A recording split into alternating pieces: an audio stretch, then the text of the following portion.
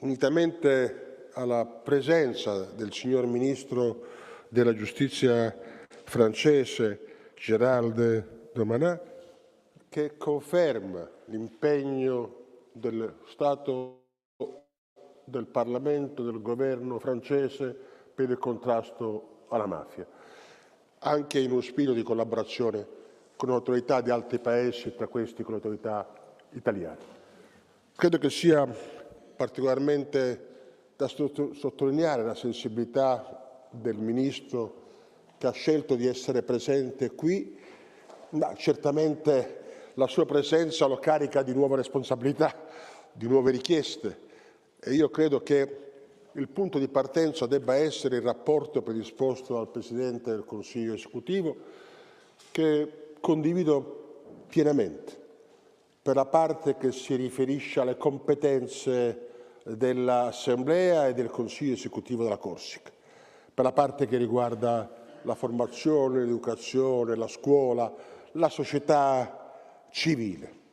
C'è un'altra parte però parimenti importante che riguarda l'adeguamento della legislazione penale, della legislazione processuale, l'adeguamento di una normativa che tenga conto di che cosa è la mafia. Diciamolo in altre parole, se siamo qui è perché siamo convinti che dobbiamo far crescere la fiducia nei rapporti fra di noi, ma soprattutto tra noi e i cittadini. E c'è un solo modo per costruire fiducia: condividere il linguaggio. Io ho molto più fiducia in chi parla il mio linguaggio e sta da un'altra parte politica, piuttosto di chi sta dalla mia parte politica e non parla il mio linguaggio. E credo che ognuno di voi sia circondato, io sicuramente sono circondato da persone che stanno nella mia parte politica, ma che non condividono il mio linguaggio. E allora io credo che ci siano tutte le condizioni per fare un patto di linguaggio che faccia riferimento al tema della mafia e della sfida mafiosa, partendo da alcune affermazioni che vorrei poter meglio spiegare, ma che rimetto come titoli alla vostra attenzione. Innanzitutto credo che il diritto dei diritti sia la sicurezza. Voglio cominciare da lì. Ma la sicurezza in democrazia non può essere alternativa agli altri diritti umani. In dittatura la sicurezza è alternativa agli altri diritti umani. In democrazia la sicurezza non può essere considerata alternativa agli altri diritti umani. Posso permettermi di dire che questo qualche volta accade nei nostri civili ordinamenti europei? Posso permettermi di dire che forse qualche volta accade anche nella mia civilissima Italia? Quando la sicurezza viene invocata in danno degli altri diritti umani. Aggiungo di più. La mafia perverte anche il diritto alla sicurezza. La mafia dà una forma criminale di sicurezza. Allora bisogna fare i conti con questo uso perverso della sicurezza da parte della mafia, ed è una falsa sicurezza, fondata sulla paura, fondata sulla subalternità, fondata sulla complicità, fondata sulla negazione di altri diritti, fondata, come diceva la Presidente dell'Assemblea, sul fatalismo e sulla rassegnazione, che sono forme subdole di falsa sicurezza. La mafia non è un crimine, la mafia non è un elenco di crimini, la mafia è un sistema criminale di potere, molto diverso. La mafia non è 1 più 1 più 1 più 1 omicidi, la mafia è un sistema criminale che produce omicidi, è ben diverso. Ecco la ragione per la quale è chiaro che per combattere la mafia bisogna mettersi d'accordo sull'uso della parola mafia. Io faccio una differenza molto netta tra la normale criminalità organizzata, e chiedo scusa per l'uso dell'aggettivo normale, tra la normale criminalità organizzata e la mafia. La normale criminalità organizzata persegue interessi e impunità. interessi e impunità. La mafia non si accontenta di interessi e di impunità, la mafia persegue interessi, impunità e potere. E spesso la mafia rinunzia agli interessi economici, rinunzia all'impunità per affermare il potere, perché è un sistema di potere. Se non si coglie la dimensione, una banda di rapinatori non è un sistema di potere. Un clan mafioso è un sistema di potere. Diversamente diventa normale criminalità organizzata. Il nostro obiettivo non è eliminare il male dalla storia. Il nostro obiettivo è trasformare le mafie in normale criminalità. Evitare cioè che siano un attentato alla libertà e democrazia di un popolo. Perché la mafia è attentato alla libertà e democrazia di un popolo. Se tutto questo è vero, è evidente che la mafia utilizza per affermarsi terrorismo e convenienza. Una volta il terrore, la paura, un'altra volta la corruzione, lo scambio elettorale, la speculazione finanziaria e immobiliare. Il contrasto alla mafia impone sicuramente un adeguamento del law enforcement, impone, come ben sa il signor Ministro della Giustizia, una modifica legislativa. La nostra legislazione italiana è piena di bis, ter, quater e quinquies. Cioè tutte le norme di contrasto alla mafia hanno la connotazione di bis, ter, quater e quinquies, perché l'articolo originario non è più adeguato. Il 416 che stabiliva l'associazione a delinquere, 3 persone che delinquono, non è più adeguato per colpire l'associazione mafiosa e nasce il 416 bis, poi il ter, poi il quater. L'articolo 41 che stabilisce il carcere duro non è sufficiente e nasce il 41 bis, il carcere super duro per i mafiosi. Allora il fatto che la nostra legislazione italiana è così piena di bis, di ter, di quater e di quinquies è un segno positivo, è segno che abbiamo capito che la mafia cambia e dobbiamo cambiare pure noi. Non puoi continuare a combattere un sistema di potere criminale con le regole con le quali contrasti il furto di polli in un pollaio. I metodi devono essere diversi, le regole devono essere diverse perché diversa è la tipologia criminale. Se tutto questo è vero, è evidente che il contrasto alla mafia impone il contrasto ad una perversione identitaria. La mafia è quello che io chiamo identity-based criminality. La mafia perverte un'identità. La mafia ha bisogno di pervertire l'identità di un popolo. Senza la perversione identitaria non c'è mafia, perché non c'è sistema culturale. Da questo punto di vista appartiene alla categoria dell'identity-based criminality l'ISIS musulmano, il nazismo tedesco e il fascismo italiano. Sono forme di perversione identitaria, forme di potere che pervertono una identità e ogni identità è esposta al rischio della perversione, anche quella di fede. Le guerre sante e le crociate sono una perversione dell'identità religiosa. E allora se tutto questo è vero è evidente che la mafia ha bisogno di democrazia. In dittatura non c'è mafia. In dittatura non c'è mafia, perché il capo dei capi è il dittatore. In dittatura non c'è mafia. Se voi notate, laddove crolla la dittatura arriva la mafia, perché la mafia ha bisogno di democrazia e di libero mercato, perché ha bisogno di pervertire democrazia e libero mercato, perché la mafia è una perversione di valori positivi. Onore, famiglia, amicizia, fede. Sono valori positivi? E cosa fa la mafia in Sicilia? Forte dei valori storici della Sicilia, onore, famiglia, amicizia e fede, perverte l'onore che diventa vergogna, perché uccide in nome dell'onore. Perverte l'amicizia che diventa complicità, perché diventa complicità dell'omicidio. Perverte la famiglia che diventa alleanza criminale. Perverte la fede.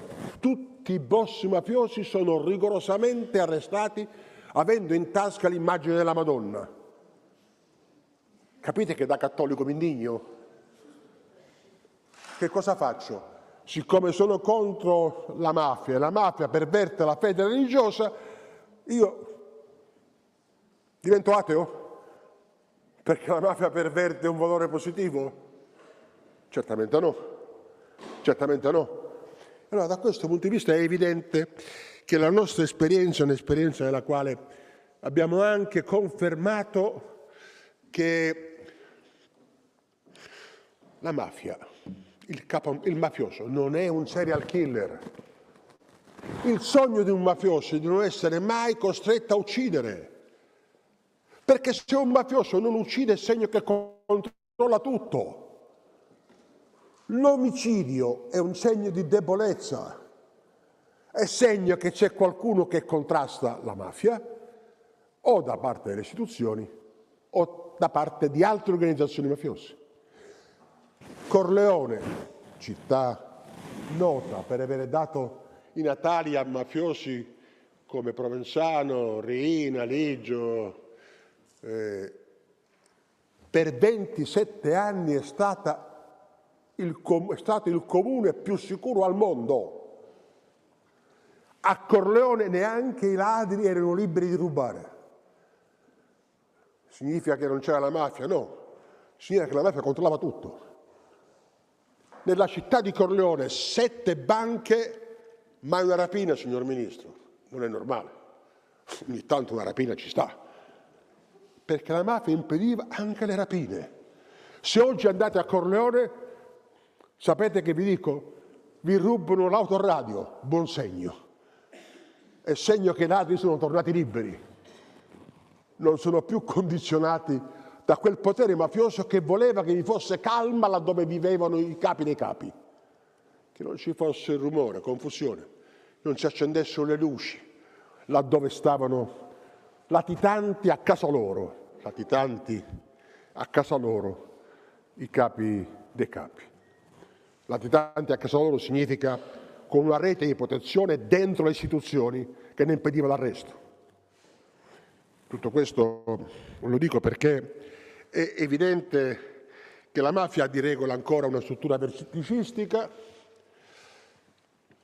ha una serie di accoliti, diciamo un popolo, ha delle regole, ha una governance e ha un territorio. Il territorio non è soltanto geografico, può anche essere di interessi. Sono mafie che controllano un territorio geografico, mafie che controllano un territorio di interessi, prostituzione, traffico di armi, traffico di droga, traffico di esseri umani. È evidente che spesso le mafie hanno il doppio controllo territoriale, del territorio geografico e di quello degli interessi. Per esempio, le mafie cinesi hanno il controllo per interessi. Se voi andate a San Francisco, i mafiosi cinesi controllano la prostituzione e sono quelli di Canton. Quelli di Pechino controllano la droga, cioè si sono in qualche modo divisi il mercato mondiale secondo i territori di interessi e non secondo il territorio geografico fisico. È evidente che quello che maggiormente colpisce la democrazia è la mafia che condiziona il territorio geografico, perché condiziona il libero gioco democratico su un territorio.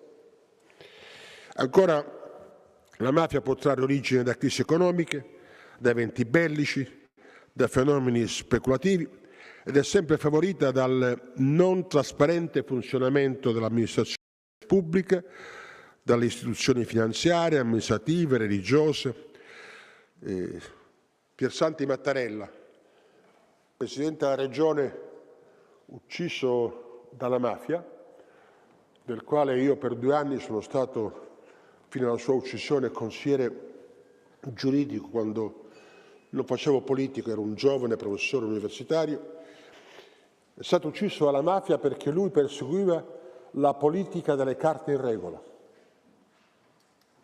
La mafia non ha paura soltanto dei poliziotti e dei carabinieri, ha pure paura dei politici onesti, che pretendono le carte in regola, che fanno la riforma del bilancio e che tagliano i privilegi per legge.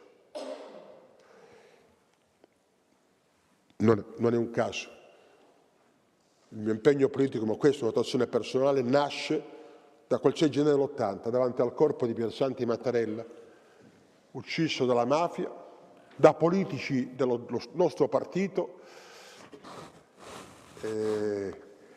ucciso per la politica delle carte in regola e per la sua politica delle grandi alleanze. Quella morte mi ha costretto a fare politica. Non puoi consentire che Piersanti muoia una seconda volta, qualcuno mi ha detto, delle persone vicine a Piersanti Mattarella. Tu sei un giovane professore, non hai mai incontrato i politici del nostro partito che lo hanno ucciso e sei un poco pazzo. E quindi ho dedicato la mia vita a Palermo e quando il 31 gennaio del 2015 Sergio Mattarella è stato eletto Presidente della Repubblica, l'ho chiamato per dire: Presidente, complimenti, missione compiuta. Tu sei Presidente della Repubblica, io sono Sindaco di Palermo e i politici che hanno ucciso tuo fratello non governano più la nostra città. Ecco, io credo che dietro ogni forma di impegno ci stanno motivazioni umane e personali che sono più importanti di qualunque altra motivazione, ma la mafia si alimenta pervertendo valori positivi. Lo voglio dire qui, in una terra dove è importante l'indipendentismo. La mafia perverte l'indipendentismo perché l'indipendentismo è un valore positivo. È la stessa ragione per la quale perverte la democrazia, che è un valore positivo. È la stessa ragione per la quale perverte la fede, perché è un valore positivo. La mafia ha bisogno di pervertire valori positivi, perché pervertendo valori positivi ottiene consenso. Interpreta i sentimenti di un popolo. Ma è chiaro che tutto questo deve portare a distinguere tra la democrazia pervertita dalla mafia e la democrazia antipolitica.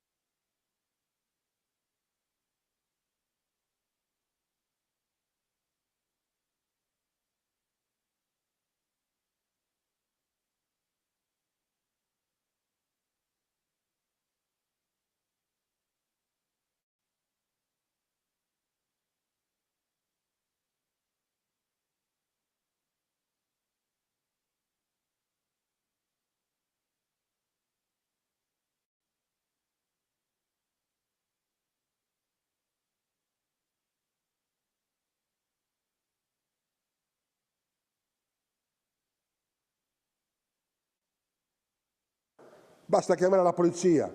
Ma se qualcuno entra in questa sala e dice che vuole il nostro denaro in nome della democrazia, della libertà, della fede di Gesù Cristo, di Allah, piuttosto che di Yahweh, che chiami a fare la polizia?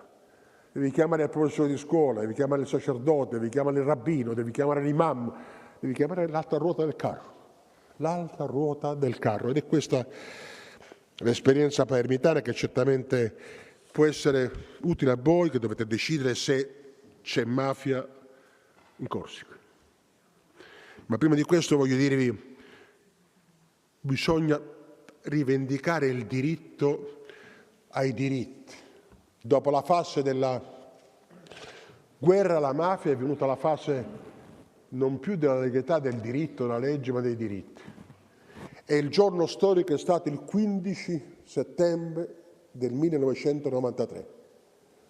Quando la mafia ha ucciso un parroco di periferia a Palermo, Don Pino Puglisi, un sacerdote che non chiedeva l'arresto dei mafiosi, un sacerdote che chiedeva la scuola per i bambini del quartiere. E quel sacerdote che chiedeva la scuola per i bambini del quartiere è apparso più pericoloso delle armi dei poliziotti e le sentenze dei tribunali. E la mafia ha deciso di ucciderlo il giorno del suo compleanno. Ero legatissimo a Don Pino Puglisi da anni e quella notte lui entrava a casa la sera del suo compleanno e due killer si avvicinano puntandogli la pistola. E lui, rivolto ai due killer, con un sorriso gli ha detto: me l'aspettavo. Quel sorriso e quel me l'aspettavo ha fatto più danno alla mafia di 100 condanne all'ergastolo. Perché manda il messaggio che non vinciamo perché abbiamo la forza del diritto, vinciamo perché abbiamo una cultura di vita alternativa alla vostra. E questa è la scommessa, non vincere soltanto con la forza del diritto, ma vincere invece con la cultura alternativa. Significa 41 bis, certamente, ma rispetto dei diritti dei detenuti. Anche il peggiore dei criminali non può essere condannato a morte. Abbiamo sviluppato un movimento contro la pena di morte. Io davo la cittadinanza onoraria ai condannati a morte, per dimostrare che la giustizia non può arrivare alla soppressione della vita umana. Organizziamo ogni anno a Palermo il più grande Gay Pride del Sud Europa, per confermare la diversità. E la Carta di Palermo stabilisce che a Palermo non ci sono migranti. Nel 2015 ho approvato una carta nella quale do la residenza anagrafica a tutti coloro che risiedono in città. Se vi domandate quanti migranti ci sono a Palermo, io non rispondo 80.000, 90.000, rispondo nessuno. Chi vive a Palermo è palermitano. E non faccio nessuna differenza tra chi a Palermo è nato e chi a Palermo vive. E mi dispiace per il Presidente Simeoni, quando è venuto a Palermo è stato condannato a essere palermitano, però poi se n'è andato, diciamo, liberamente, così come era venuto. Capite come questo garantisce la sicurezza? Vi siete mai chiesti perché a Palermo non abbiamo mai avuto un fenomeno di fondamentalismo terroristico islamico? Perché i musulmani chiamano il sindaco quando arriva un terrorista islamico e il sindaco chiama la polizia perché difendono quella che considerano la loro città. Nelle Ballie di Parigi questo non accade, signor Ministro. Nelle Ballie di Parigi se arriva un terrorista nessuno chiama la polizia. Nelle Ballie di Bruxelles questo non succede, signor Ministro. E io credo che sia importante mandare un messaggio di apertura e di inclusione perché si sentono a casa loro. Certo, io partecipo a tutte le feste religiose musulmane, a tutte le feste religiose indù, a tutte le feste religiose ebraiche, a tutte le feste religiose confuciane, ovviamente anche a quelle cristiane, ogni tanto diciamo, cerco di partecipare, ma qual è il senso? Di sentirsi parte di una comunità. E allora, concludendo, chiedo scusa di avere parlato troppo, ma qualcuno di voi forse pensava che noi palermitani non parliamo. Qualcuno di voi forse ha ricevuto la fake news dell'omertà. Potete dire dopo questa riunione, anche lei signor Ministro, che è una falsità l'omertà, perché c'è un palermitano che ha parlato troppo, diciamo. Quindi chiedo comprensione per questo eccesso e vorrei ricordare che in Corsica la mafia c'è ed appare come sistema di potere, quanto appare come sistema di potere? La mafia è collegata a libertà, eguaglianza e perverte l'indipendentismo? Quanto lo perverte? E ancora, la mafia è collegata a Marsiglia, ad altre città, ad altre mafie? E quanto è collegata? La mafia è presente nelle strutture economiche, nelle strutture politiche, nelle strutture di chiesa, nelle strutture culturali, nelle strutture scolastiche. E quanto è presente? La mafia tende a essere organizzata verticalmente o rimane diffusa, atomizzata strutturalmente? Per dire in altre parole, la mafia tende a essere come Cosa Nostra siciliana, verticistica, o come la camorra napoletana, orizzontale. Tutte queste cose evidentemente non possono ricevere risposta da me, devono ricevere risposta da voi. Una cortesia, per favore. Non dite che in Corsica non c'è la mafia, perché se dite che in Corsica non c'è la mafia è un invito ufficiale alla mafia a recarsi subito in Corsica.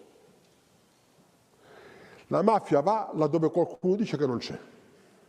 Se il sindaco di Parigi, il sindaco di Berlino, il sindaco di Milano, signor Ministro, per tanti anni il sindaco di Milano diceva non c'è mafia a Milano e poi è stato travolto da una retata di coinvolti nella mafia.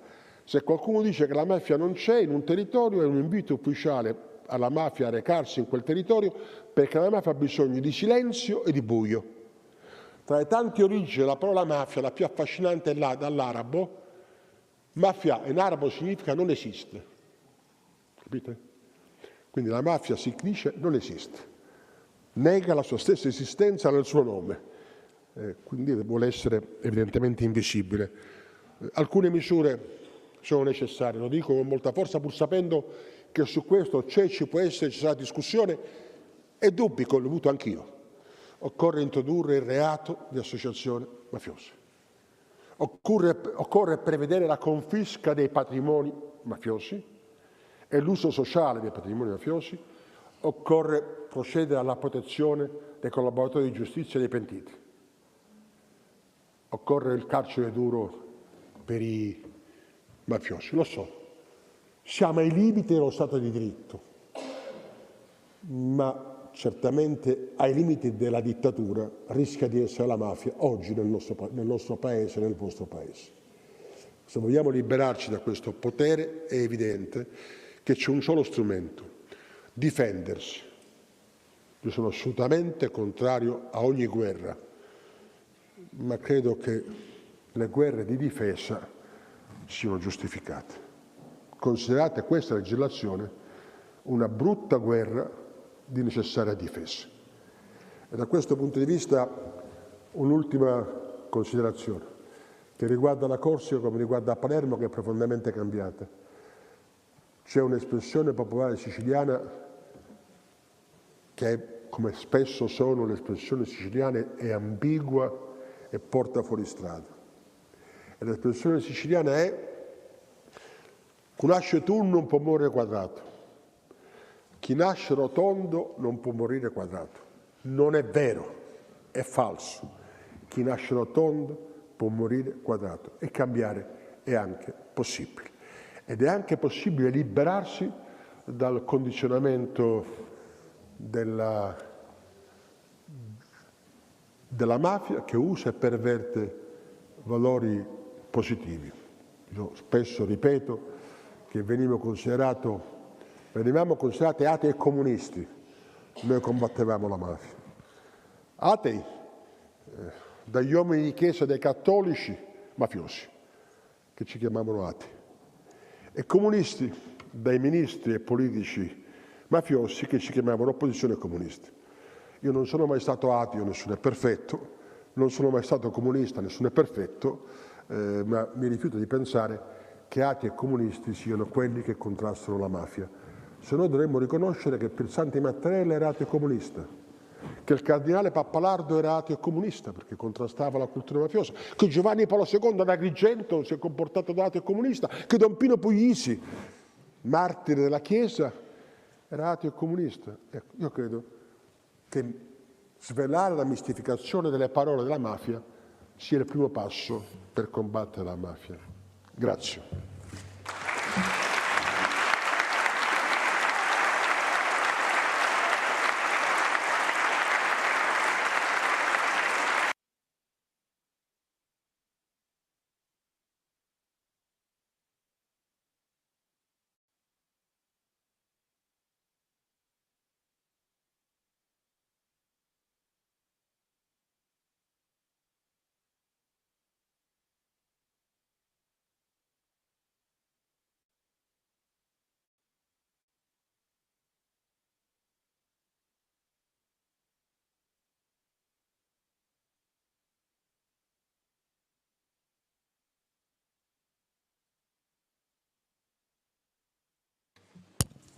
Monsieur le ministre, je vous en prie.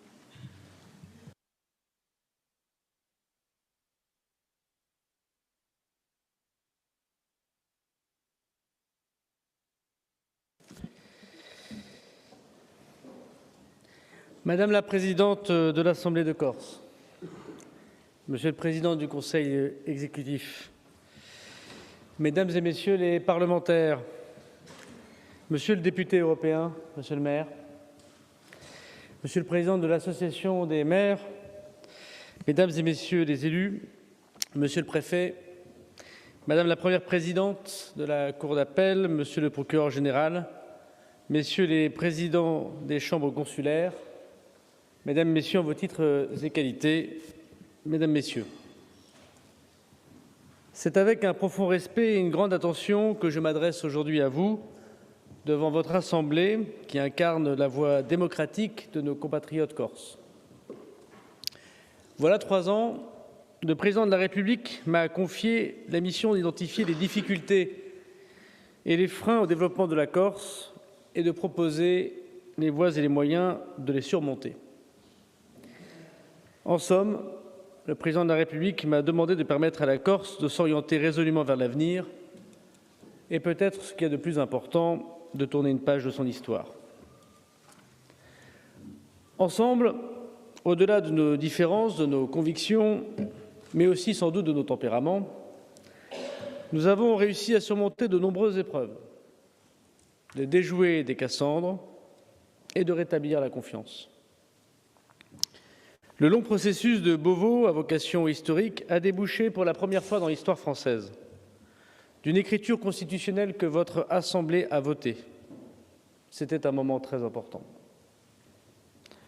Je me rappelle aussi de la commémoration du 25e anniversaire de l'assassinat du préfet Erignac, qui marquera une étape majeure vers une société plus apaisée, au moins sur le plan politique. Nous avons ensemble obtenu l'accompagnement de l'État sur de nombreuses politiques publiques, comme les investissements très importants soutenus par le PTIC, comme aucun autre territoire de la République n'a d'aide en proportion de ses habitants. La confiance a donc été rétablie, elle est fragile et c'est un trésor. Je crois pouvoir dire ici qu'ensemble, nous avons défini une trajectoire audacieuse, celle prononcée pour la première fois d'une autonomie à la française qui conjugue la responsabilité des élus insulaires et celle d'un État moderne qui sait s'adapter aux contraintes d'un territoire en oubliant sa culture jacobine. Cette œuvre, nous l'avons initiée pendant plus de 4 ans, de ma part en qualité de ministre de l'Intérieur, et j'entends bien la poursuivre à la Chancellerie, ministre gardien de la Constitution et donc de ses modifications, et maître d'œuvre dans la lutte contre la criminalité organisée. Hier comme aujourd'hui, les Corses m'en sont témoins, je tiendrai rigoureusement ma parole, comme j'ai toujours eu à cœur de le faire, en homme du nord de la France, simple mais basique, qui ne prend pas de circonvolution et qui dit les mêmes choses à tous ses interlocuteurs. La Corse fait désormais pleinement partie de mon ADN politique et c'est avec un grand honneur que je me retrouve devant vous. Cette parole, Je l'ai eu et je l'ai obtenu sur le rapprochement des détenus à la prison de Borgo, sans cesse refusé. Je l'ai eu et je l'ai obtenu sur la vérité de l'assassinat d'Ivan Colonna. Je l'ai eu et je l'ai dit sur les difficultés parfois importantes, même parfois relevant de la procrastination qui entoure les politiques publiques dont ont besoin les Corses. L'autonomie n'est pas la désertion de l'État. Au contraire, l'autonomie est le renforcement du rôle de l'État régalien sur ce qu'il sait faire de mieux, les services de police, la justice, la protection. Je sais que cette place de l'État est un souhait tout particulier du ministre Marcangel, du sénateur Panoud, du député Tchekoli, du député Lacombe et des groupes présidés par Mme Bozzi et par M. Mondoloni. Je partage totalement ce point de vue avec eux. C'est pour cela que j'avais décidé et obtenu plus d'une centaine d'enquêteurs supplémentaires en Corse, de la police et de la gendarmerie, et que je renforcerai, vous le verrez dans le discours, les moyens de la magistrature. L'exemple est souvent pris par le président Simeone, par le président Angelini, par le député Colombani, par le député Castellane, par le sénateur Parigi, des îles italiennes, monsieur le maire. Vous l'avez dit vous-même. Mais ces îles italiennes, qui ont une grande autonomie, ont aussi un grand rôle de l'État régalien, la présence très importante du représentant de l'État, des moyens de contrôle et, bien sûr, des moyens mis à disposition de la justice pour lutter contre la criminalité organisée. Avant de parler de l'avenir et de la lutte contre la mafia, qui, si rien n'est fait, peut en effet nécroser la Corse, il faut que nous continuions à établir notre lien de confiance dans le cadre du processus politique. Et c'est pourquoi, dans le cadre de ce processus, j'ai engagé à la demande du Président de la République, dès mon premier jour à l'arrivée du ministère de la Justice, voilà 7 semaines, des travaux qui permettent de mettre fin au fichier judiciaire du terrorisme, appelé FIJET, né au lendemain des attaques islamistes du Bataclan. C'était une revendication que les condamnés corses ne fassent plus partie de ce fichier, à la demande dès le premier jour du président Simeone et du président Benedetti. Le ministère de la Justice sortira de ce fichier les condamnés mis en examen corse, afin qu'aucun amalgame avec les terroristes islamistes qui frappent tout notre pays ne soit désormais au rendez-vous. Madame la Présidente, je vous remercie de vos mots d'accueil. Je suis venu, Madame la Présidente, car l'heure est grave. Je suis venu car voilà 3 ans et demi, j'avais alerté la société corse, les élus corses, de la présence d'un système mafieux tournant autour des stupéfiants. Corse Matin m'en est témoin. On m'a parfois, avec une douce ironie, pensé que c'était une lubie de ministre de l'Intérieur. On a parfois cru que le renforcement des services enquêteurs sur l'île était pour une répression politique et non pour lutter contre ce qui gangrène votre île, vos engagements politiques, votre liberté d'entreprendre, votre liberté d'autonomie.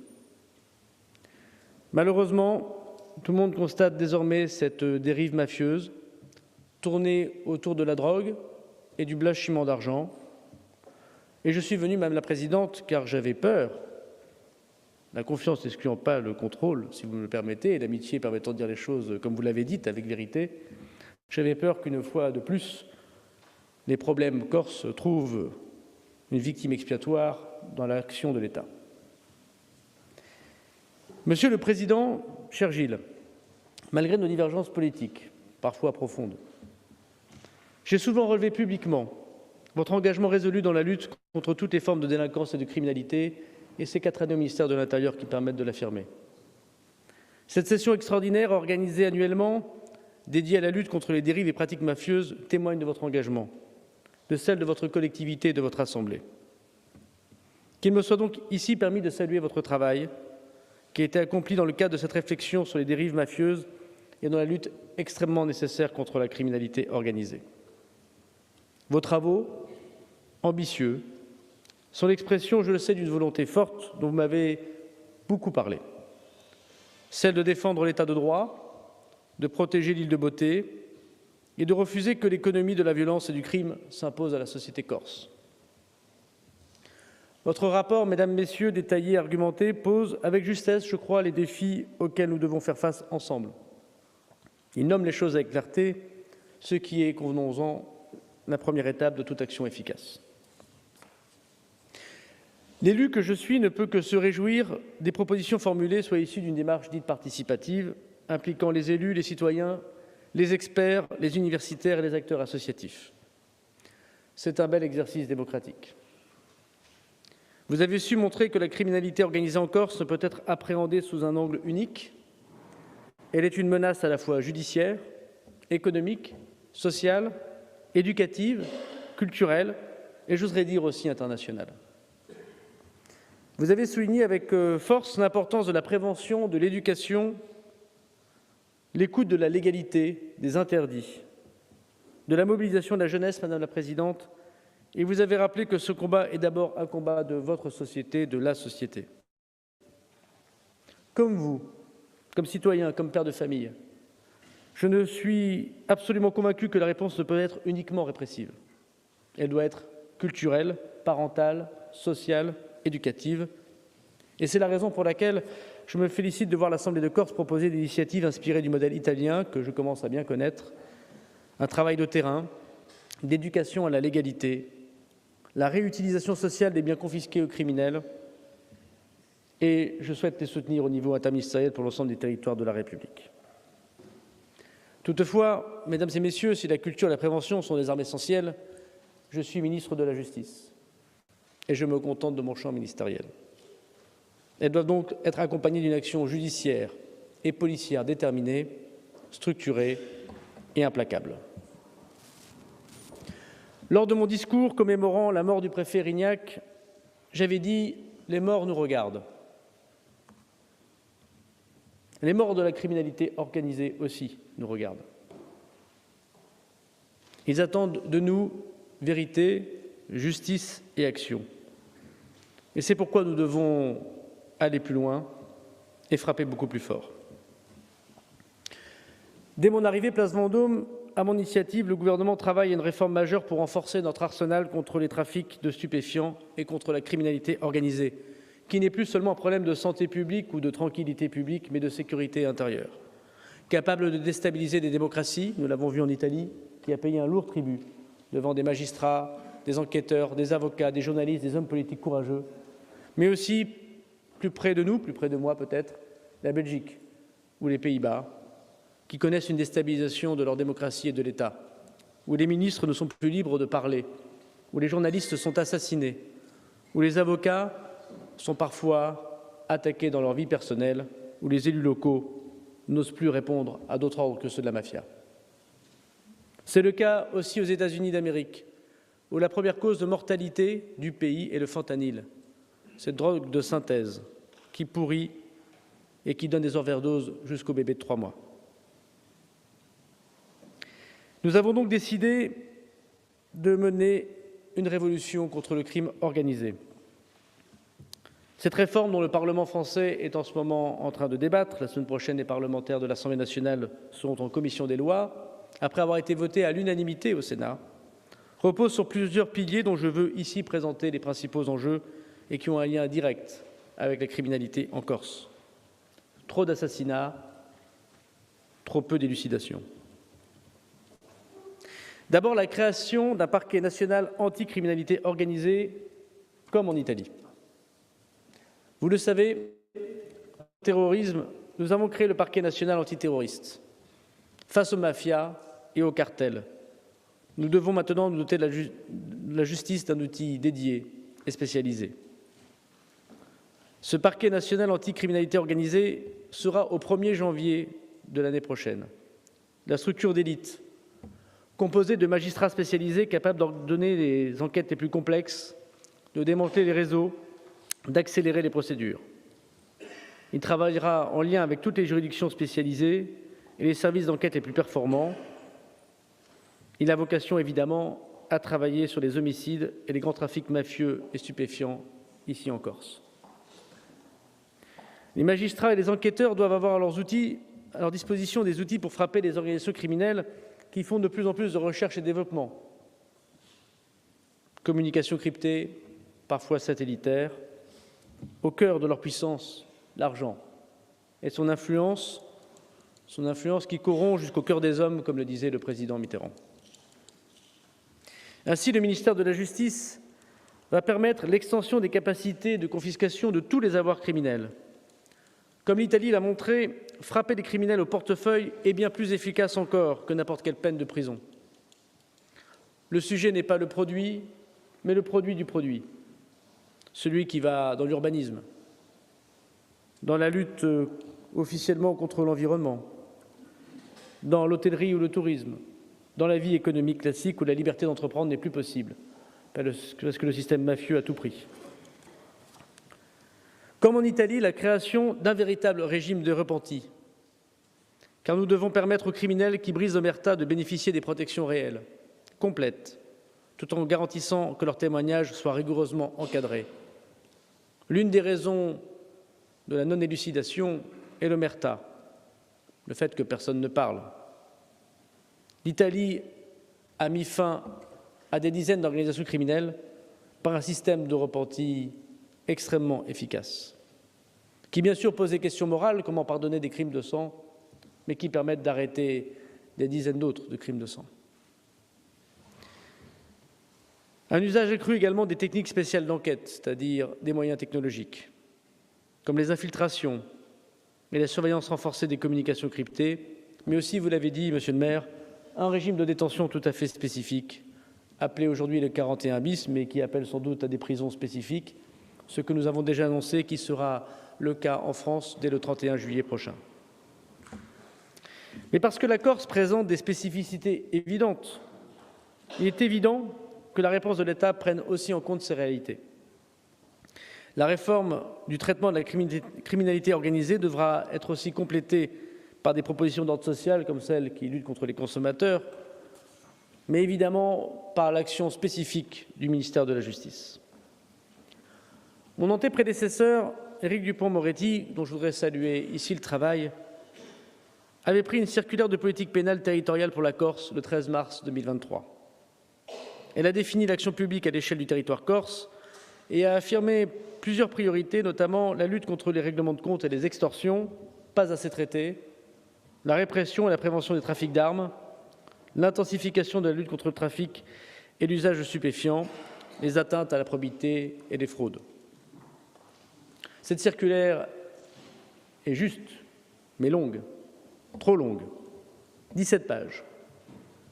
Une nouvelle instruction, sous un mois, sera adressée au magistrat du parquet de Corse, qui tiendra en 3 pages et en 3 points. D'abord, la violence contre les personnes et la multiplication, je l'espère, des enquêtes et des interpellations avant même la commission des crimes, ce que nous avons commencé pour la première fois à faire grâce au renforcement des moyens d'enquêteurs. Deuxièmement, la lutte contre la drogue sous toutes ses formes, de la consommation au trafic. Et enfin, la lutte contre le blanchiment dans l'illicite, mais surtout dans le monde économique licite. La lutte contre la criminalité en Corse ne peut se faire à moyens constants. Et c'est pourquoi j'annonce aujourd'hui le renfort de 50 personnels de justice supplémentaires d'ici 20 mois, 17 magistrats, 21 greffiers et 12 attachés de justice spécialisés. Cet engagement sans précédent permettra à la fois d'offrir aux Corses une justice de qualité, mais aussi de renforcer l'investissement incontestable des magistrats au sein des organes de concertation locale en lien avec les services enquêteurs. Enfin, parce qu'il est impératif de consacrer une capacité locale d'enquête et de jugement, je souhaite que la mission de préfiguration que j'ai demandée pour le parquet national anticriminalité organisée étudie également la création d'un pôle spécialisé de lutte contre la criminalité organisée basé en Corse, à Bastia, qui comprendra procureur et juge du siège. Ce pôle spécialisé, qui travaillera en lien étroit avec le parquet national, en lien étroit avec la GIRS de Marseille, qui sera également renforcée, sera un pôle spécialisé comme il n'en existe nulle part sur d'autres territoires de la République. Il regroupera des magistrats parmi les meilleurs, des enquêteurs de police judiciaire, des experts en crypto-monnaie, en criminalité financière, en services de renseignement. Son objectif sera clair, assurer la réponse rapide, efficace et résoudre tous les sujets d'extorsion qui posent des problèmes énormes aux élus et aux acteurs économiques. Je demande aux hauts magistrats de Corse d'entreprendre dès aujourd'hui les concertations avec les bâtonniers et l'ordre des avocats, afin que cela se fasse avec la Société du droit en Corse. Comme ministre de la Justice, je le dis, l'État n'a pas peur de juger en Corse. Et il va le démontrer par ce renforcement sans précédent des moyens de l'autorité judiciaire. Lutter contre la criminalité organisée, c'est faire triompher la justice sur la loi du plus fort. C'est faire triompher la République sur la terreur. C'est faire triompher la démocratie sur l'intimidation. C'est le signe des grands peuples qui se prennent en main et qui distinguent ce qui est possible et ce qui est interdit, ce que les gens ont choisi et ce que la puissance de l'argent choisit. Mesdames, Messieurs, le combat qui nous attend est difficile, mais il est indispensable si on veut être libre. Clémenceau disait de Jaurès que l'on reconnaissait ses discours au fait que tous les verbes étaient conjugués au futur. Alors oui, au commencement était le verbe, mais la Bible nous enseigne qu'il y eut un soir et qu'il y eut un matin, et que nous devons dès aujourd'hui commencer à bâtir concrètement un monde sans criminalité, ni en Corse, ni ailleurs, un monde sans mafia, sans mafieux, un monde sans silence. Dans les mémoires d'espoir, le général de Gaulle termine par la phrase suivante. Soyons fermes, purs et fidèles. Au bout de nos peines, il y a la plus grande gloire du monde, celle des hommes qui n'ont jamais cédé. Vive la Corse, vive la République et vive la France.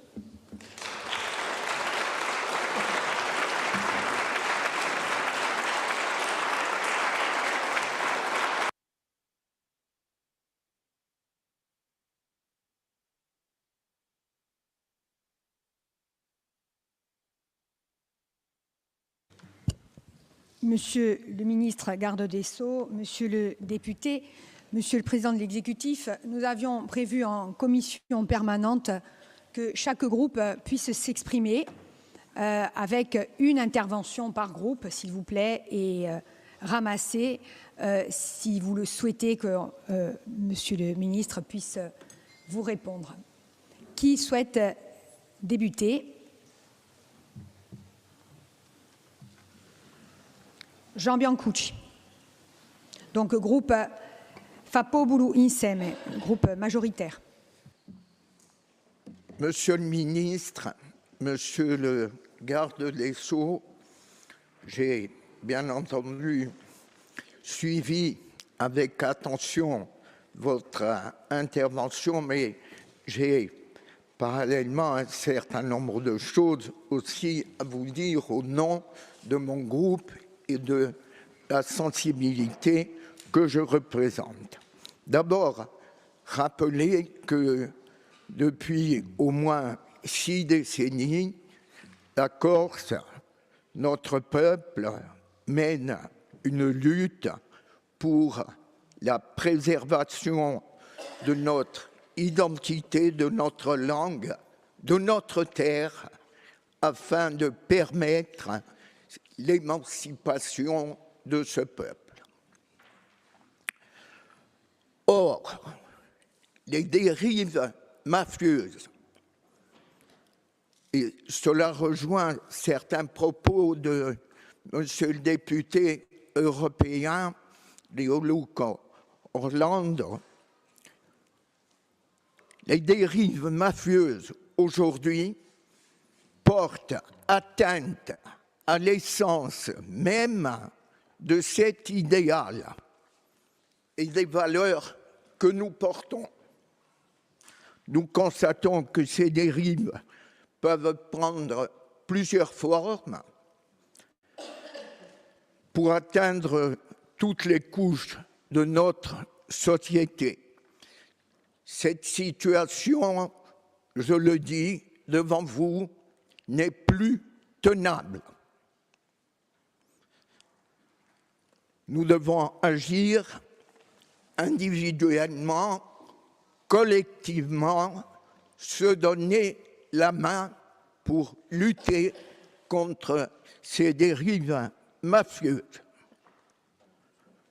Chacun, aujourd'hui, doit prendre ses responsabilités. Mais dans ce contexte, l'État a un rôle premier à jouer. Force est de constater que, malheureusement, souvent, son action a été défaillante. L'absence de réponse judiciaire proportionnée à l'ampleur du phénomène, certainement aussi le manque de moyens, mais aussi l'incompréhension que l'on peut avoir quand des décisions sont prises, nous mène aujourd'hui à nous interroger fortement. Par le passé, Monsieur le ministre, il nous a été donné de subir des juridictions d'exception, telles que la Cour de sûreté de l'État. Ces juridictions ont en réalité ouvert la porte à l'arbitraire et affaibli les principes fondamentaux du droit et de la défense des libertés individuelles. En réalité, on l'a vu et constaté, l'État, pendant des décennies, a concentré la répression sur l'ensemble du mouvement nationaliste en laissant se développer la criminalité organisée. Pire, l'État a tenté et utilisé des bandes criminelles pour s'attaquer au mouvement national. Dans une période plus récente, c'est précisément nous, nationalistes corses, qui avons initié dès 2019 avec la société civile des travaux pour combattre ou essayer de combattre ces dérives mafieuses, sans compétences régaliennes, et ce, malgré l'absence de participation de l'État pourtant invité dans cette enceinte à participer à nos travaux. C'est pourtant l'État qui, à plusieurs reprises, a aussi accordé des permis illégaux et fermé les yeux sur des pratiques douteuses. Vous l'avez dit tout à l'heure, il y a un problème de société, c'est le problème de l'argent roi.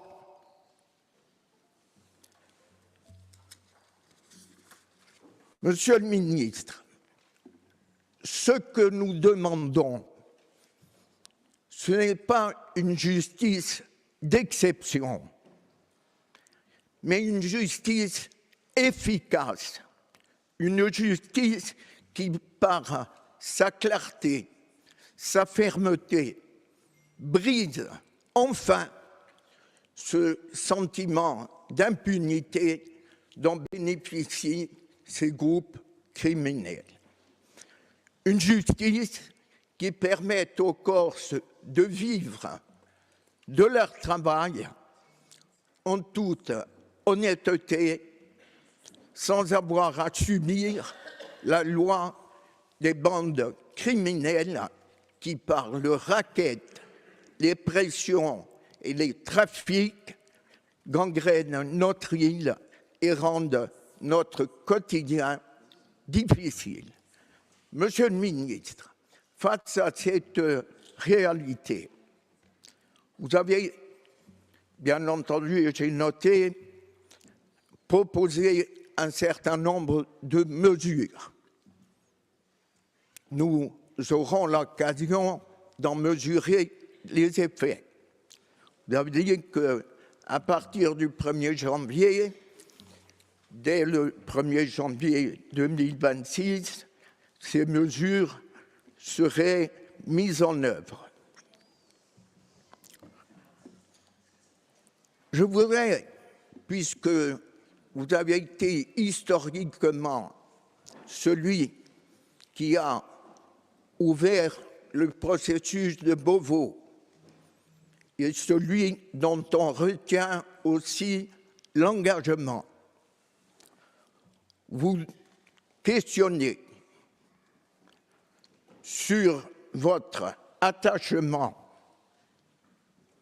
ainsi que celui de l'État aux écritures constitutionnelles du 13 mars 2024 consacrant l'autonomie de l'île, l'existence d'une communauté historique, culturelle et linguistique singulière qui constitue le peuple corse, de même qu'un pouvoir législatif et réglementaire direct dont l'étendue reste à traduire ensemble.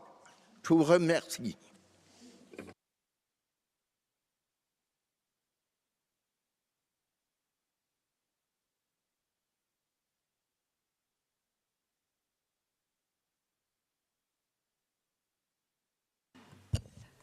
Alors, d'autres questions et Monsieur le ministre répondra de manière groupée. Paul-Félix Benedetti, président du groupe Corim Fronte.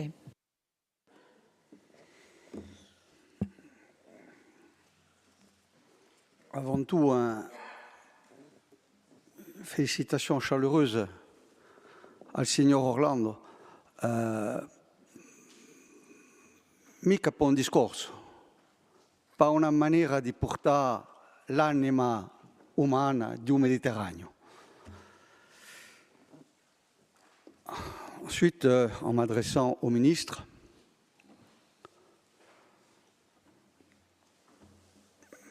on vient de loin. La Corse a été pendant de longues années une terre sans droit,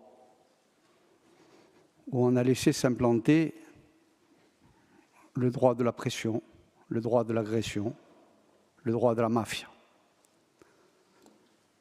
Elle est née d'une volonté manifeste pendant des années des services de police et de justice qui l'ont oubliée pour se concentrer exclusivement sur la chasse aux militants politiques corses, aux nations.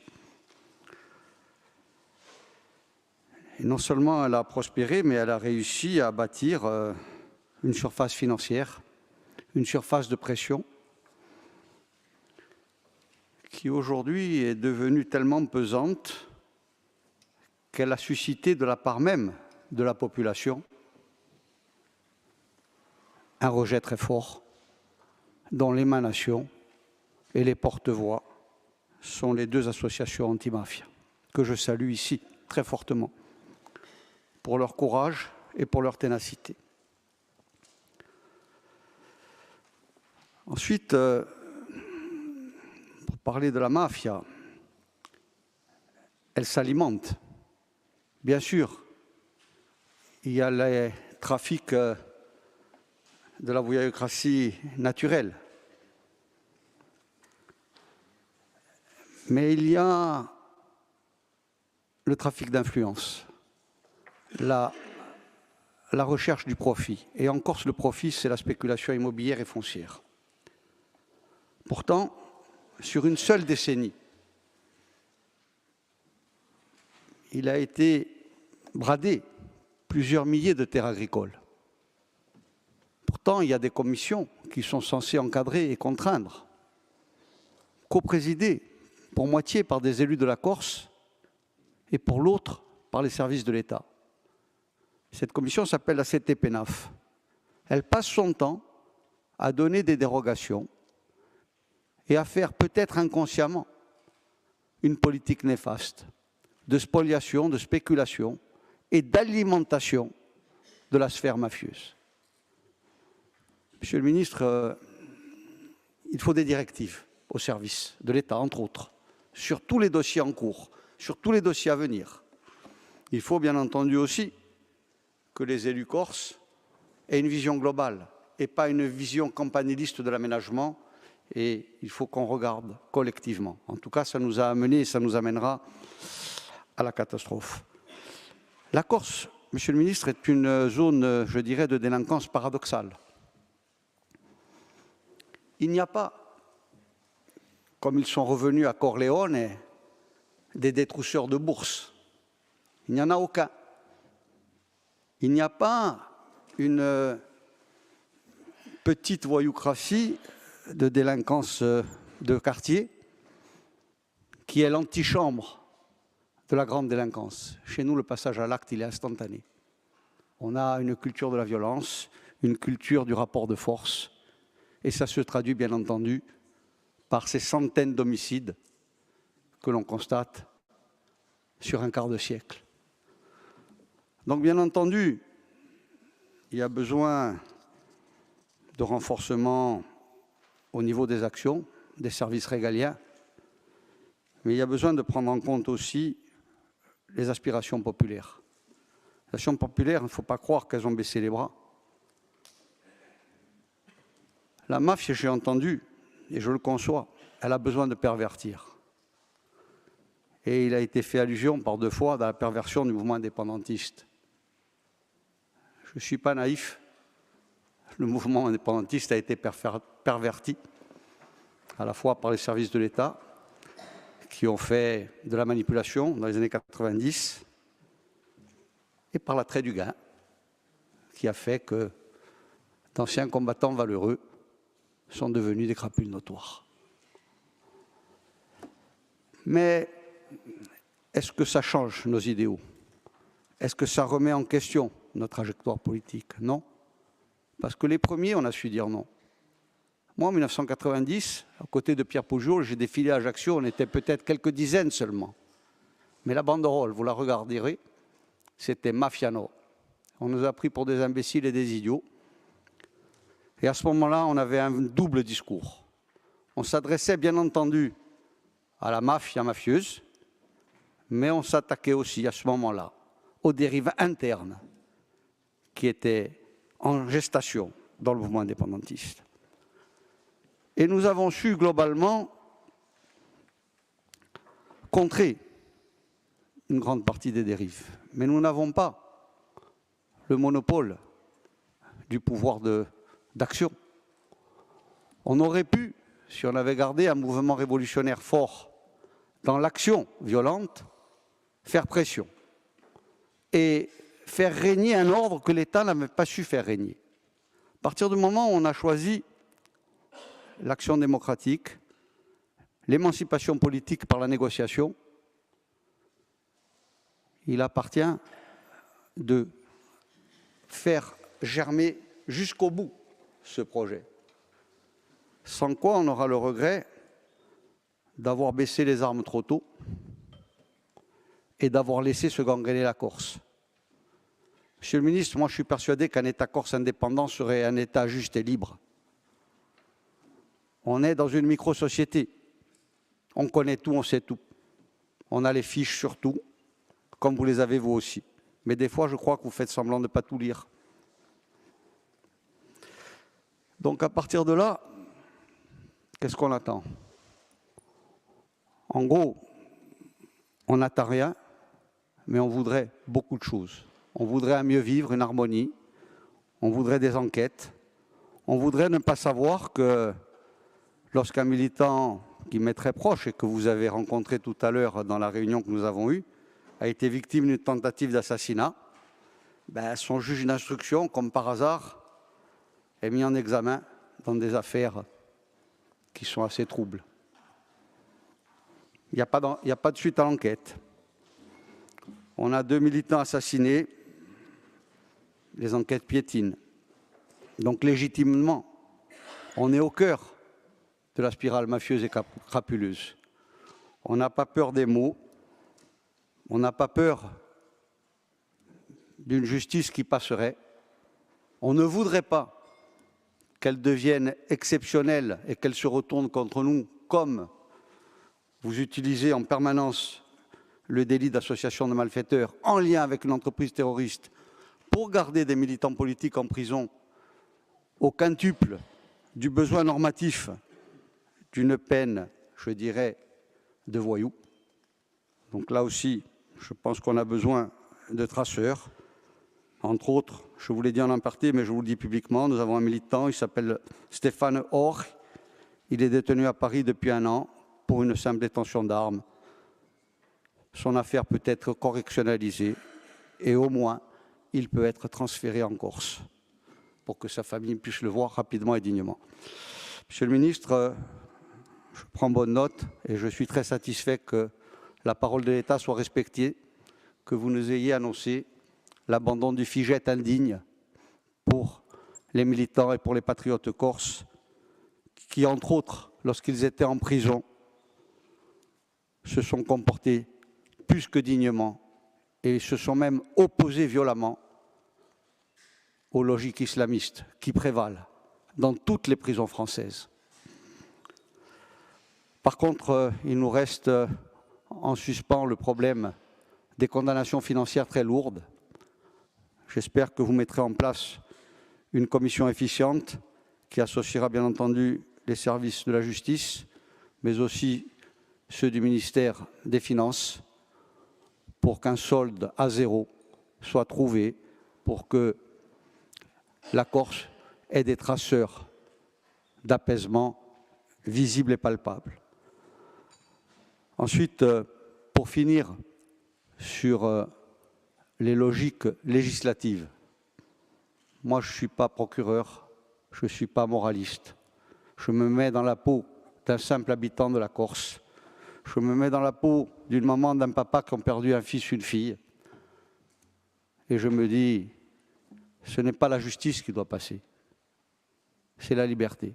La liberté de vivre, la liberté de travailler, la liberté d'entreprendre, la liberté d'entre nous-mêmes, la liberté de regagner une confiance réciproque, la dignité d'être corse, la dignité d'avoir un avenir en Méditerranée. Et à partir de là, une fois que toutes ces paroles passeront, la loi s'appliquera parce qu'elle deviendra naturelle. Mais une loi qui s'appliquerait au-delà des volontés populaires sera une loi qui manifestement sera dictatoriale et elle ne mènera à rien si ce n'est au chaos.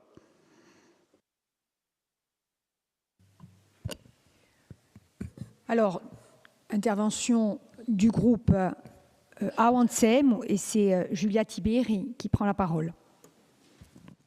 Merci, Madame la Présidente. Monsieur le garde des Sceaux, à titre liminaire et à l'instar de notre collègue Paul-Félix Benedetti, nous ne pouvons que nous féliciter de votre annonce concernant la fin du FIGET pour les justiciables corses. Monsieur le ministre, sans chercher une victime expiatoire, pour reprendre vos termes, l'État, dans sa lutte contre la criminalité, n'a pas toujours été à la hauteur, et en particulier en Corse. Cependant, nous sommes aujourd'hui réunis afin de rechercher des solutions dans les limites des compétences de chacun, que ce soit celle de la collectivité de Corse ou celle de l'État que vous représentez aujourd'hui. C'est d'ailleurs davantage en qualité de représentant de l'État qu'en qualité de ministre de la Justice que je vous interroge. Afin de lutter contre les dérives mafieuses et au vu des drames que nous avons connus ces derniers mois, la violence ayant atteint son paroxysme avec les décès de Pilou Giorgi et de la petite Chloé, Nous serions tentés d'attendre de l'État un volet de mesures à court terme sans qu'il constitue un énième empilement législatif qui relève bien souvent de l'effet d'annonce à chaud conduit par l'actualité plutôt que de solutions concrètes et efficaces. Je vous ai écouté attentivement, Monsieur le Ministre, et l'État semble considérer que l'éradication de la criminalité passe nécessairement par l'alourdissement de l'arsenal répressif, alors que tant l'expérience de la chose judiciaire que l'histoire n'établissent aucune corrélation entre le durcissement de la législation et l'amélioration de notre sécurité collective. Tout autant que des mesures à court terme, nous attendons également de l'État d'agir sur le temps long, d'agir sur les causes. La Corse, je ne vous l'apprends pas, est la région la plus pauvre de France métropolitaine. Quasiment un Corse sur 5 vit sous le seuil de pauvreté.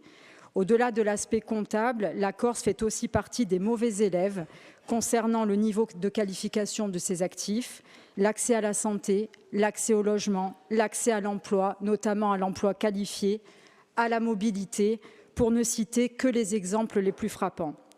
Pour notre jeunesse, de fait, l'appât du gain, de l'argent facile et le culte du voyou se présentent comme des solutions envisageables et malheureusement envisagées.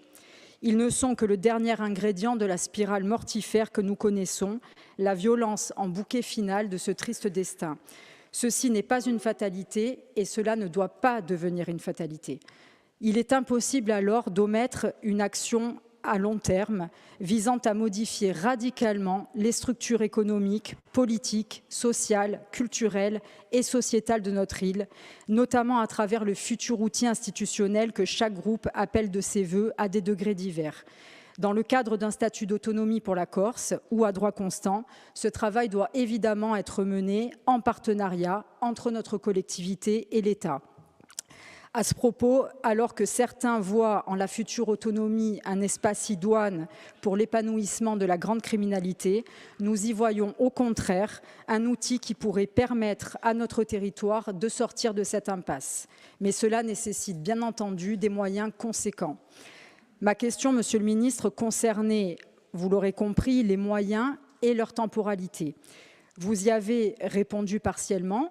Et nous prenons acte de votre engagement en matière d'augmentation de personnel de justice et nous ne pouvons que nous en féliciter.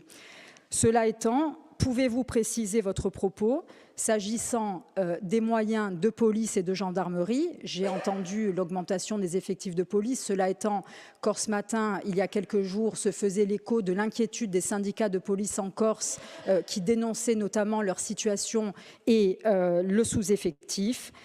S'agissant des moyens de la pénitentiaire, qui eux aussi tirent la sonnette d'alarme, s'agissant des moyens financiers dédiés aux enquêteurs diligentant des investigations particulièrement coûteuses, j'ai entendu vos propos concernant le pôle spécialisé anticriminalité. Quid de celui-ci? Quels seront ses moyens? Quels seront ses contours, sachant qu'il ne doit pas être un avatar du GIR qui a les mêmes fonctions? Quelle sera la répartition territoriale dans l'île, étant précisé que le maillage territorial est une question centrale, je le crois, dans la lutte contre la criminalité. Et puisque le combat contre les dérives mafieuses est multidimensionnel, et puisque finalement le droit pénal ne constitue que l'écume des choses, quels sont les moyens que vous proposez pour lutter contre les dérives mafieuses dans l'île à long terme? Quels moyens pour l'emploi, pour le développement économique insulaire? Quels moyens pour le sport, alors que votre gouvernement, au plan national français, annonce une diminution de 30% du budget des sports?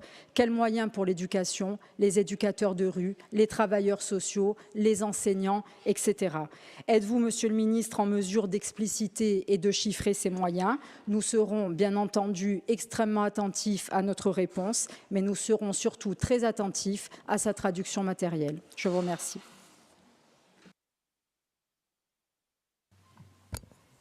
Alors, un dernier groupe va s'exprimer et un non-inscrit aussi, quelques instants. Comme vous pouvez le constater, Monsieur le Ministre, nous donnons la parole à tout le monde, y compris aux non-inscrits. Donc, surtout l'opposition, elle n'a pas à s'en plaindre. J'espère pas. Donc, Valérie Bozy. Merci, Madame la Présidente. Monsieur le député, d'abord, permettez-moi de vous remercier pour votre témoignage et on ne peut que s'incliner évidemment devant votre courage. Merci d'être là aujourd'hui. Vous nous avez beaucoup éclairé. Monsieur le ministre, également, merci pour votre présence sur une session, comme vous le savez, difficile. Difficile parce que lourde de sens. La Corse est endeuillée. Toutes les familles corses sont de près ou de loin touchées malheureusement par un assassinat et vivent avec ce quotidien. L'île est l'île des tristes records. Ma collègue Julia Thibert vient d'en faire la longue liste. L'île la plus pauvre, la région la plus pauvre de France, celle où le taux d'homicide y est le plus important et vous l'avez dit, où le taux d'élucidation est le plus faible. Bien sûr, ces trois marqueurs sont à mon sens étroitement liés et les Corses veulent de la justice, les Corses nous attendent, les Corses vous attendent et c'est tout l'intérêt de cette session aujourd'hui, c'est tout l'intérêt de permettre aux élus de parler et je remercie et je félicite également le président et la présidente de cette initiative, les collectifs qui ont travaillé longuement. Alors évidemment, le travail pour certains sera insuffisant, pour d'autres ira déjà assez loin et vous l'avez précisé, monsieur le ministre, la voie de l'autonomie, et je m'y étais engagée à vos côtés, me semblait à ce stade une bonne chose parce qu'aujourd'hui l'État doit se concentrer sur les compétences régaliennes et les territoires et la collectivité de Corse doit travailler sur le reste parce que je crois et j'y crois de plus en plus que les politiques locales et les politiques au plus proche du citoyen sont les plus efficaces et cela aussi va bien sûr dans la justice. C'est pour ça que je rejoins les propos de ma collègue Julia Thibert. Il faut renforcer les moyens dans l'île. Il faut renforcer les deux juridictions que sont Ajaccio et Bastia, ne pas en dépouiller une au détriment de l'autre parce que la proximité dans la justice, c'est aussi un gage d'efficacité. Alors, on nous avait dit une question, donc moi j'avais une question évidemment sur comment justifiez-vous le si faible taux d'élucidation et comment comptez-vous y remédier? Alors, dans votre discours, j'ai entendu une partie de la réponse, mais monsieur le ministre, vous ne pouvez pas faire reposer ce faible taux d'élucidation sur la prétendue omerta. Vous ne pouvez pas faire reposer cela sur les citoyens corses. C'est se défausser. Monsieur le ministre, les Corses veulent la justice, les Corses souffrent de cette injustice et on ne peut pas leur demander de faire le travail de l'État. La sécurité sur le territoire national comme dans l'île doit venir des services de l'État et les Corses, on ne peut pas leur demander ce travail-là. En tout cas, monsieur le ministre, ça ne peut pas faire partie de la globalité de la réponse. Et je vous demanderai donc, à part cette prétendue omerta, comment pouvez-vous justifier de ce faible taux d'élucidation par rapport au continent? Et je soumets une piste à votre réflexion. Le continent est davantage doté de caméras et souvent les arrestations, parce que ce qui nous manque souvent dans l'élucidation, à mon sens, c'est les preuves matérielles.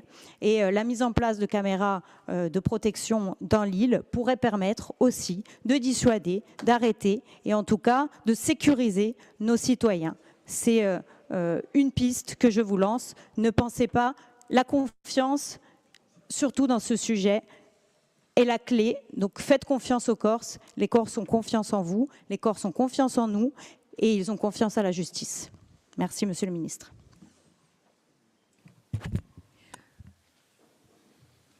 Alors, Pierre Jong, non inscrit. Merci, Madame la Présidente. Je m'exprime habituellement en Corse, mais par respect pour nos invités aujourd'hui, je parlerai en français. Tout d'abord, monsieur le député, j'ai un ami cher à Palerme, mais je connaissais votre action et je suis honoré de votre présence ici. Merci. J'aimerais discuter avec vous tout à l'heure. Monsieur le ministre, merci de votre présence. Je crois que c'est un fait très important.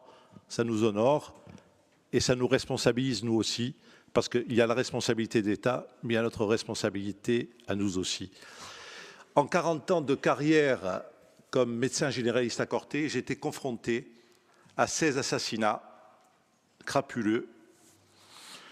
Et je dois dire que ce chiffre me remue les tripes parce que sur ces 16 personnes, je crois qu'il y a eu 3 cas résolus. Et pour moi, la majorité des personnes étaient des gens honnêtes que je connaissais. Donc cela me fait dire que notre société est atteinte d'un cancer et que la thérapie sera longue et douloureuse. Après chacun de ces meurtres, il y a toujours eu des promesses de l'État et de nos autres élus avec peu de résultats. Pourquoi? Je me suis posé la question. Je crois simplement parce qu'on est en permanence dans l'effet d'annonce, sans suivi des politiques mises en place, que cela vaut pour l'État et cela vaut pour nous aussi, élus, et également pour le citoyen de base. Malheureusement, je dois le dire. Alors, Monsieur le Ministre, plutôt que de promesses de grand soir, je demande simplement à l'État d'augmenter les moyens de la justice et de la police, mais surtout de suivre et d'évaluer régulièrement les politiques mises en place. Vous avez apporté des réponses qui me satisfont, donc on verra à l'usage. En ce qui nous concerne, nous autres élus aussi, nous devons mettre en place une politique de développement économique basée sur le développement, sur la protection environnementale et la promotion sociale par l'éducation. Je prends 2 exemples. Je crois que le PADUC doit rester un outil philosophique de développement et non être réduit à une cartographie, comme c'est un peu la tendance et l'envie de certains élus. Qu'il y ait un contrôle public effectif des transports et des déchets. Voilà 2 exemples que je tenais à citer, c'est très important. Enfin, pour conclure, je dirais à mes concitoyens de rejeter le mythe de l'argent roi. La vie est belle dans la modestie, le travail et le partage. Merci. Merci Pierre. Donc tout le monde s'est exprimé. Je vais passer la parole à Monsieur le ministre, garde des Sceaux. Je vous en prie. Merci Madame la Présidente. Merci pour les orateurs et merci pour le respect, monsieur. Peut-être avec la même franchise avec laquelle vous m'avez interpellé, vous me connaissez. Monsieur Monkouch, je craignais que devant la tension très forte de l'île et les drames qui ont touché les familles corses et toute la Corse, l'État soit le bouc émissaire. Je crains que mes craintes se révèlent quand j'écoute votre intervention. Parce que je crois que comme ce n'est pas la présence de monsieur le cardinal qui me fait penser à une métaphore religieuse depuis tout à l'heure, mais comme Paul VI l'invitait pour l'Église, il l'invitait au dialogue. Le dialogue, c'est la conversation, ce n'est pas le réquisitoire. Si on veut un dialogue, il faut qu'on essaye de partager les contraintes et qu'on se dise la vérité. Monsieur Benedetti, il y a des différences assez profondes avec monsieur Benedetti. Je crois qu'il croit savoir que je ne suis pas militant indépendantiste. Monsieur Benedetti a au moins, si je peux me permettre de souligner l'honnêteté de votre discours, dit que l'État avait une part de responsabilité incontestable, mais que le mouvement nationaliste aussi, et que des militants qui s'étaient égarés, vous l'avez dit vous-même aussi. J'aurais aimé la même honnêteté. Parce que, monsieur Monkouch, ce n'est pas l'État qui trafique la drogue en Corse. Ce n'est pas l'État qui tue de sang-froid des enfants dont on prive des parents. Ce n'est pas l'État qui trafique des armes ou qui blanchit de l'argent désormais. Et quand des mafieux italiens parlent, ils ne dénoncent pas des agents de l'État. Et je regrette que dans notre discussion d'honnêteté, on ne l'ait pas évoqué. Et donc l'État ne peut pas être le bouc émissaire des difficultés parce que je pense que quelque chose de très important qui se joue, Madame la Présidente nous appelait tout à l'heure à ne pas avoir d'effet de manche, c'est que dans le triangle entre le crime organisé, l'État et la Corse, la collectivité étant la Corse, je pense que dans un jeu à 3, il faut être l'un des deux, comme disait Bismarck. Et on a plutôt intérêt, me semble-t-il aujourd'hui, à faire État-Corse contre le crime que chacun de son côté, parce que si c'est chacun de son côté, tout le monde va perdre. Et je regrette, parce qu'on se connaît depuis un petit bout de temps désormais, et on nous a des échanges francs, qu'on ne puisse pas se dire qu'il y a un partage des contraintes, comme diraient les architectes, qu'il y a un partage des charges, si on veut que l'édifice tienne. Donc j'entends peut-être que les discours ont été rédigés avant mon intervention, même si vous m'avez dit que vous m'aviez écouté. Mais je suis un peu touché par le fait que vous n'ayez pas considéré qu'il y avait peut-être d'autres responsabilités que celles de l'État. Je pense que tout le monde les connaît. Monsieur Benedetti, on diverge sur un certain nombre de solutions. Vous prenez souvent l'exemple des autres formes d'îles de la Méditerranée, dans une conception assez large, puisque nous allons jusqu'aux îles Canaries quand nous discutons. Aucune n'a résolu le problème avec moins d'État. Et d'ailleurs, l'intervention de Monsieur le maire, je ne voudrais pas le faire parler, il l'a dit ici, et la démonstration, c'est le parquet spécialisé, c'est le régime de détention spécialisé, c'est les magistrats spécialisés, c'est les enquêteurs spécialisés. Quand on dit spécialisé, c'est spécialisé contre le crime organisé. Et c'est une présence de l'État très forte qui fait reculer, parce que l'Italie a inventé la mafia, mais a aussi inventé l'antimafia.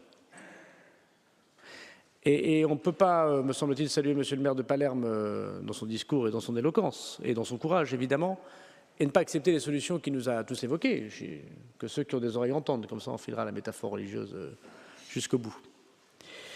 Madame Thibert, moi je vous remercie d'avoir salué, comme Madame Bozzi, les moyens supplémentaires, mais je suis en désaccord avec quelques-uns de vos propos. Vous évoquez le fait que la Corse soit le territoire de la République métropolitaine le plus pauvre. Oui, j'ai déjà dénoncé. On pourrait à l'envie savoir où est la responsabilité, sans doute aussi très partagée, me semble-t-il. Mais je ne vois pas de lien entre pauvreté et criminalité. Moi, je suis issu d'une famille de femmes de ménage, un grand-père qui était mineur, et ici plein de gens qui sont sans doute issus de familles très modestes. Et l'honneur des gens modestes, c'est d'apprendre les règles à leurs enfants. Et d'apprendre le fait que ce n'est pas parce qu'on est pauvre qu'on est criminel. Au contraire, l'honneur des gens modestes, c'est justement de respecter les règles et de faire confiance au mérite, à l'effort et au travail, comme nous invitez peut-être tout à l'heure avec salubrité et calme le fait de ne pas accumuler par principe. Mais je pense que c'est une forme d'insulte à tous ceux qui, aujourd'hui, partout en Corse et ailleurs en France, malgré les difficultés, élèvent leurs enfants dans le respect des règles, le respect des professeurs, le respect des policiers, le respect des élus, le respect des médecins, le respect de la règle. Et moi, je refuse le lien d'égalité, mais c'est une différence politique très importante et qui distingue la droite de la gauche depuis très longtemps d'ailleurs. Je refuse l'idée qu'il y aura un déterminisme social qui nous poussera à la criminalité parce que pauvres. Je ne crois pas que ce soit une explication. En revanche, que vous évoquiez des problèmes de logement, d'économie, devenir de la jeunesse en Corse, on partage, on l'a déjà dit plusieurs reprises. Je n'exclus pas ce problème. Je dis qu'il n'est pas un lien de cause à effet.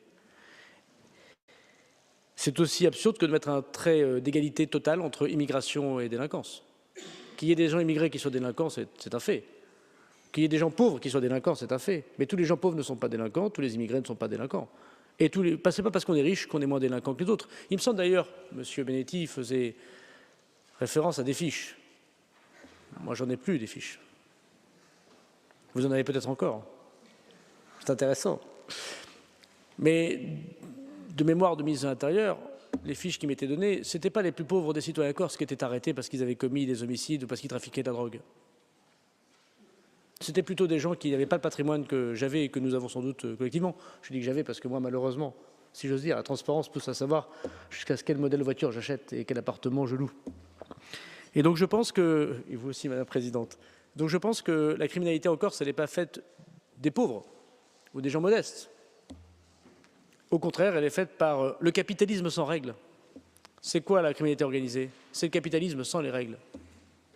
C'est ce qu'il y a de pire. On peut poser des questions sur l'efficacité du capitalisme. Mais en tout cas, le capitalisme sans les règles, c'est sûr que c'est ce qu'il y a de pire. Vous évoquez les moyens de police et gendarmerie, vous avez parfaitement raison. Quand j'étais ministre de l'Intérieur, on a augmenté d'une centaine, tout confondu, gendarmes et police. On a créé des brigades, on a renforcé les commissariats d'Ajaccio et de Bastia, de policiers, notamment d'enquêteurs, ce qui est sans doute le plus important. Encore s'il y a une difficulté, elle est connue, notamment dans l'affectation des policiers et des gendarmes, plus les policiers que les gendarmes, parce que les gendarmes sont des militaires, c'est ce qu'on appelle la fidélisation sur le territoire, et notamment des enquêteurs spécialisés qui doivent être fidélisés, pour plein de raisons qui sont propres au ministère de l'Intérieur, qui sont propres aussi à la cherté de la vie parfois, et que vous subissez, comme subissent les agents publics qu'on envoie ici. Une partie de ces agents repartent. Mais là où les magistrats ont besoin d'enquêteurs spécialisés, pas que de policiers et de gendarmes, des services de Bercy aussi. On oublie trop souvent l'importance de la direction départementale des finances publiques, la police fiscale, les douanes, Tracfin, parce que le sujet, c'est pas tellement le produit que le produit du produit.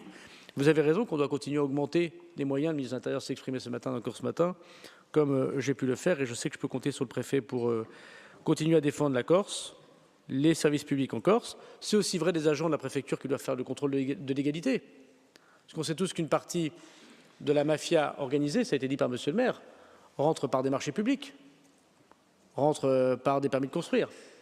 Et il ne faut pas simplement des enquêteurs, il faut aussi des agents de l'État capables d'avoir ce contrôle de légalité. On en parlait lors du processus de Beauvau, du contrôle de légalité. C'est très important qu'il reste dans les mains de l'État pour que justement il puisse éviter cette difficulté de corruption qui n'est pas qu'une question d'enquête, qui est une question d'agents publics. Et de certains points de vue, vous avez parfaitement raison de me poser des questions sur les moyens, donc je voudrais ici les détailler pour vous répondre totalement. Ça me permettra de répondre également au dernier inscrit. Il y aura un parquet national criminalité organisée, qu'on appelle donc le PNACO, sur le modèle du PNAT terrorisme national. Ce pouvoir de ce procureur national, comme en Italie, puisqu'il y a un procureur anti-mafia en Italie, il va à la fois incarner la lutte contre la criminalité organisée, parce qu'on a besoin d'une voix, comme le procureur antiterroriste a une voix pour parler de ce sujet qui touche toute la France. Il va pouvoir faire, et c'est très important, de la coopération internationale, parce qu'une partie des voyous que nous poursuivons, ils ne sont parfois plus en Corse, ils ne sont parfois plus en France. Ils sont parfois aux Émirats arabes unis, en Thaïlande, en Amérique du Sud. Et il faut de la coopération judiciaire, très important internationalement. Il faut donc un homme capable, ou une femme, capable de négocier avec tout le monde. Et il faut qu'il ait un pouvoir d'évocation. Ça veut dire quoi? C'est-à-dire que le parquet national anticriminalité organisée, quand il y aura malheureusement un nouvel homicide en Corse, ou une très grosse affaire de blanchiment d'argent, il pourra dire « ça je prends ». Comme le parquet national antiterroriste aujourd'hui, quand il y a une affaire, vous avez vu Mulhouse, il dit « ça je prends ». Donc les affaires les plus importantes seront traitées par ce parquet national, qui aura une 60aine de magistrats, et qui va grandir au fur et à mesure, s'imagine, de sa place. En dessous de ce parquet national, il y a la GIRS, notamment la GIRS de Marseille. Alors j'entends qu'elle est désormais défendue. J'ai cru comprendre dans les minutes de vos discussions qu'elle avait été parfois très attaquée. Bon, je constate aujourd'hui qu'on dit qu'il ne faut pas toucher à la GIRS. C'est une bonne chose. La GIRS de Marseille, elle va s'occuper des dossiers que ne prendra pas le PNACO. Et donc on peut penser des homicides, des tentatives d'homicide, des grands sujets de blanchiment qui n'auront pas été considérés comme étant haut du spectre. Le problème de la GIRS de Marseille, malgré toute leur qualité, c'est qu'il y a déjà beaucoup de travail à faire à Marseille. Et c'est une GIRS qui va, grosso modo, de Nice jusqu'à l'Espagne. On peut comprendre que les magistrats marseillais, même s'ils regardent évidemment des dossiers corses, se concentrent d'abord sur des questions qui touchent la pègre à Marseille, qui est très importante, comme vous le savez. Et donc, troisièmement, en infra-GIRS, en dessous de cette GIRS, ce pôle spécialisé que je vous propose de mettre à Bastia, mais ça ne veut pas dire qu'on retire des moyens à Ajaccio, j'en parlerai, puisque dans les 17 magistrats que j'ai annoncés, on ne compte pas ce pôle spécialisé qui aura des moyens supplémentaires. Et c'est pour ça que je vous ai dit qu'aujourd'hui, il y a un procureur qui est auprès de moi, avec une mission de préfiguration, doit me rendre un rapport dans 3 semaines, puis dans 3 mois, sur cette nouvelle organisation. Je vais lui demander, je vais mettre dans sa lettre de mission le fait qu'il doit venir en Corse et qu'il doit imaginer avec les magistrats qui m'en ont fait la proposition, notamment Madame la Première Présidente et Monsieur le Procureur Général, d'un pôle spécialisé à Bastia avec des magistrats en plus des 17 que j'ai évoqués, du parquet et du siège. Parce que ce qui compte, c'est des procureurs et des juges spécialisés, pas simplement des procureurs. Donc, pour répondre à votre question, cette organisation nouvelle, totalement nouvelle, comme le terrorisme a montré son efficacité, mais comme également la délinquance financière, quand on a créé le parquet national financier, va permettre de pouvoir se spécialiser sur l'ensemble des enjeux, parce que désormais, les personnes qui sont dans la voyoucratie que nous évoquons, ils ont des surfaces financières énormes. Ils ont des moyens pour cacher ce qu'ils font énormes. Ils ont accès, j'ai dit recherche et développement, à désormais la téléphonie satellitaire. Et il faut que, parfois la crypto-monnaie, ça peut arriver aussi, et demain ce sera de plus en plus le cas. Il faut que nous ayons cette chaîne spécialisée.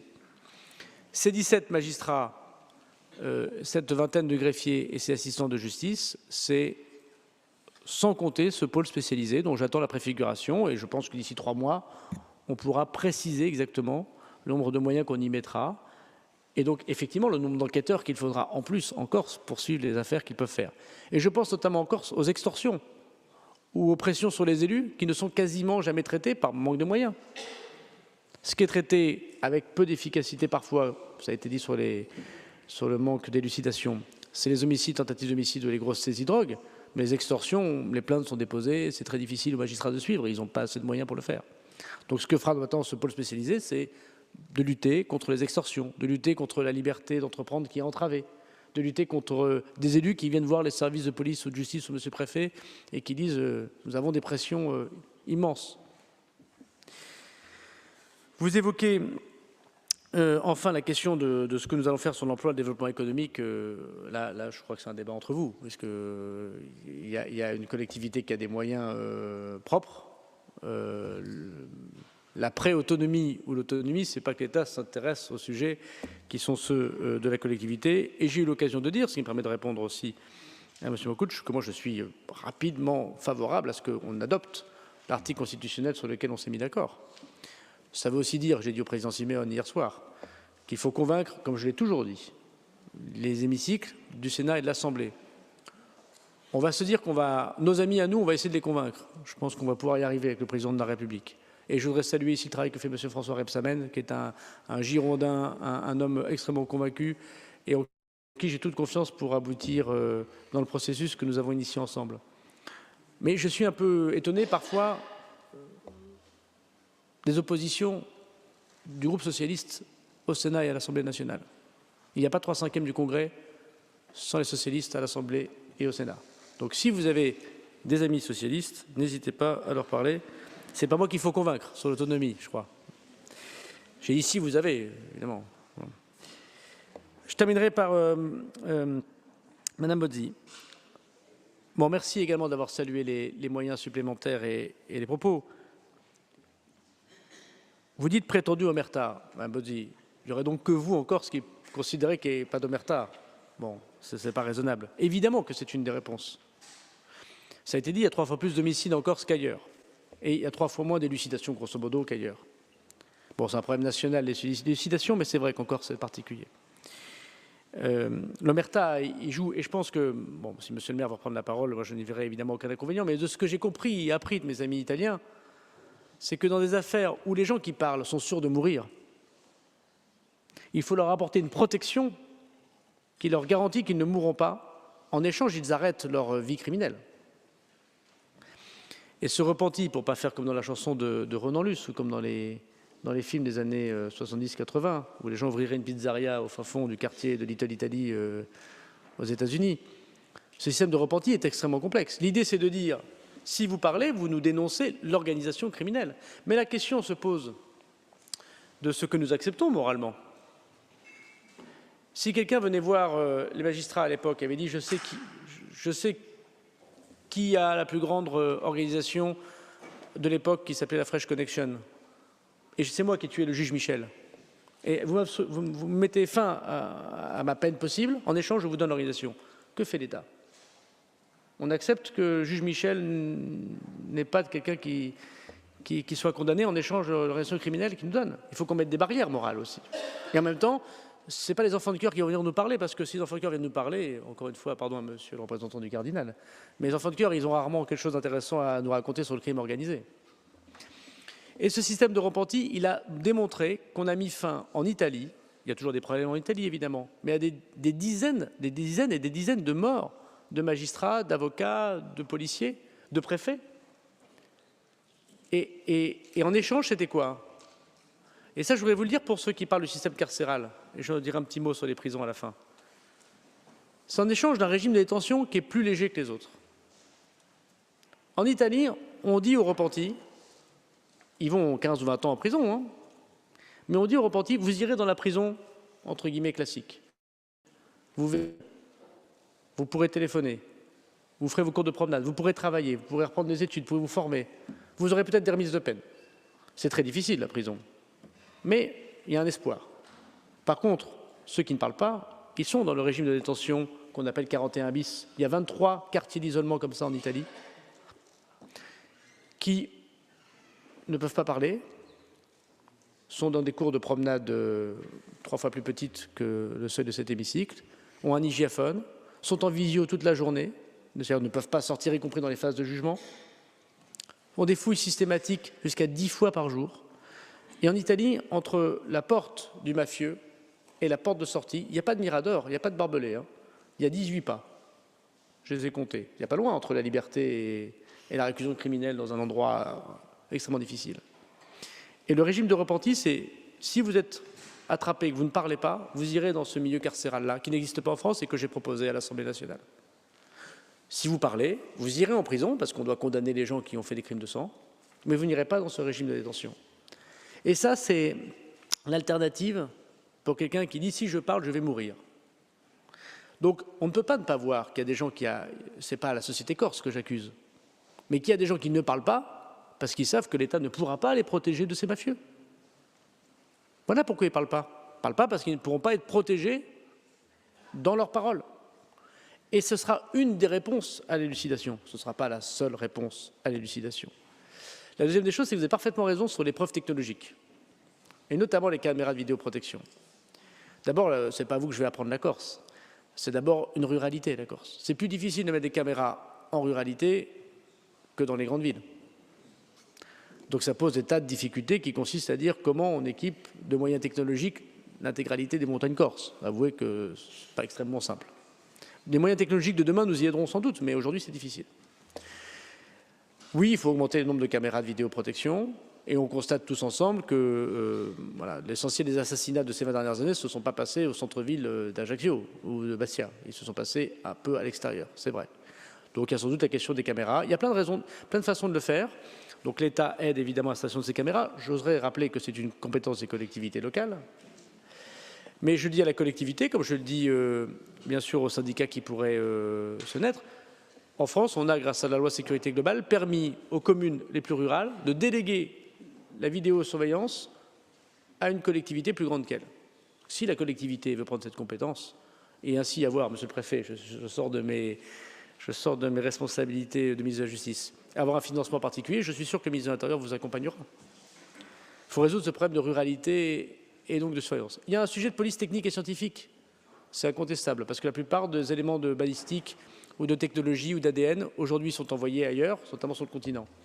C'est un travail sur lequel on avait commencé à réfléchir à Beauvau. Je suis sûr que le ministre de l'Intérieur y continue, mais avoir un laboratoire ici, évidemment, c'est très important. Puis un problème d'habilitation, on se dit aussi comme je le pense.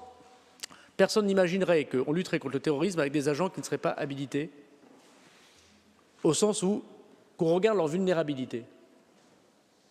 Dans le narco-banditisme, qui tue plus que le terrorisme en France, et singulièrement évidemment en Corse, les agents qui s'occupent de surfaces financières absolument immenses, avec des enjeux extrêmement violents, ne sont pas habilités. On ne sait pas si l'agent de prison qui surveillait M. Amra était surendetté. Quand vous êtes surendetté, mesdames, messieurs, et qu'on vous propose 15 000, 20 000, 30 000, 40 000 euros pour apporter un téléphone portable, qu'est-ce que vous feriez? La tentation est grande. Avec qui vous êtes marié? Avec qui vous fréquentez? Si votre cousin, si votre frère, si votre sœur est dans un réseau et que vous êtes le greffier, le policier, l'agent public qui a le dossier, le secret c'est important, mais enfin la chair est faible. C'est pour empêcher la faiblesse de la chair que dans la lutte contre le terrorisme ou contre les ingérences étrangères, on fait des habilitations. On prend les agents publics, magistrats, policiers, greffiers, agents de préfecture, membres du cabinet ministériel, ministres, on leur fait passer l'habilitation. C'est quoi nos vulnérabilités? Et est-ce qu'on les dit à l'agent qui nous donne l'habilitation? Et si on ment, on ne peut pas être au lien de ces affaires. C'est ce qui fait, par exemple, que parmi les agents très importants de nos armées ou de la DGSI, on ne peut pas mettre des gens qui sont mariés avec des citoyens chinois, pas parce qu'on n'aime pas les Chinois, mais parce qu'il y a une loi pénale en Chine qui oblige tout citoyen chinois à donner, sous peine de condamnation pénale, des informations qui relèvent des intérêts fondamentaux de la Chine. C'est pour protéger les gens qui sont en lien, et c'est leur droit le plus strict, avec les Chinois. Mais l'État a raison de prendre un certain nombre de dispositions pour éviter ces vulnérabilités. Dans le narcobanditisme, il n'y a pas ce travail au ministère de la Justice. Et donc ce que nous allons faire, c'est qu'en Corse et ailleurs, ce n'est pas une mesure propre à la Corse, ce sera pour tout le territoire national, on va habiliter les agents qui travaillent sur ces dossiers pour la bonne et simple raison, mais si, il y aura des Corses, il y a des grands fonctionnaires corses, M. Benedetti, vous le savez bien. N'est-ce pas, Monsieur le Préfet? On va habiliter ces agents pour que, non seulement il y a la question du silence, mais aussi la question de celui qui parle trop. Et il faut le protéger parfois. Vous savez bien qu'une bonne partie des enquêtes, moi, quand j'ai été ministre de l'Intérieur, c'est aussi des fuites qui ont permis à des gens de fuir. Et ça embête beaucoup, évidemment, les services de police et les magistrats. Voilà ce que je voulais dire en quelques mots, Madame la Présidente. Je pense que ce débat a été utile. Je suis prêt, puisque je reviendrai au mois d'avril, je viendrai visiter les juridictions à Bastia comme à Ajaccio pour remercier les magistrats très courageux, dont je voudrais dire ici que peu nombreux, ils sont cependant aussi très menacés. Et je voudrais avoir un mot pour eux, puisque ce n'est pas évident, ils sont en Corse, ils vivent avec leur famille en Corse, et ils font ce travail que vous leur demandez, et vous avez raison de le demander. Je viendrai visiter les juridictions au mois de 20 avril. Je suis prêt, si vous le souhaitez, à faire un premier point d'étape, notamment sur la mission de préfiguration que j'aurai demandé, avec les présidents de groupes politiques ou à qui vous voulez, lors de nos discussions. Comme je l'ai toujours fait, j'essaye d'allier mes paroles à mes actes. Je sais que les Corses sont des femmes et des hommes de parole. C'est, je crois, mon cas également, et je crois que le passé a montré ce que je pouvais dire. Merci à vous.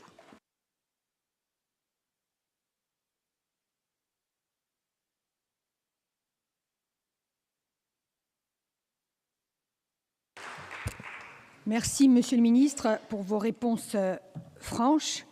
Merci à tous pour ce débat qui s'est déroulé avec sérénité, malgré la tension qui est palpable depuis plusieurs jours. Nous avons tous ici la ferme volonté d'avancer, pour le progrès social, pour la liberté et pour la paix, parce que la jeunesse de ce pays, les morts effectivement nous regardent, mais la jeunesse de ce pays aussi, ils sont là, dans cet hémicycle, dans les tribunes, dehors, et nous leur devons cela, véritablement. Donc merci, Monsieur le Ministre, merci Leoluca Orlando. Je vais passer la parole au président de l'exécutif. Merci, Madame la Présidente de l'Assemblée de Corse. Au moment où nous allons clore cette première partie de notre journée, avant que d'aller vers la session stricto sensu, je voudrais remercier, bien sûr, l'un et l'autre de nos intervenants. Dans l'ordre chronologique, mes premiers mots seront pour le député européen, le maire de Palerme, Leoluca Orlando. Je crois que votre intervention profonde, puissante et pleine de sens mérite que nous y réfléchissions de façon approfondie et que nous en tirions toute la substance.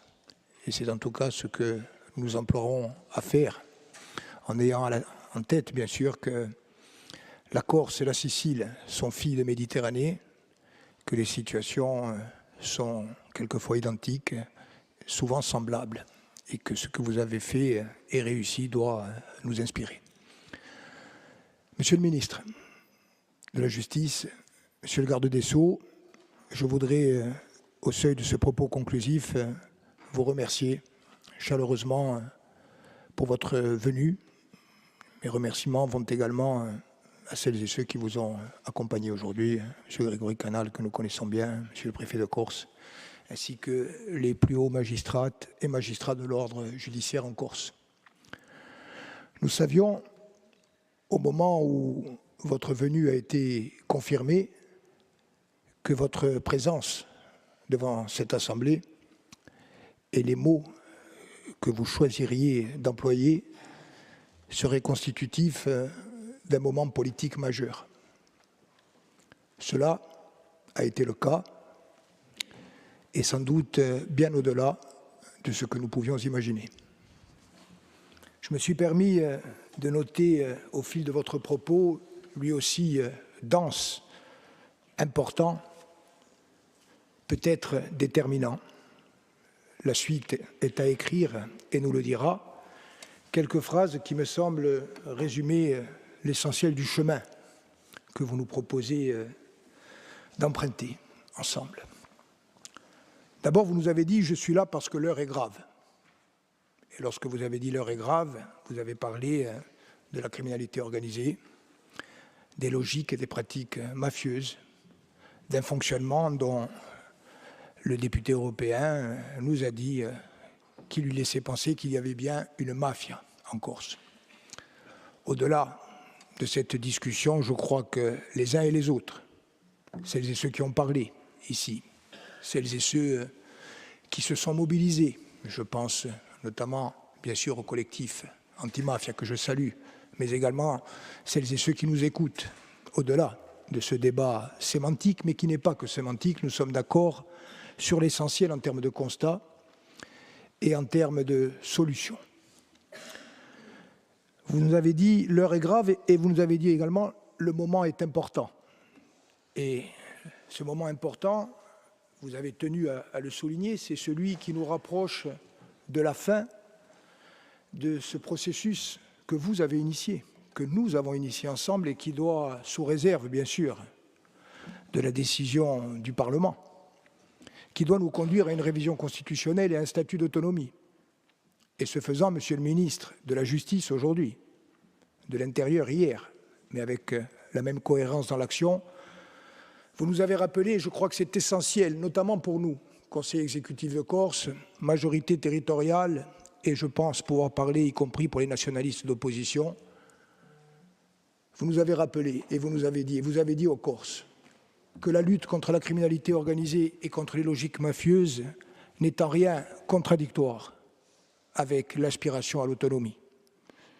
Et que si certes, comme toute démarche humaine, l'autonomie, l'indépendance, la démocratie peuvent être perverties par la mafia et la logique mafieuse, ce n'est pas à la mafia et à la logique mafieuse, parce qu'elles peuvent tout pervertir, d'interdire aux femmes et aux hommes de rêver à des lendemains meilleurs. Et vous nous avez dit que l'autonomie, c'était aussi un État qui exerce pleinement, fermement, dans le respect des droits et libertés individuelles, les prérogatives régaliennes qui sont les siennes.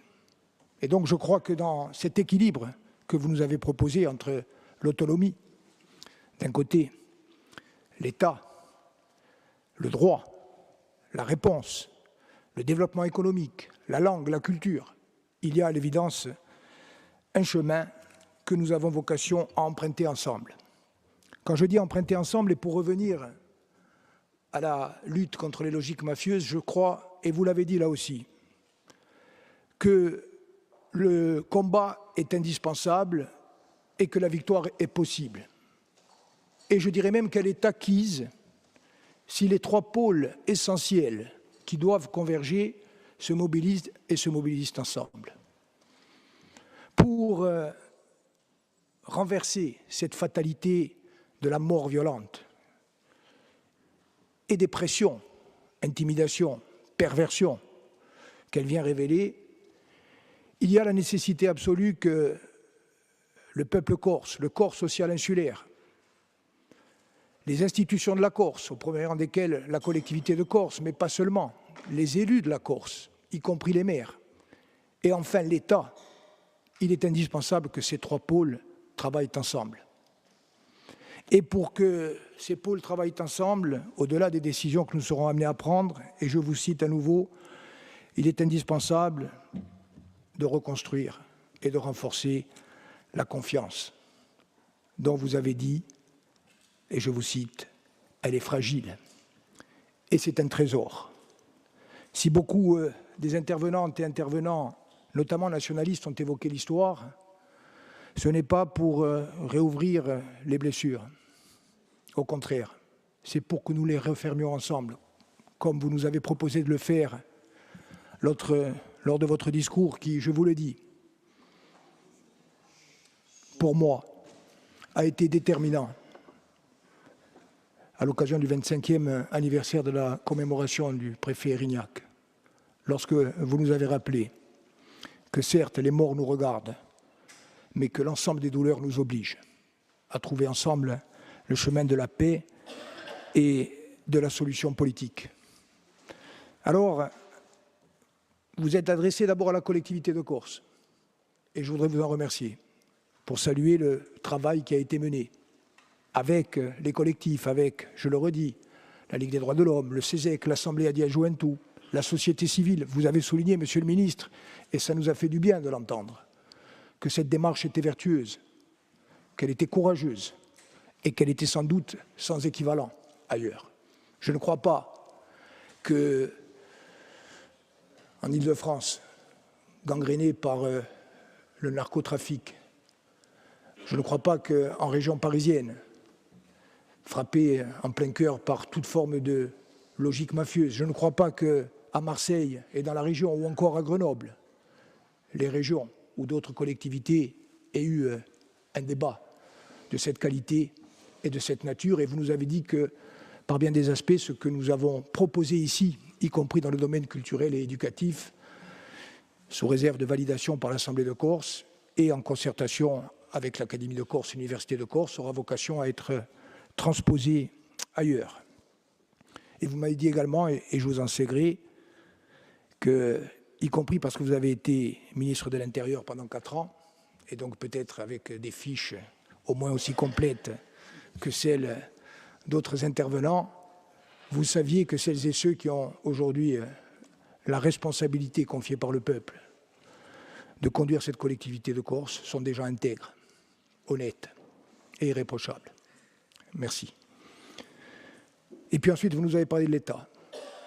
Et cette confiance, je vous le dis, Monsieur le Ministre, sans flagornerie, et au-delà des désaccords que vous avez rappelés et que nous avons, mais qui ne nous ont pas empêchés, au premier jour, le plus douloureux de votre venue ici, au lendemain de l'agression mortelle d'Ivan Colonne, lorsque nous avons décidé, vous et moi, d'ouvrir ce chemin, y compris en signant ce document qui en posait les jalons. Vous avez choisi de le faire. Et vous avez été à chaque fois au rendez-vous de la parole, donnée et respectée. Et vous avez évoqué le ministre Rebsamen qui est venu en Corse et qui nous a démontré qu'il s'inscrivait dans la continuité de ce que vous avez fait. Mais ce que vous avez réussi, vous permet aujourd'hui, alors que vous l'avez rappelé, vous n'êtes que depuis quelques semaines ministre de la Justice, de venir nous dire que le FIGET pour les prisonniers politiques corses, le FIGET pour les personnes condamnées ou mises en examen pour des faits en relation avec la situation politique en Corse, c'est terminé. Non seulement nous en prenons acte, mais nous vous en remercions, parce que c'est une contribution importante qui ne solde pas tous les problèmes, mais qui démontre qu'il y a une volonté politique d'aller vers le chemin de la paix, vers le chemin de la réconciliation et vers le chemin de la solution politique. Et puis la confiance, et je termine sur votre volet de garde des Sceaux aujourd'hui. Moi, je vous demande le temps d'analyser ce que vous avez dit, parce que vous nous avez parlé, et je reprends vos mots, mot pour mot, d'une véritable révolution contre la criminalité organisée, et vous avez énuméré beaucoup de mesures qui ont vocation à converger. Je vous demande le temps de les analyser, d'y réfléchir et d'échanger ensemble. Et je tiens à dire que dans ce domaine-là, qui est important, peut-être même essentiel, la position du Conseil exécutif aujourd'hui est la suivante.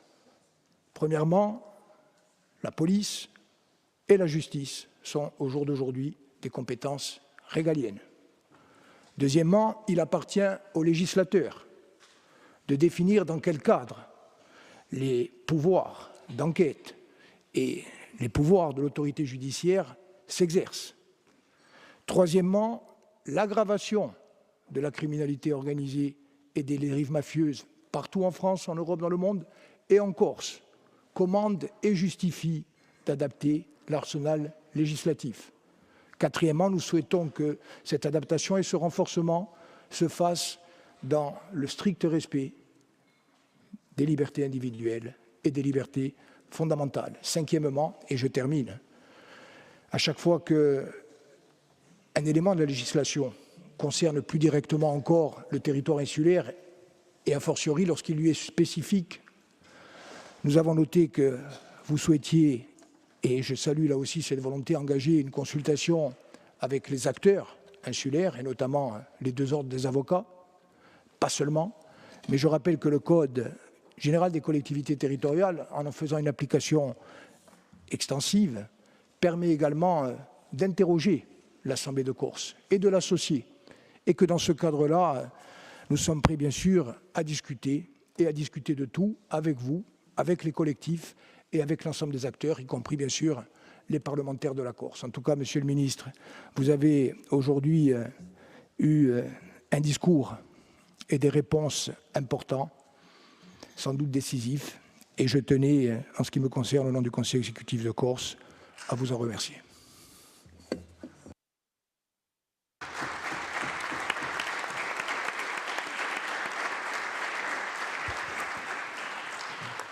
Merci à tous. La séance est levée. Rendez-vous à 14h30. Et merci de faire parvenir vos amendements s'il y en a.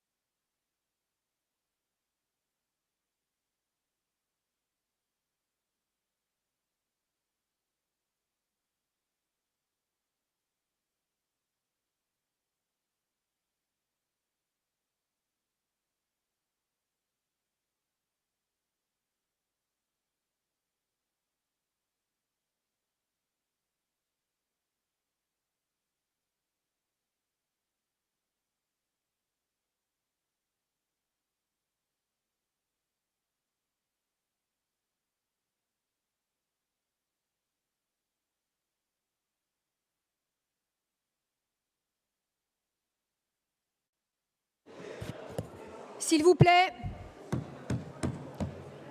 Per piacere, allora le leti ribiano a piazza. Le leti ribiano le vostre piazze e quelli con sono mica leti sono pregati di sorte di l'emiciclo. Per piacere.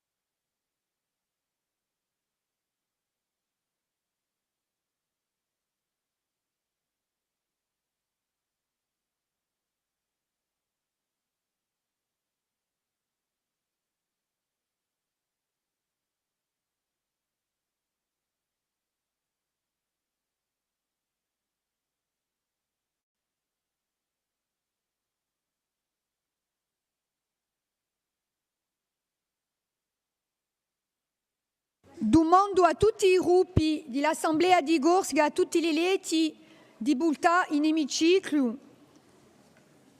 domando ai collaboratori di gruppi di va a Diama.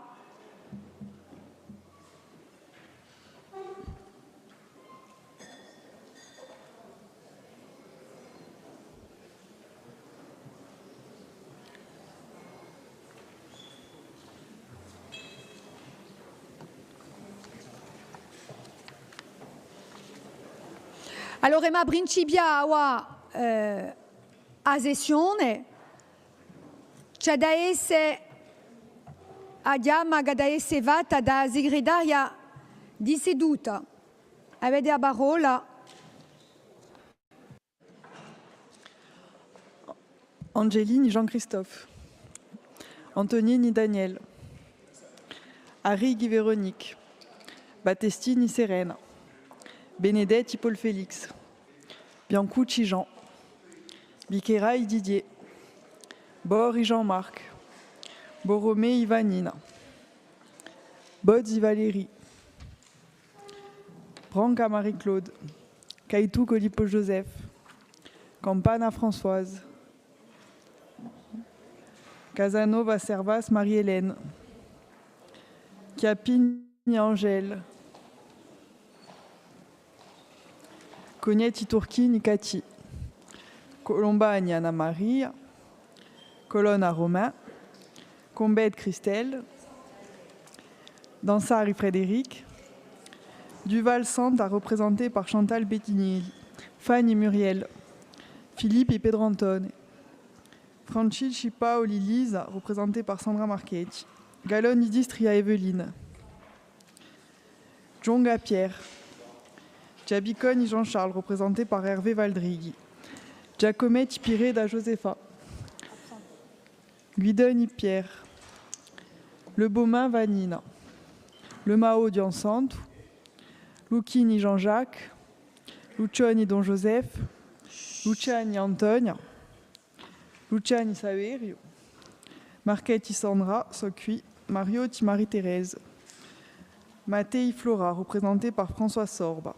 Maupertuis Marie-Antoinette, Mela Georges, Mondoloni Jean-Martin représenté par Georges Mel, Mosca Paola, Nivagioni Nadine, Panzani Jean-Paul, Pédinielli Chantal, Pieri Marianne représenté par Christelle Combette, Pietri Véronique, Pauli Antoine, Pauli Pierre, Ponce Vera Juliette, Pozzo di Borgo Louis, Profiti Jean-Noël, Quastana Paul, Savelli Jean-Michel, Savelli Joseph, Seatelli Jean-Louis représenté par Jean-Michel Savelli, Sorba François, Terry Guy Charlotte, Tiberi Julia, Baldrighi Hervé, Vanni Hyacinthe, Vinciguerra Alex représenté par Jean Biancucci et Volimaci Charles.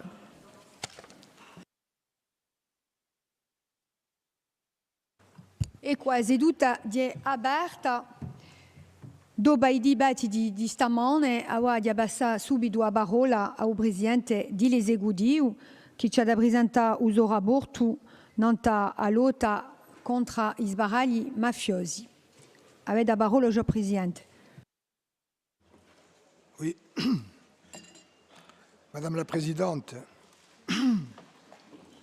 de l'Assemblée de Corse, Mesdames et Messieurs les élus de l'Assemblée de Corse, Mesdames et Messieurs les élus du Conseil exécutif, Mesdames et Messieurs, cette session est attendue, je l'ai dit ce matin, elle est à la fois un point d'aboutissement et un point de départ.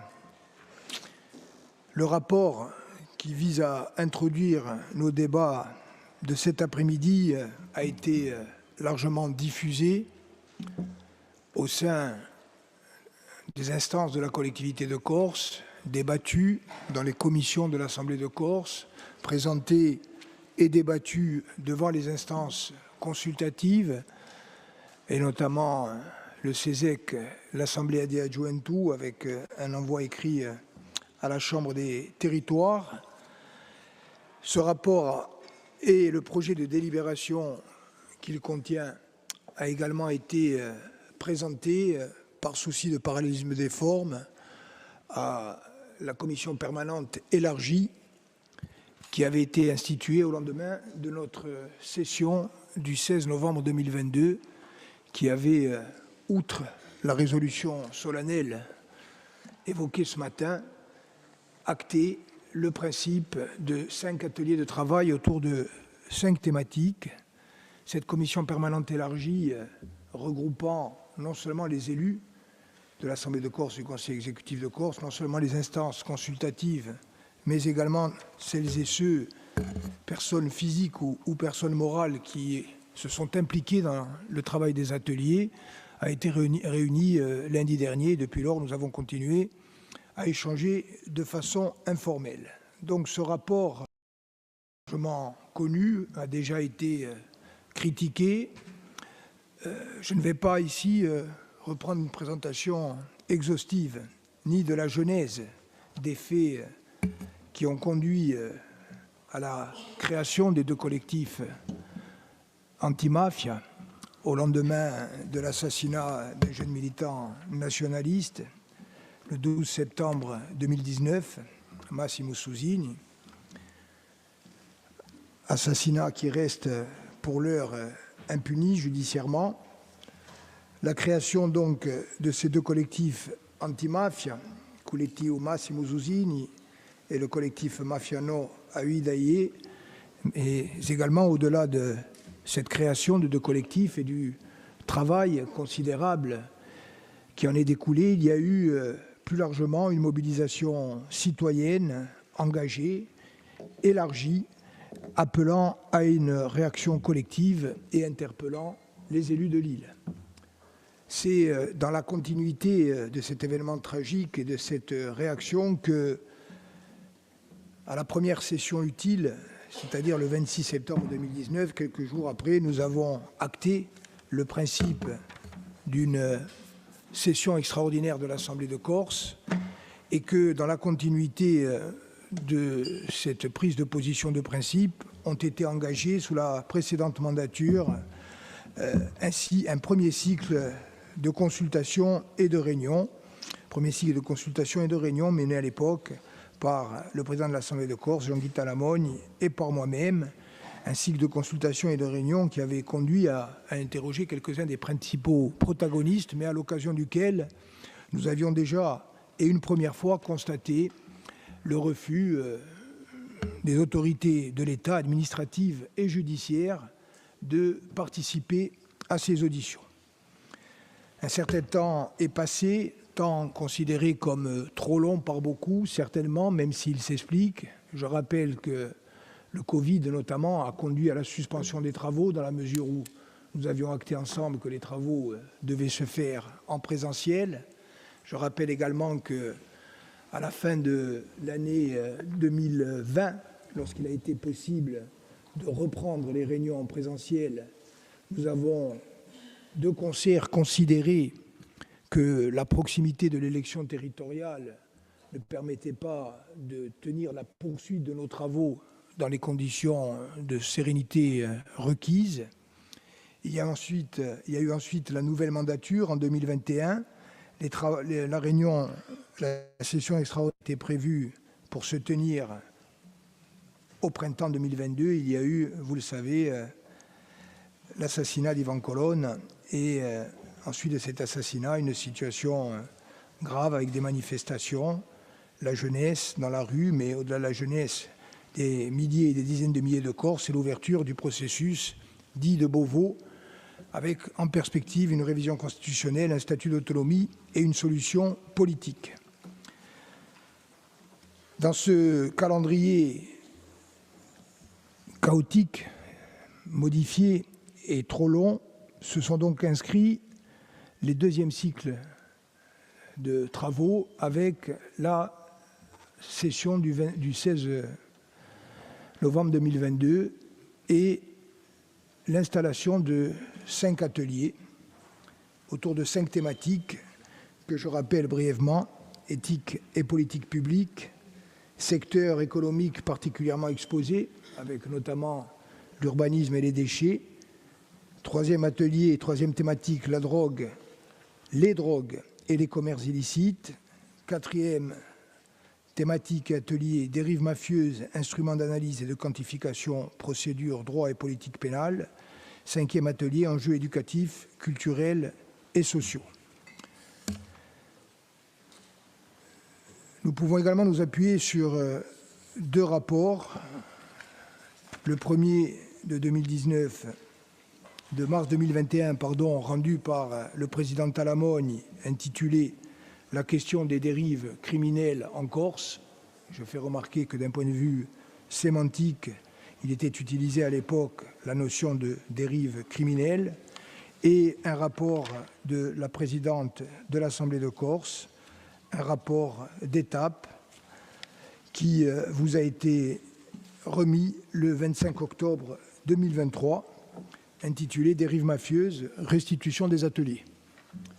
C'est en l'état de ces documents, des travaux conduits, des auditions réalisées, de la résolution solennelle du 18 novembre 2022 et des PV de synthèse découlant des différents travaux et auditions, lesquels sont annexés au rapport que vous aurez aujourd'hui, mesdames et messieurs de l'Assemblée de Corse, à débattre et à délibérer.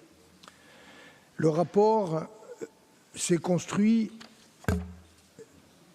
autour des 5 ateliers et avec une structure globale qui est la suivante: le rappel des enjeux des ateliers, la synthèse des principaux échanges et principales propositions par atelier, et enfin les propositions formées par le Conseil exécutif, propositions reprises dans le cadre du projet de délibération.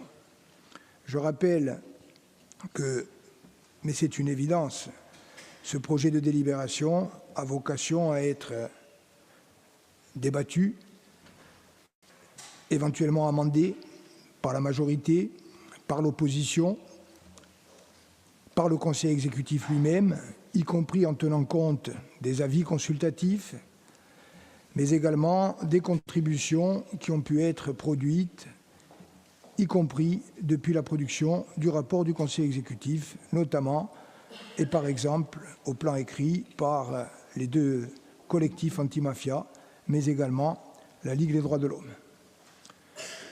Dans un souci de concision et de synthèse, je me propose, si vous en êtes d'accord, de reprendre rapidement les 5 thématiques pour suivre la chronologie de nos travaux, étant précisé que mon propos sera volontairement synthétique pour laisser la place au débat et parce que ce matin, nous avons déjà eu l'occasion d'aborder un certain nombre de points qui sont des points essentiels, y compris à travers l'intervention de Léo-Luc Orlande et celle du ministre de la Justice et garde des Sceaux, Gérald Darmanin, avec l'échange qui a pu avoir lieu aussi bien avec l'Assemblée de Corse, de la diversité de ses composantes, qu'avec le président et le conseil exécutif.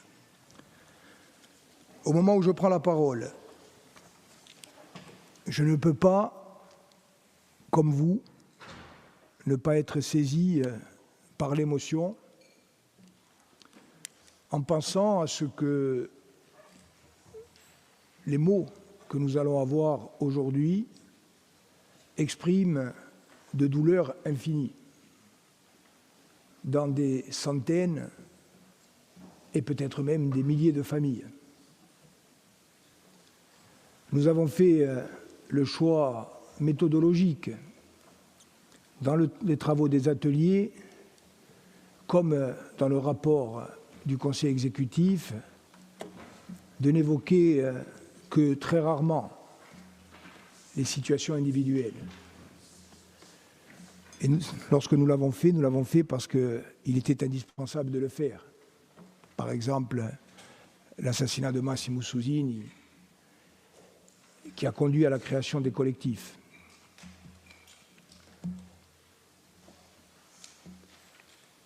Beaucoup d'épouses, de sœurs, d'enfants, de celles et ceux qui ont été assassinés,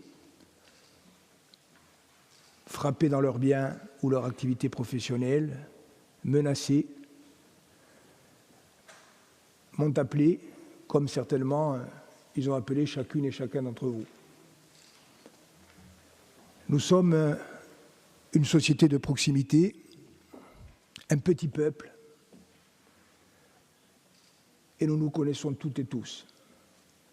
Et nous savons que ce cercle du malheur, qui est allé ces dernières années en s'élargissant, nous a touchés à toutes et à tous, pratiquement ici, quelquefois de façon extrêmement intime.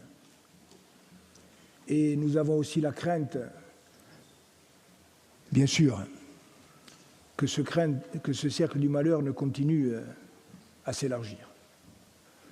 Donc, entre le silence, qui n'est en aucun cas l'expression de la peur, entre le silence qui peut être, pour certaines situations, la forme du respect et de la pudeur, entre le silence que quelquefois il convient de respecter et les mots qu'il faut avoir le courage de choisir et de prononcer, et enfin les actes qu'il faut, en femme et en homme libre, assumer, nous allons essayer les uns et les autres de trouver le juste équilibre, et c'est ce que je vais m'attacher à faire.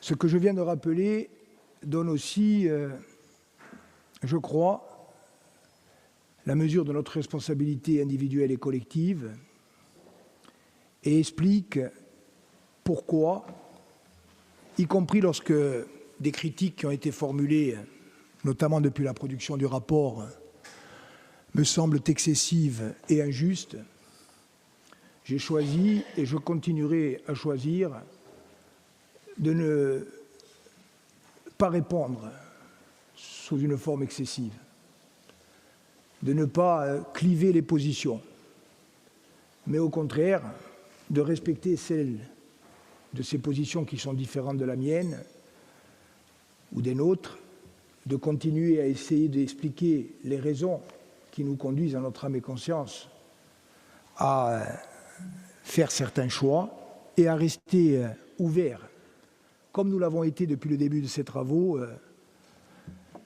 à la critique, aux propositions et à l'évolution de nos positions. Mais je voudrais dire aussi, et je terminerai ce propos liminaire, que la lutte contre les dérives mafieuses ou les pratiques mafieuses ou les logiques mafieuses, ou la mafia, si l'on choisit de retenir le conseil que nous a donné Leoluc Orlando, font partie de notre ADN politique. Je parle en tout cas pour la famille politique à laquelle j'appartiens. Et que depuis des décennies, nous nous sommes engagés pour que ce pays et ce peuple aient un présent et un avenir de liberté, d'apaisement et de démocratie. Une société corse libre, apaisée et démocratique, c'est exactement le contraire de ce que nous proposent les dérives, les logiques et les pratiques mafieuses. Et ce que je veux vous dire aussi, c'est que de ce côté-là, moi, comme beaucoup d'autres ici,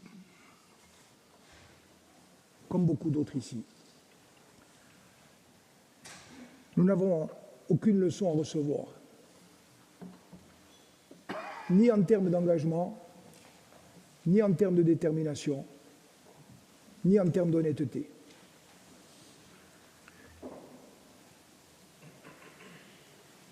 Alors oui, le débat et les choix qui nous attendent aujourd'hui sont décisifs pour cette société.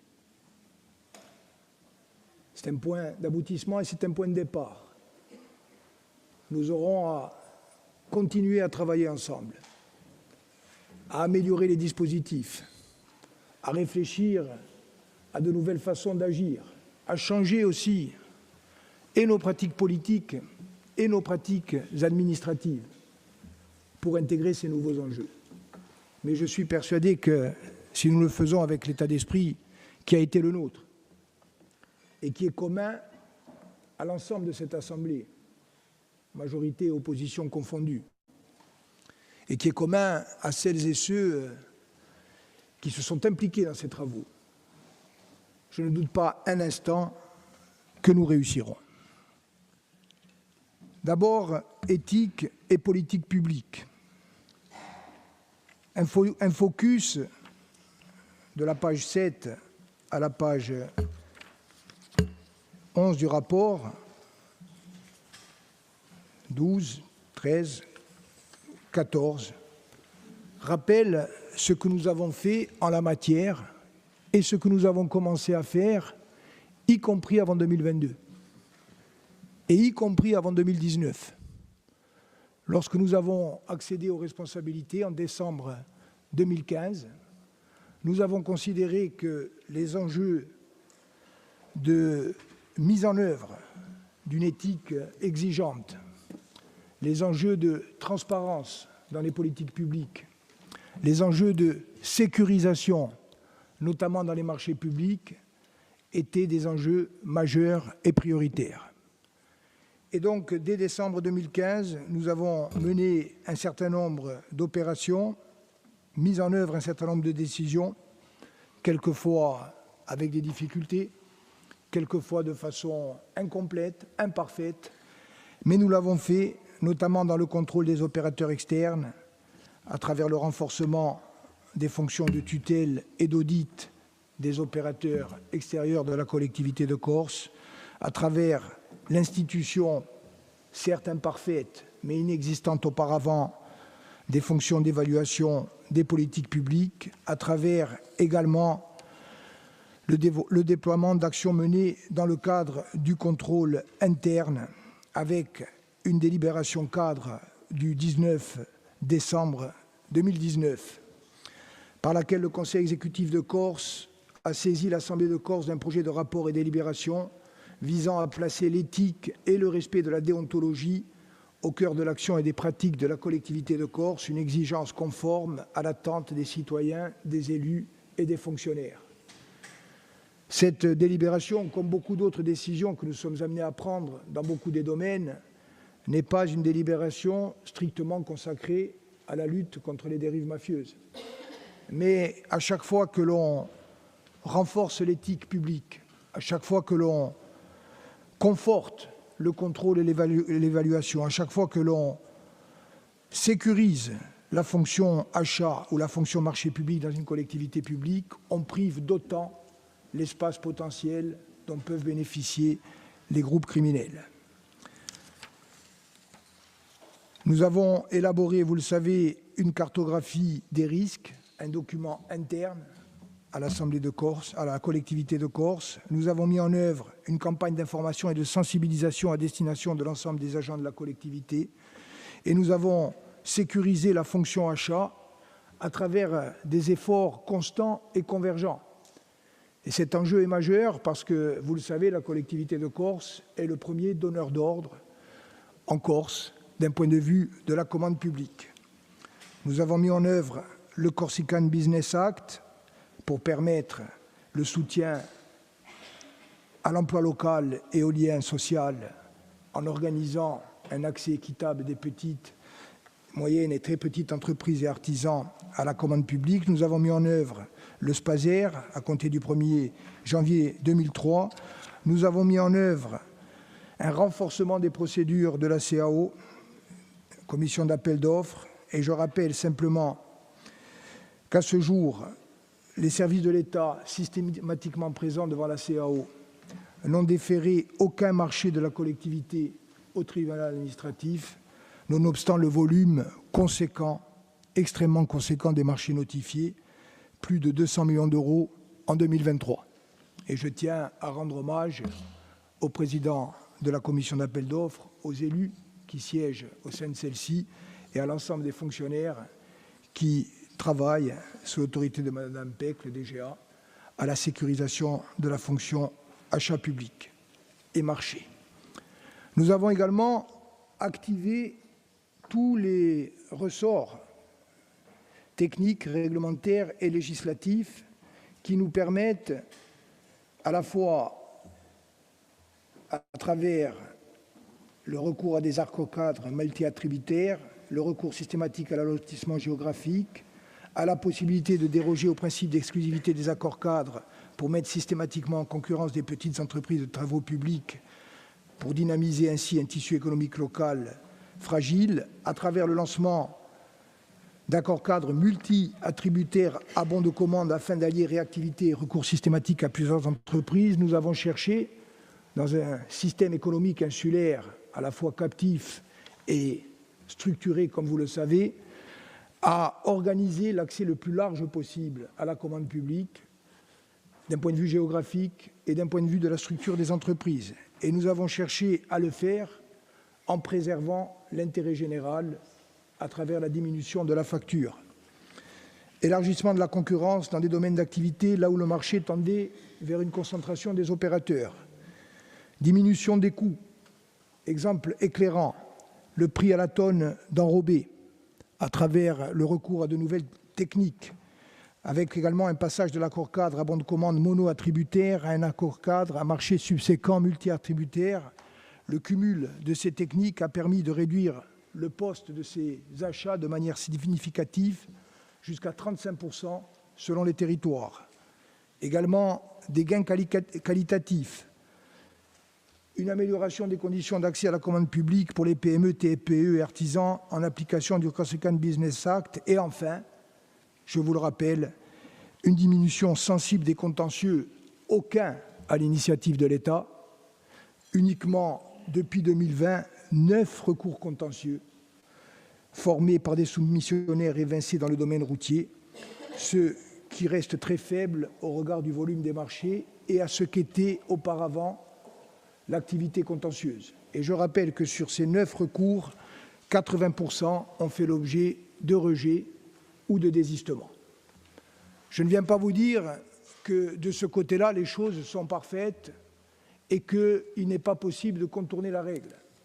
Je viens vous dire que grâce à l'action menée avec constance et détermination dans les domaines que je viens d'évoquer, nous avons amélioré la sécurisation des fonctions de la collectivité de Corse que je viens d'évoquer, même, et je le redis ici, si les efforts réalisés et les progrès enregistrés ne me permettent pas de garantir que la commande publique est totalement prémunie de tout risque de dérive y compris en matière de risques mafieux, par exemple à travers la captation d'une part de la rémunération par des entreprises noyautées par le crime organisé, ou à travers les pressions, voire les faits d'extorsion dont peuvent être l'objet des entreprises vertueuses, bénéficiaires dans des conditions incontestables de la commande publique.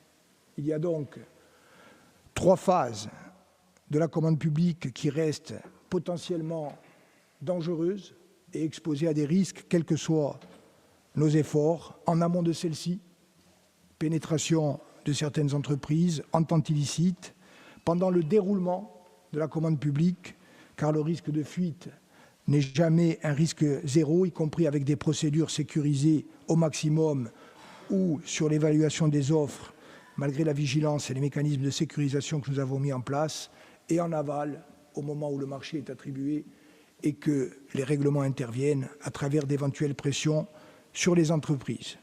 Il n'empêche que ces efforts-là, nous les avons faits et que je pense qu'il ne serait ni exact ni juste de les méconnaître ou de les relativiser. Quelles sont, en matière d'éthique et de politique publique, les principales propositions portées par le Conseil exécutif de Corse? Ainsi que vous l'avez proposé, Madame la Présidente de l'Assemblée de Corse, la constitution d'un centre de ressources sur le site Internet de l'Assemblée de Corse pour permettre la mise à disposition de l'ensemble des éléments que je viens d'évoquer. Cet espace permettrait également de recueillir, d'exploiter et de rendre publiques les données statistiques de l'Agence française anticorruption pour mieux comprendre l'étendue des infractions constatées en Corse. Si cela est entériné par l'Assemblée de Corse, je demanderai donc au service, sous votre contrôle, sous le contrôle de l'Assemblée de Corse, de mettre en œuvre ce centre de ressources. Deuxièmement, nous avons proposé dans ce rapport une instance consultative lutte contre les dérives ou les pratiques mafieuses.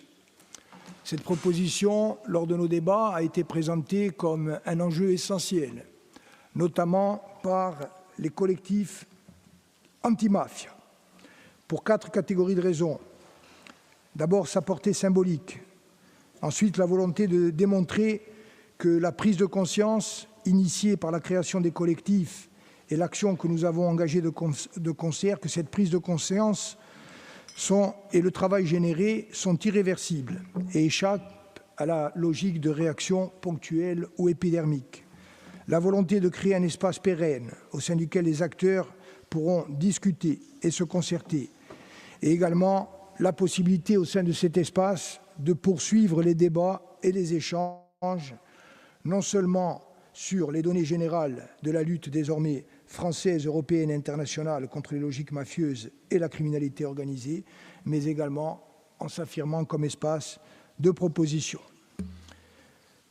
Aux mots durs, injustement durs, prononcés par les collectifs relatifs à la composition proposée de ce collectif, de cette instance, je rappelle qu'il est soumis aujourd'hui à l'Assemblée de Corse un principe de création et qu'ensuite nous aurons à définir, et ça sera une proposition du président du Conseil exécutif après consultation, qui participera à cette instance consultative. En ce qui me concerne, je considère, oui, que bien évidemment, elle doit associer les élus, évidemment, le déontologue de l'Assemblée de Corse, s'il le souhaite, Paul Pellegri, dont chacun connaît la dimension éthique et l'attachement à l'intérêt général et au service public, mais également des représentants des instances consultatives ainsi que des acteurs consulaires et associatifs, au premier rang desquels, bien sûr, les collectifs de lutte contre les dérives mafieuses. Également, c'est en tout cas mon avis, la Ligue des droits de l'homme, et je le dis aussi, je ne vois pas comment nous pourrions avoir des débats éclairés, y compris sur la matière pénale, sans requérir à titre constant ou à titre ponctuel la présence de professionnels du droit, qu'il s'agisse d'avocats, de notaires ou de magistrats. Tout cela sera à discuter si l'Assemblée de Corse décide de créer cette instance comme nous le proposons.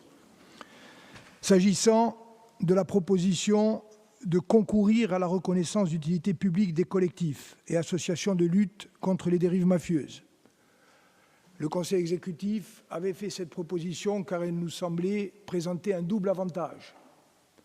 Triple d'abord. Donner une dimension institutionnelle renforcée aux collectifs antimafia. Deuxièmement, leur permettre de bénéficier, s'ils le souhaitent, de la rétrocession des biens confisqués par l'Agrasc. Troisièmement, s'ils l'avaient souhaité, de pouvoir bénéficier de financements publics, y compris un accompagnement qui ne vaut pas renoncement à la critique de la collectivité de Corse. Lors de la commission permanente, les collectifs nous ont signifié qu'ils ne souhaitaient pas bénéficier ni de l'accompagnement, ni de la reconnaissance d'utilité publique, à la fois parce qu'ils entendent conserver leur totale indépendance et parce que cette perspective ne les agrée pas.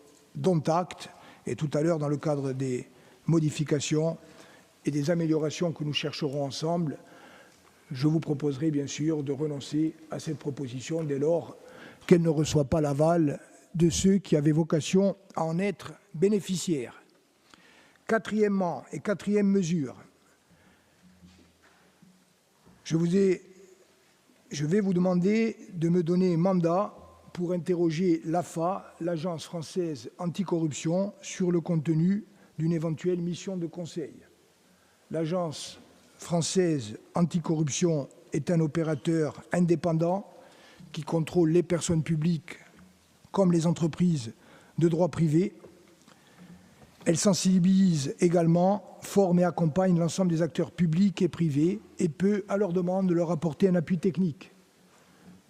Je vous signale, je vous le confirme, qu'il y a actuellement, outre un certain nombre de contrôles de la Chambre régionale des comptes, un contrôle de l'AFA exhaustif qui est mené au sein de la collectivité de Corse et qui génère bien évidemment un surcroît de travail considérable pour les fonctionnaires puisque nous avons des questionnaires de plusieurs dizaines, voire plusieurs centaines de questions dans tous les domaines. Parmi les mesures proposées, il y a donc de me donner acte que des communications du rapport de l'AFA, je le rendrai public et je le communiquerai à l'Assemblée de Corse. Je rappelle que cette communication n'est pas obligatoire, que, y compris lorsqu'elle intervient, un certain nombre de données doivent être anonymisées. Je ne sais bien sûr pas ce que sera le contenu de ce rapport puisque le contrôle est en cours, mais à titre de contribution à la transparence, je me propose de m'engager dès aujourd'hui devant vous à rendre public ce rapport, y compris pour que nous identifions les points de vigilance, les points de critique et les points d'amélioration.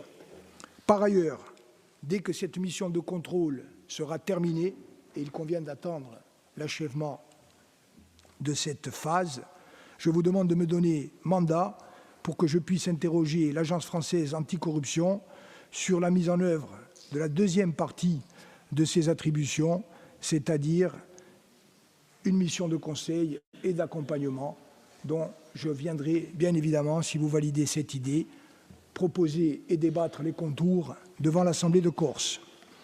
Voilà donc ce que je voulais vous dire sur le premier atelier.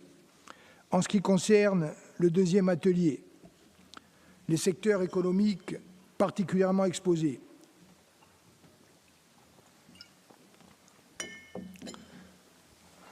Le caractère particulièrement exposé de ces secteurs découle à la fois de leur nature objective, mais également des éléments de spécificité de notre pays. La Corse est une île montagne méditerranéenne. Ce caractère génère des contraintes fortes, internes et externes. Il est aussi, nous le savons, un puissant facteur d'attractivité. Et nous sommes notamment en l'état de différents facteurs structurels et de choix ou de non-choix faits, notamment dans la seconde partie du XXe siècle, en l'état d'un modèle économique caractérisé par la prédominance des secteurs du tourisme et du BTP, une forte saisonnalité, une dépendance quasi totale au plan économique aux approvisionnements extérieurs, des phénomènes de concentration, monopole, duopole, oligopole, dans des proportions beaucoup plus importantes que sur le continent, à tel point que les seuils permettant de sanctionner ce type de logique semblent inadaptés à la réalité corse. Et nous avons également des marchés captifs, des déséquilibres territoriaux importants, un taux de pauvreté et de précarité le plus élevé de l'ensemble métropolitain, ainsi qu'une déstructuration culturelle, sociale et sociétale accélérée. Je ne vais pas plus loin dans l'analyse, nous l'avons souvent faite. Sur ce substrat économique d'ensemble, un certain nombre de secteurs peuvent générer des surprofits licites ou illicites et peuvent, partout dans le monde, notamment en Méditerranée, mais peut-être en Corse plus qu'ailleurs, susciter des convoitises de la criminalité organisée et entraîner des mécanismes et des logiques mafieux. Je tiens à dire, nous avons identifié, comme tout le monde l'a fait, l'immobilier et les déchets comme des secteurs à risque.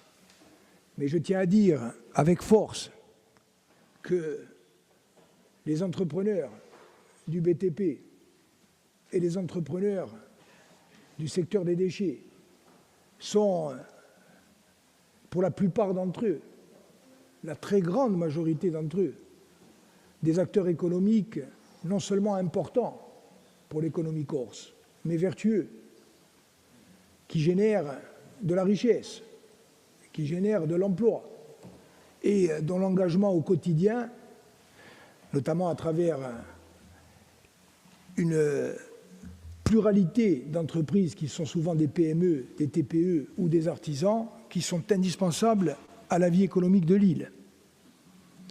Et donc, que l'on ne nous fasse pas dire, à travers ce que nous évoquons aujourd'hui, que nous faisons porter une stigmatisation par principe sur ces secteurs ou sur les acteurs de ce secteur. Je tenais à le dire. Par contre, ce qui est vrai aussi, c'est que lorsqu'il y a logique ou pression mafieuse, ce sont les acteurs de ce secteur qui en sont les premières victimes et les premiers objets. Ceci étant précisé, quelles sont les propositions portées par le Conseil exécutif de Corse? D'abord, dans le secteur des déchets, je ne réouvrirai pas ici le débat. Je rappelle que la collectivité de Corse a la compétence pour fixer un plan général. Je rappelle que dans ce plan général prescriptif, nous avons fait valoir notre préférence pour la gestion publique des déchets. Je rappelle que les compétences de collecte appartiennent aux intercommunalités, que la plupart des intercommunalités de Corse n'ont pas les moyens financiers et humains pour assumer la compétence collecte. Je rappelle que la compétence traitement est assumée par un établissement public, le CIVADEC, auquel la plupart des intercommunalités de Corse ont transféré la compétence collecte. Et je rappelle enfin que l'État reste un acteur majeur de ce secteur, notamment à travers les différents arrêtés, mais également les modalités de financement. Par exemple, le centre de tri et de valorisation de Monte, financé, vous le savez, très largement à travers une décision unilatérale de l'État qui a la main sur le financement PTIC et une main exclusive. Nous n'en sommes pas d'accord, mais c'est comme ça. Et qui donc a financé le centre de Monte.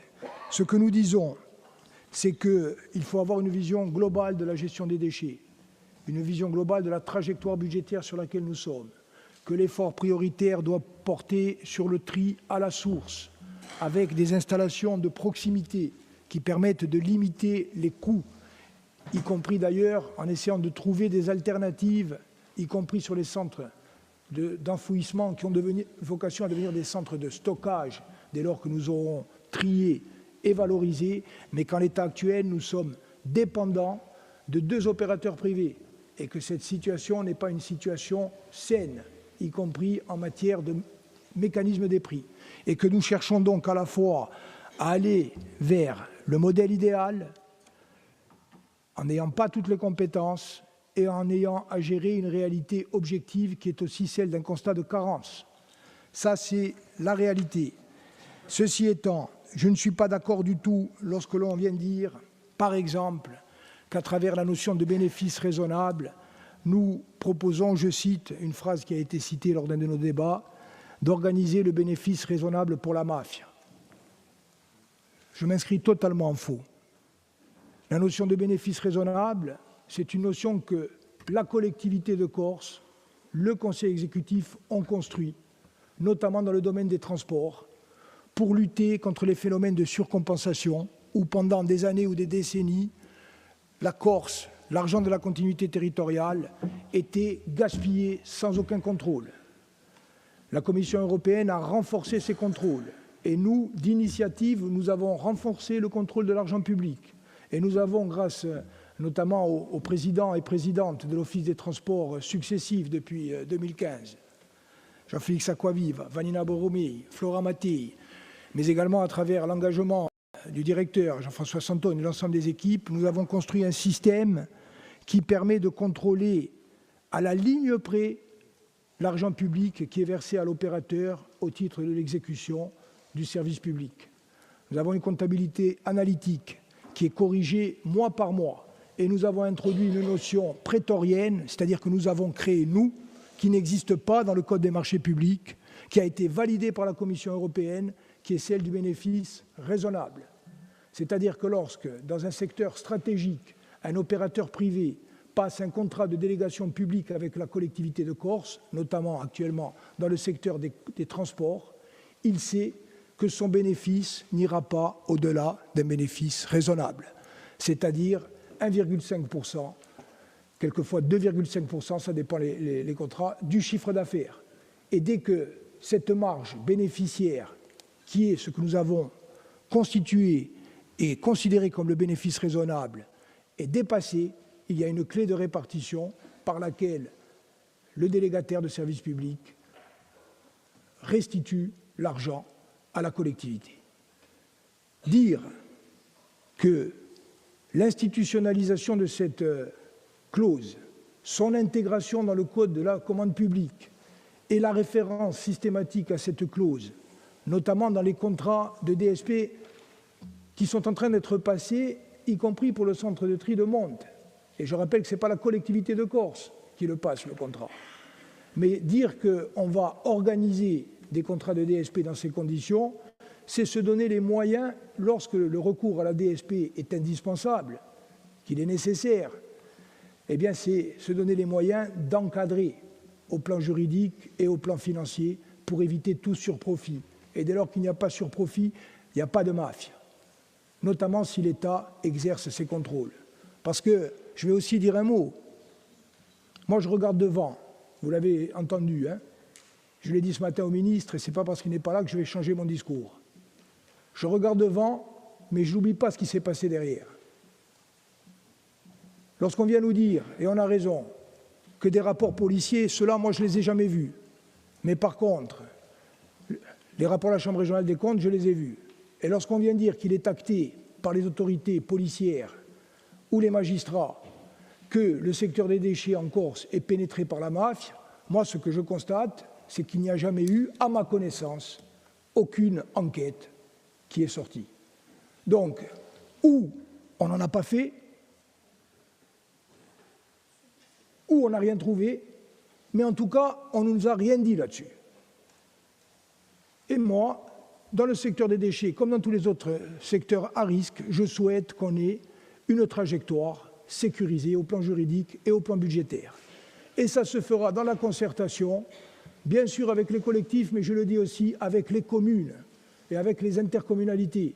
Parce que nous savons tous que si nous continuons dans la logique actuelle, nous allons aller vers un échec collectif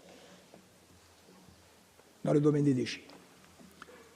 Donc, la notion de bénéfice raisonnable, et je précise aussi tout de suite qu'on le fait dans les transports, on le fait dans les déchets. Si demain on doit aller dans d'autres DSP, dans des secteurs stratégiques, nous sommes tout à fait favorables, je parle du Conseil exécutif, la majorité territoriale, puisque nous avons travaillé, à ce que cette notion soit intégrée dans le Code de la commande publique et qu'on y fasse systématiquement référence dans tous les domaines stratégiques pour notre île. L'urbanisme. Je vais aller vite. Beaucoup d'infractions à l'urbanisme. Toutes les infractions à l'urbanisme ne sont pas en relation avec la dérive mafieuse ou avec les pratiques mafieuses. Il y a des problèmes d'urbanisme en Corse qui sont réels, qui sont considérables, qui sont graves, mais qui n'expriment pas des pratiques mafieuses. Il faut le dire. Après, ce qu'il faut dire aussi, c'est qu'il y a des opérations d'urbanisme qui cachent des appétits mafieux, qui organisent des opérations mafieuses. Et on en a connu l'exemple dans des zones touristiques à forte valeur ajoutée. Eh bien, la plus forte de ces zones, historiquement, étant celle de Cavallo, l'île qui a incarné pendant des décennies, le règne de l'argent roi, de l'opacité, des sociétés écrans et du non-droit. Et pour celles et ceux qui disent que le Conseil exécutif parle, écrit et ne fait rien, je rappelle que ceux qui ont décidé d'exercer un droit de préemption à Cavallo, non pas contre l'acquéreur évincé, non pas en faisant des procès d'intention aux uns et aux autres. Nous ne sommes pas policiers et nous ne sommes pas juges. Mais ceux qui ont décidé d'exercer le droit de préemption à Cavallo pour faire qu'une parcelle non bâtie de 3,3 hectares sur laquelle devait être construit un complexe hôtelier, parce que la parcelle était à l'époque constructible. Ceux qui ont choisi de préempter au prix des domaines pour que cette parcelle reste inconstructible et qui ont maintenu cette décision, y compris malgré l'absence totale de soutien de la part de l'État et de la représentante de l'État dans l'île, c'est le Conseil exécutif de Corse, en 2018, avec la majorité de l'époque. Alors, dans ce domaine-là, oui, nous voulons une instance, ou nous proposons une instance conjointe État-collectivité de Corse en charge du suivi des permis de construire. Je ne reviens pas sur mon argumentaire, vous le connaissez. Le contrôle de légalité en Corse, aujourd'hui, c'est l'État. Qui a les moyens d'exercer le contrôle de légalité, c'est l'État. Il faut qu'il exerce à droit constant. Si demain c'est la collectivité de Corse, on exercera le contrôle de légalité. On nous donne le transfert des moyens humains, budgétaires, et on le fait. Aujourd'hui, c'est l'État. Par contre, il y a des problèmes dans l'exercice du contrôle de légalité. Oui, nous nous sommes engagés, nous respecterons cet engagement à déférer devant le tribunal administratif les permis ou autorisations d'urbanisme qui nous semblent contrevenir de façon directe ou indirecte aux principes fondamentaux du PADUC.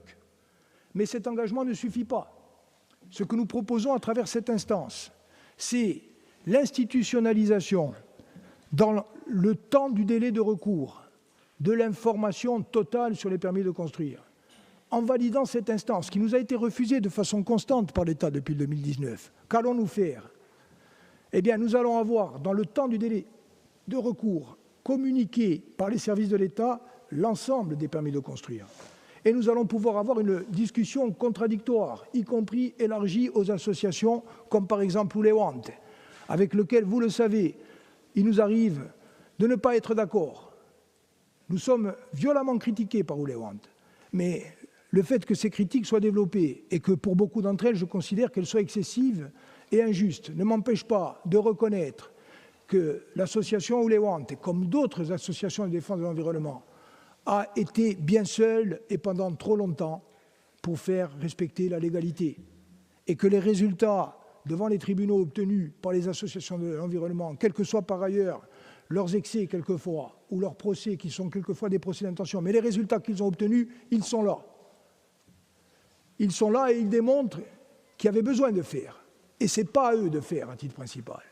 C'est à l'État et ça doit être à nous aussi. Donc, si on a cette instance, on discutera avec l'État, on le rappellera si on considère qu'il y a atteinte, par exemple au PADUC ou à une autre loi, dont la loi littorale, Si on considère qu'il y a atteinte, on demandera à l'État d'exercer son recours. S'il ne le fait pas, à travers l'institution de cette instance, je prends l'engagement de proposer que la collectivité de Corse, systématiquement, engage un recours.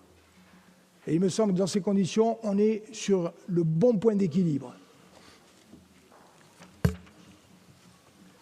Les documents d'urbanisme, on le sait, c'est important. Il faut aider les communes, il faut aider les SCOT, il faut aider les PLU, quelquefois les PLUI. C'est compliqué, il y a un besoin d'ingénierie, nous n'avons pas totalement les moyens, mais il faut y aller. Je rappelle quand même que sur les 34 communes aujourd'hui qui cumulent 80% des transactions immobilières de l'île, 350 communes, 34 cumulent 80% des transactions immobilières de l'île. Cinquièmement, mettre en place une fiscalité immobilière sur les opérations spéculatives. Je me tourne vers les élus de l'Assemblée, majorité et opposition. J'avais produit devant vous, notamment devant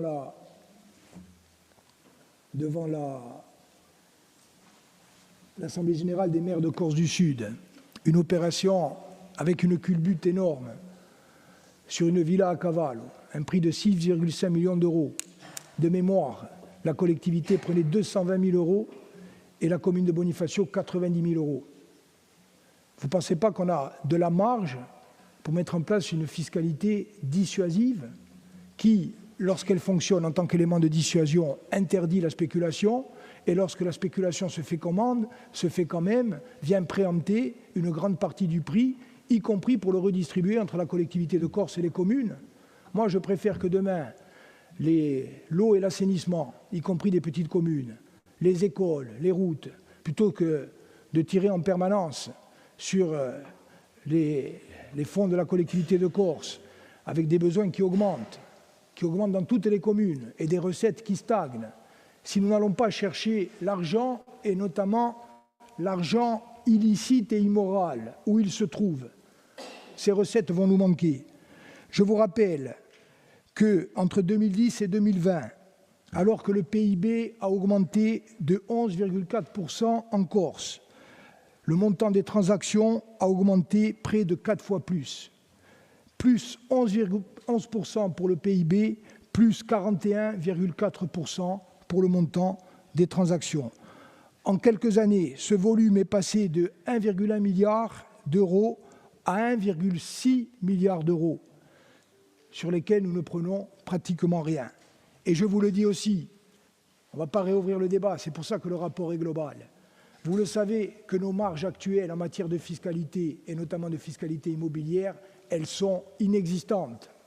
Faire croire qu'à droit constant, on pourra mettre en place une fiscalité immobilière, à droit constitutionnel constant, une fiscalité immobilière de nature à répondre à la spéculation et à faire face à nos besoins, c'est un leurre.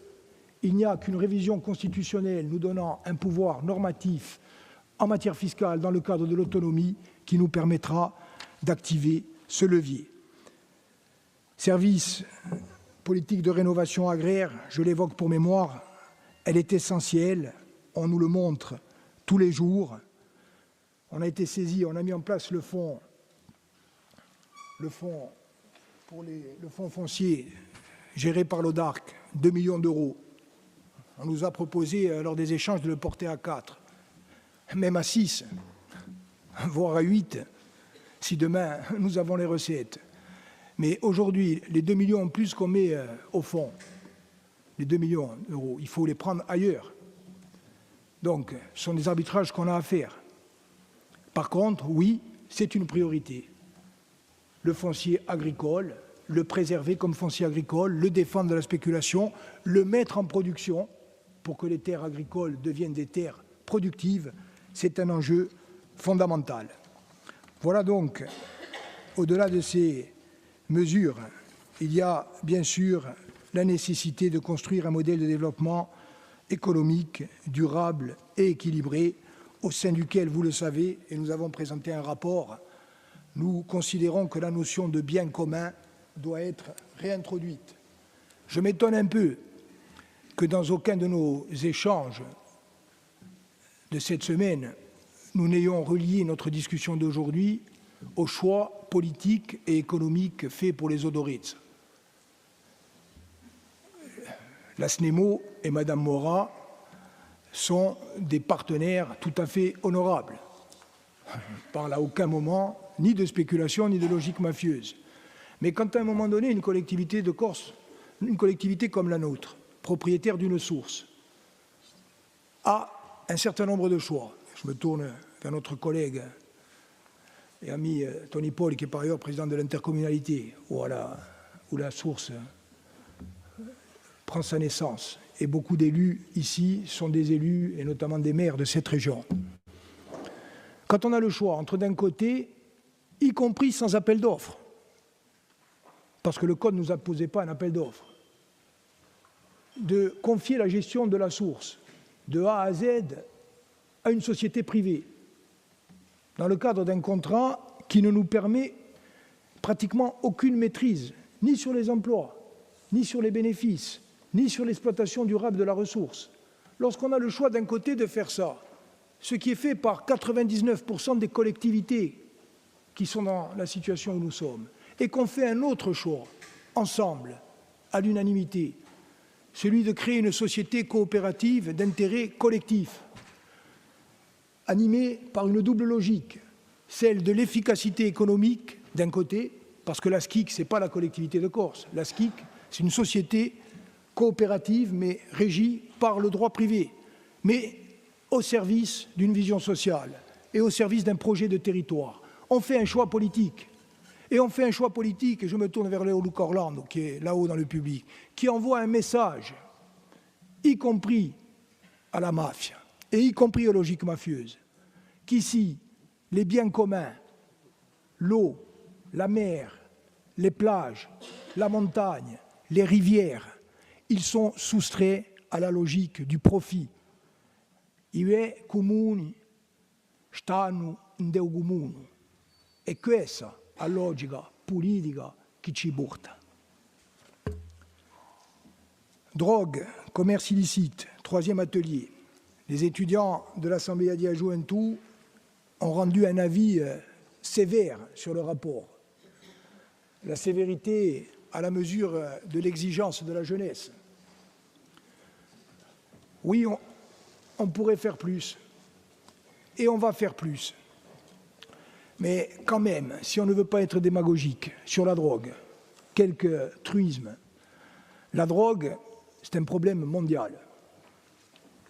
C'est un problème qui touche tous les pays, qu'ils soient démocratiques ou qu'ils soient dictatoriaux. On n'a pas réussi à diminuer l'offre et on n'a pas réussi à diminuer la demande. Et ce marché-là, il a une croissance capitalistique sans équivalent nulle part et dans aucun autre domaine. Ça, c'est la réalité. Et croire que la Corse, a fortiori dans le modèle économique dans lequel elle est, va échapper à cette logique, croire que la Corse va échapper à cette logique, c'est se tromper lourdement. Je vais faire une remarque sur l'État. Nous n'avons jamais eu accès aux statistiques globales en matière de stupéfiants dans l'île. C'est une des raisons qui faisait que nous leur avions demandé de venir. Nous ne les avons pas. Ce que nous savons, empiriquement, parce que c'est notre pays, c'est que la drogue est partout. Elle est dans les villages, elle est dans les villes, elle est dans les bars, elle est dans les boîtes, elle est dans les écoles ou aux abords des écoles, elle est dans les festivals, elle est dans les concerts. Ça, c'est la réalité que nous vivons. Et moi, je dis aussi que face à une réalité aussi complexe, on ne peut pas non plus avoir des réactions qui soient des réactions démagogiques, de tentation d'autodéfense. Nous les avons connues, nous aussi. Cela ne peut pas être une réponse. La seule réponse, elle doit être celle de la loi, et on retrouve les compétences régaliennes. Elle peut être celle des médecins, des services sociaux, du monde éducatif, elle doit être celle de la société tout entière. Et lorsque nous proposons de faire de la lutte contre les drogues une grande cause nationale, en Corse, alors peut-être que la droite préférera dire une cause territoriale, mais ça veut dire quoi? Ça veut dire à l'échelle du territoire sur lequel nous avons des compétences. Allons voir l'ensemble des acteurs et disons-leur, nous ne voulons plus de drogue, ou en tout cas nous en voulons le moins possible. Parce que la drogue, ce n'est pas seulement la destruction de celles et ceux qui en prennent, c'est tout ce qu'elle génère à côté, en termes de destruction des familles, en termes d'infractions connexes jusqu'au plus grave. C'est ce qu'elle fait comme ravage dans les villages, c'est ce qu'elle génère comme profit pour les voyous et pour la criminalité organisée. Et ce n'est pas moi qui le dis, c'est le préfet Amaury de Saint-Quentin qui nous l'a écrit lorsqu'il nous a dit qu'il ne viendrait pas. La lettre est annexée. Il nous dit, de mémoire, les profits générés par le trafic de stupéfiants sont considérables en Corse.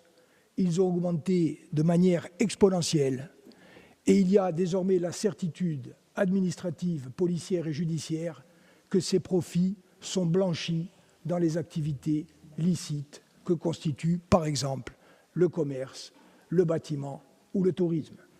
Ce n'est pas les nationalistes qui le disent, c'est le préfet de Corse qui nous l'a écrit.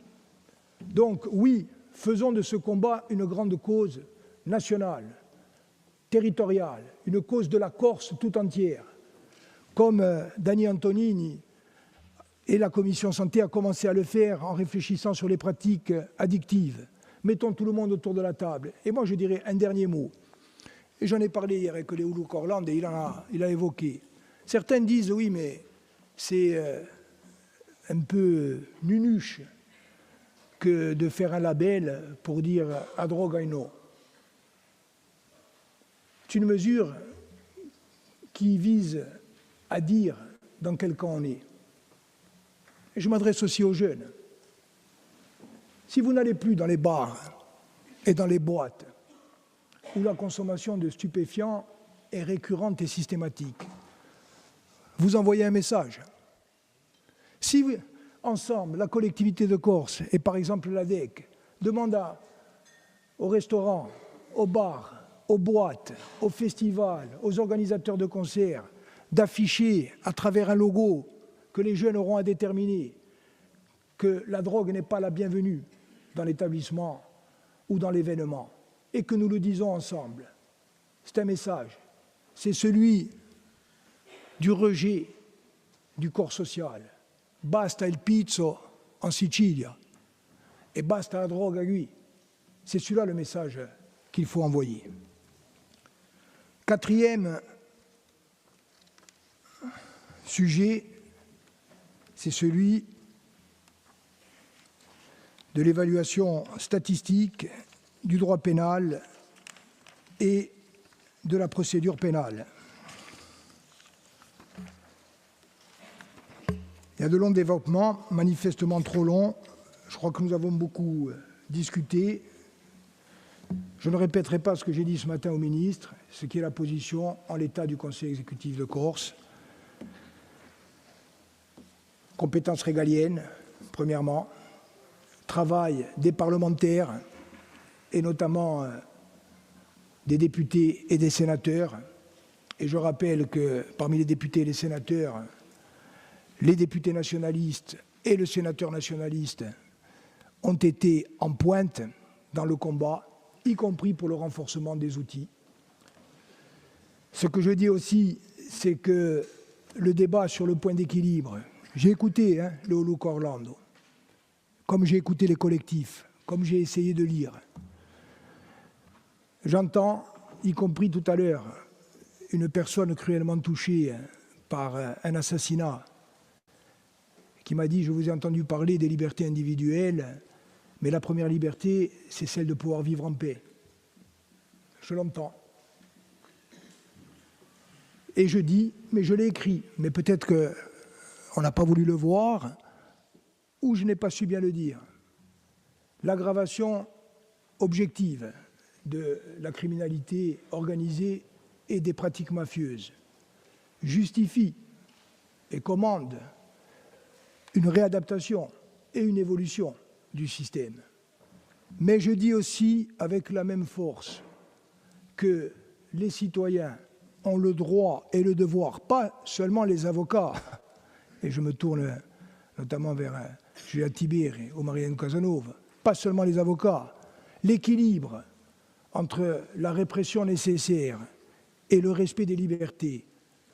Nous y sommes sensibles parce que nous sommes ou avons été avocats. Mais c'est un débat qui concerne tous les citoyens. Et on ne peut pas faire croire que ce qui a été présenté comme naturel et d'évidence, y compris ce matin par le ministre de la Justice, est accepté par tout le monde en France ou en Europe. Je lisais ce matin le rapport parlementaire qui commente le projet de loi au Sénat et dans lequel les deux députés disent qu'ils sont opposés à un parquet national de la criminalité organisée. Et parmi ceux qui sont opposés, il y a également le procureur Moulin, celui qui a mené la lutte antiterroriste en France, qui ne peut pas être suspecté de complaisance, ni pour le terrorisme islamiste, ni pour la criminalité organisée, ni pour les mafias. Donc il y a de vrais débats là. Et moi, ce que je dis, c'est que si on nous consulte, et le Code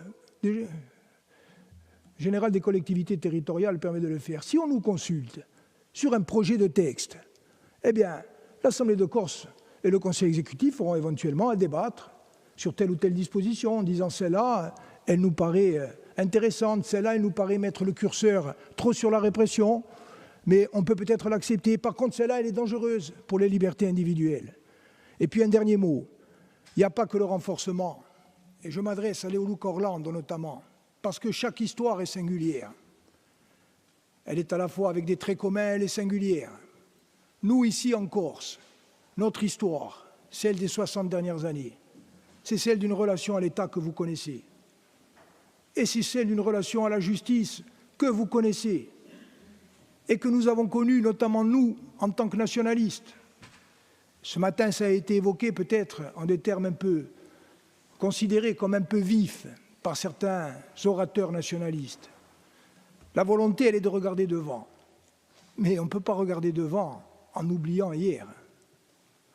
Nous avons connu, et y compris, et je le dis, dans les comités anti-mafia, nous avons connu les dérives des juridictions d'exception. Nous avons connu la mise à l'index de toute une communauté, de tout un peuple. Nous avons connu les abus, nous avons connu les détentions provisoires qui n'en terminent plus. Ça existe, ça. Et moi, ce que je dis, c'est qu'il y a deux axes. Renforcement, oui, des dispositifs et des moyens, mais en respectant, oui, les libertés individuelles. Et deuxièmement, la politique pénale. La politique pénale, c'est la volonté de l'État de considérer la lutte contre la criminalité organisée comme une priorité. Une volonté qui, jusqu'à aujourd'hui, au moins, n'a jamais existé.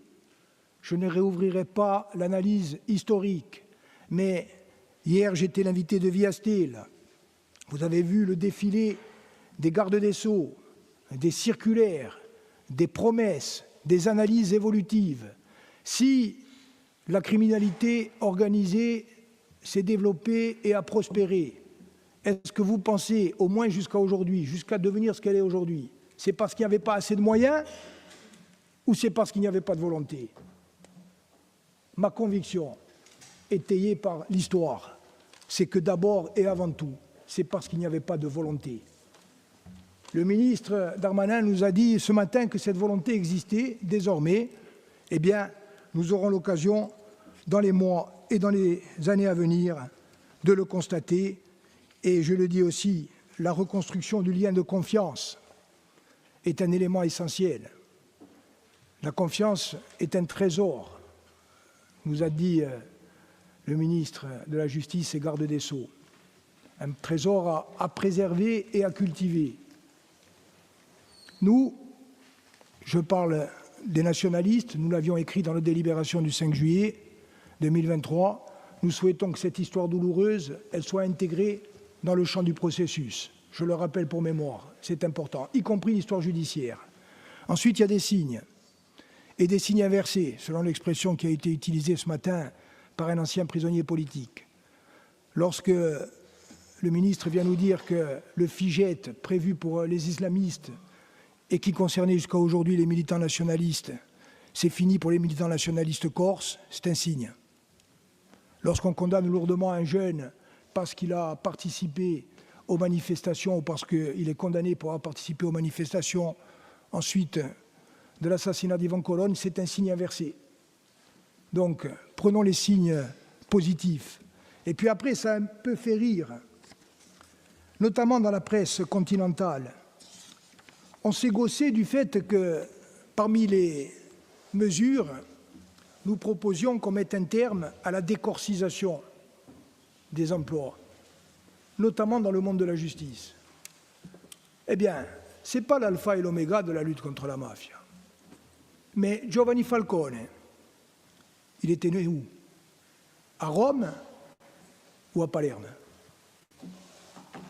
Paolo Borsellino, il était né où? À Rome ou à Palerme?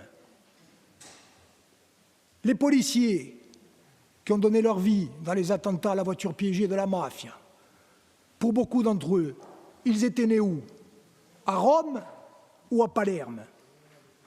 Croire qu'un Corse, parce qu'il est Corse, ne peut pas être juge, ne peut pas être greffier, ne peut pas être policier, croire qu'un Corse, parce qu'il est Corse, n'est pas capable de faire la différence entre le bien et le mal, croire qu'un Corse, parce qu'il est Corse, n'est pas capable de faire primer la loi de la société sur la loi de la mafia, ce n'est pas vrai et ce n'est pas juste.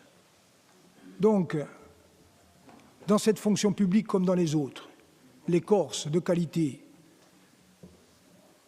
qu'ils reviennent en Corse et qu'ils travaillent au service de la société corse.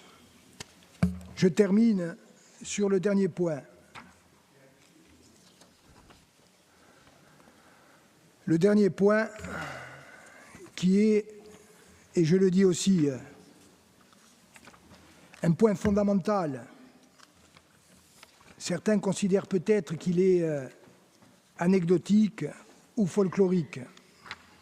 Moi, comme Leoluca Orlando et comme beaucoup d'autres, je pense que le chariot a deux roues, la roue de la légalité et la roue de la culture. Nous avons parlé de la légalité et j'ai en tête la deuxième roue, ce que vous m'avez dit dans cette soirée de 2019 où vous m'avez reçu à la mairie de Palerme. La nuit était tombée et vous m'avez raconté ce que vous nous avez fait partager aujourd'hui, le serment qui vous alliait à celui qui allait devenir président de la République, parce que ensemble vous aviez recueilli le dernier souffle de celui qui, président de région, venait d'être assassiné par la mafia. Et que vous m'avez dit, la lotta contro la mafia si vince o manco con una generazione, attraverso la cultura, attraverso la scuola, attraverso il Méditerraneo. Je l'ai écouté et j'ai essayé de le retenir et de le proposer à l'Assemblée de Corse. Ce combat culturel pour la vie est, à mon avis, une dimension essentielle de ce que nous devons faire. Et il doit impliquer tout le monde. Dans ce rapport, il y a la promotion d'une culture de la légalité et de la démocratie. L'élément essentiel, c'est le partenariat avec l'Académie de Corse et l'Université de Corse. Un mot sur l'Université de Corse, je le dois au Président. le rapport va un peu trop loin par rapport à ce que sont les possibilités actuelles de l'Université de Corse, qui n'a pas les moyens humains contractualisés de travailler sur le phénomène mafieux. Par contre, ce que m'a indiqué le président de l'Université de Corse, en accord bien sûr avec l'ensemble de son équipe et des composants de l'université, c'est que l'université, qui reçoit chaque année 5000 jeunes, a la vocation de s'impliquer pleinement dans ce combat et qu'elle va le faire. Donc, je voulais le dire. Un mot sur le partenariat avec l'Académie de Corse. Cette idée, c'est la collectivité de Corse qui l'a eue. C'est le conseil exécutif de Corse qui l'a eue, ensuite de l'échange avec Léo Luc Orlando et des échanges que nous avons développés dans le cadre des ateliers. Je l'ai d'abord proposé à Jean-Philippe Agresti, recteur, qui y avait prêté une oreille attentive, qui s'y est engagé, mais qui n'a pas pu le mener à bien. Puis ce projet, il a pris une dimension nouvelle, supplémentaire, considérable, grâce au nouveau recteur de l'Académie de Corse, Rémi Paolini, que vous connaissez, et qui, dès que je lui ai fait part de cette idée, m'a dit « on y va », et on y va à fond. Et donc, ce qu'on vous demande de voter aujourd'hui, c'est un principe. Il n'appartient pas à la collectivité de Corse de définir des programmes d'éducation dans le cadre de l'EMC, en éducation civique. Ça, c'est le travail de l'académie, c'est le travail des enseignants, de la communauté éducative. Et donc, bien sûr, d'abord et en premier lieu, du recteur. Par contre, ce qui est proposé, c'est effectivement qu'à tous les stades et à tous les âges, et avec une adaptation en fonction de l'âge et du degré de maturité, cette culture de la légalité soit transmise année après année, cycle après cycle, aux enfants. Culture de la légalité, culture de la vie, culture du procès équitable, culture de comparaison avec ce qui s'est fait ailleurs, culture des droits de l'homme, c'est une proposition d'amendement de la Ligue des droits de l'homme, avec bien sûr de la prudence, parce que des affaires ou des matières aussi douloureuses doivent être traitées avec précaution. Il appartiendra aux professionnels de l'éducation de définir les contenus, des interventions, les collectifs anti-mafia bien sûr, la Ligue des droits de l'homme, en tout cas j'y suis favorable, des policiers, des avocats, des juges. Voilà ce qu'il est possible de faire si vous le décidez à compter de la rentrée septembre 2025. Pour le 300e anniversaire de la naissance de Pasquale Bauli. Parce que je le dis aussi, la culture de la légalité, la culture de la République, la culture des valeurs universelles, ce n'est pas seulement la République française, c'est la République française, mais c'est aussi la nation corse du XVIIIe siècle. Et c'est la raison pour laquelle, et ça a été validé par le recteur, il est important que cet apprentissage de la culture de la légalité se fasse aussi en langue corse, aussi dans le cadre des enseignements immersifs, bilingues, parce qu'il ne faut pas qu'il y ait d'un côté la langue de la légalité, le français, et de l'autre la langue du refus du droit, qui pourrait être le corse.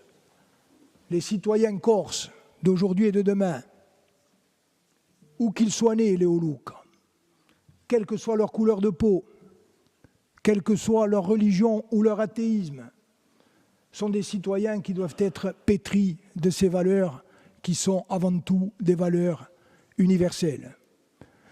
Et je termine en disant que oui, il faut mobiliser tous les acteurs, et notamment après ce qui s'est passé le 15 décembre 2024 et la visite du pape, nous ne pouvions pas ne pas évoquer le rôle que pourrait jouer l'Église. Au moment où le pape est gravement souffrant et où nous formons des vœux pour qu'il se rétablisse, nous avons en mémoire que nous soyons catholiques ou que nous ne le soyons pas, ce que cette visite a produit de positivité, d'espoir, de foi, non pas au sens religieux seulement, mais au sens collectif dans notre avenir. Et vous disiez ce matin monsieur le député, monsieur le maire de Palerme, que l'Église en Sicile a souvent été ambiguë, voire plus, vis-à-vis de la mafia. En Corse, l'Église, comme dans beaucoup de régions méditerranéennes, a joué un rôle majeur, elle continue d'y jouer un rôle majeur, et elle a toujours su, depuis les événements de Basteligafèche notamment, se positionner pour interpeller la société, pour interpeller l'État et pour contribuer à pacifier et à apaiser. Et lorsqu'en plus l'Église a la chance d'avoir un évêque, désormais cardinal, comme l'est Monseigneur Boustillot, je crois que nous devons nous appuyer dans le respect du principe de la laïcité, sans confondre les niveaux, sur cette volonté. Comme nous devons nous appuyer, je le pense, sur les confréries, parce que les confréries sont à la fois, je salue Jean-Baptiste Arienne, elles sont à la fois religieuses, cultuelles et sociales. Il y a dans chaque piève de Corse, dans chaque village, des confréries. Et je me rappelle, dans les années 2010, au moment où nous étions déjà bouleversés par un drame terrible, les confréries, notamment à Bastia, avaient ouvert des espaces de parole, ouverts à tous, pour que nous réfléchissions sur cette violence qui déjà broyait notre jeunesse. Peut-être pourrions-nous le refaire aujourd'hui. Voilà donc ce que le Conseil exécutif de Corse propose avec humilité. Nous avons confiance dans la sagesse de l'Assemblée de Corse pour améliorer ces propositions, pour les compléter, y compris en nous nourrissant jusqu'au tout dernier moment des propositions de celles et ceux qui ont travaillé avec nous. Et je le redis pour terminer, aujourd'hui, nous posons la première pierre, la fondation de cette maison commune qui est celle d'une Corse et d'une société corse libre, apaisée et démocratique. Je vous demande, je vous propose, je vous exhorte à ce que nous posions cette première pierre ensemble.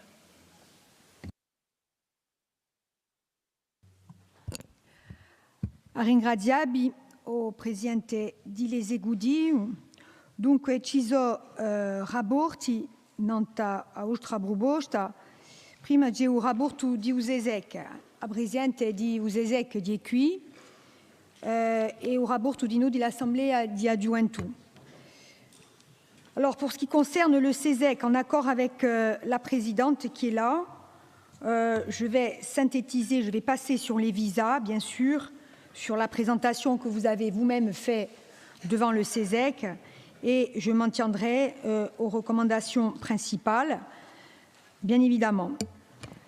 Alors, le CESEC de Corse, en tant que représentant de la société civile, se félicite de constater qu'une mobilisation citoyenne organisée et pérenne s'est constituée contre la violence à caractère mafieux et trouve écho au sein de la société, des élus et des institutions.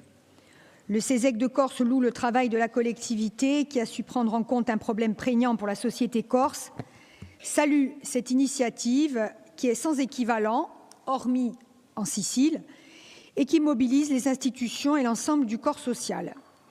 La lutte contre les dérives mafieuses exige en effet un engagement et un investissement significatifs de la part de tous.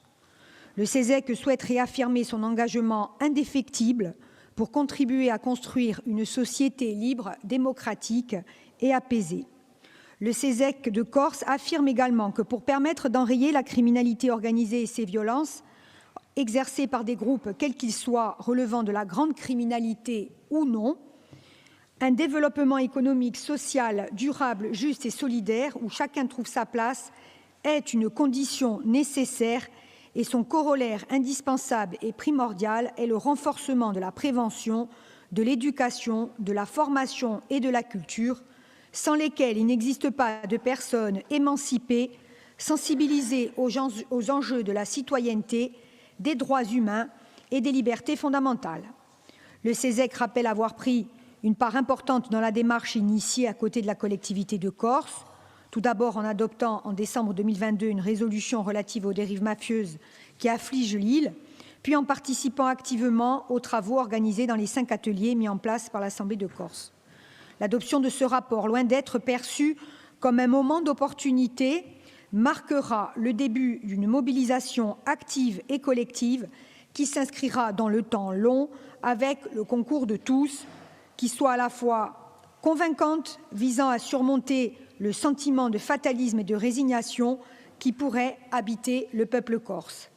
À la lumière de ces remarques et observations formulées lors de l'analyse des propositions présentées, le CESEC réaffirme avec force sa volonté de s'engager dans cette dynamique de co-construction d'un pays, d'un projet de société fondé sur des valeurs de liberté et de justice, voué à l'émancipation individuelle et collective, et souhaite être étroitement associé aux travaux qui seront entrepris. Donc il y a tout le détail des propositions que vous avez faites, Monsieur le Président, qui sont commentées. Je ne vois pas d'opposition majeure sur ces, autrement je les aurais signalées. J'en viens à la conclusion. Donc, face à cette réalité de dérive mafieuse, le CESEC rappelle qu'il est impératif de s'atteler à offrir un autre destin aux Corses, notamment à la jeunesse, en ouvrant des perspectives prometteuses et en les éloignant des tentations criminelles. En investissant dans l'éducation, la formation, la création d'opportunités, nous pouvons bâtir une société où chacun trouve sa place et contribue au bien commun. Ce rapport est bien le signe d'un engagement collectif visant à faire passer le système mafieux d'une réalité occulte à une réalité manifeste. Encourager la transparence et le débat public est crucial pour briser la loi du silence et exposer les fonctionnements criminels. Une société informée et engagée est mieux équipée pour résister à l'emprise de la criminalité et pour soutenir les efforts de lutte contre celle-ci. Le CESEC de Corse réaffirme son engagement à contribuer par son action, ses travaux, ses réflexions, à accompagner la collectivité de Corse dans la définition des objectifs et des actions pour une Corse libre, apaisée, démocratique. Il émet un avis favorable au plan de lutte contre les dérives mafieuses et aux 30 mesures proposées. Voilà pour ce qui est du CESEC. Concernant l'Assemblée Adiaduentu, je rappelle que l'Assemblée Adiaduentu est organisée en 3 commissions. Et ce sont chacune de ces commissions qui se sont exprimées, sachant qu'il n'y avait pas de session plénière dans l'intervalle entre le moment de la transmission du rapport et l'examen d'aujourd'hui. Donc, le rapport, de manière globale, est défavorable à réservé à défavorable ou défavorable à réservé, puisqu'il y a sur les 3 commissions 25 avis défavorables, 20 avis réservés, 1 abstention. Donc les jeunes sont en attente de mesures peut-être plus précises, mais conformément à ce que nous avons évoqué, je vais lire la synthèse, je dis bien la synthèse du rapport de chaque commission, parce qu'il y a 20 pages de rapport. Voilà, ce qui signifie que la jeunesse s'est imprégnée des choses et souhaite avancer encore plus avant sur le sujet. Donc, concernant la commission Lingua, Cultura et Ambiente, la commission estime que ce rapport ne répond pas à ses attentes, ni sur la forme ni sur le fond, bien qu'elle ne doute pas de la sincère détermination des rédacteurs à lutter contre la mafia. Elle salue d'ailleurs le fait que la collectivité de Corse soit la première en Europe, excepté le cas italien, nous en avons parlé ce matin, à s'emparer de ce sujet crucial pour le peuple corse. La Commission regrette d'avoir été sollicitée tardivement. Les propositions sont parfois vagues, peu concrètes, parfois, Monsieur le Président, je lis le rapport, bancal. La Commission souhaite voir l'émergence d'une stratégie forte et ambitieuse qui propose des leviers de lutte contre les pratiques mafieuses dans tous les secteurs. Le cadre à imposer doit être celui d'un projet de société pour la Corse et les Corses dans la perspective d'un avenir de paix. Un avenir où notre génération ne saura trouver la mort, ne saura glorifier la mafia. Et cela également pour les générations à venir. Nous, représentants d'une partie de la jeunesse, nous voulons nous tenir loin des discours opportunistes et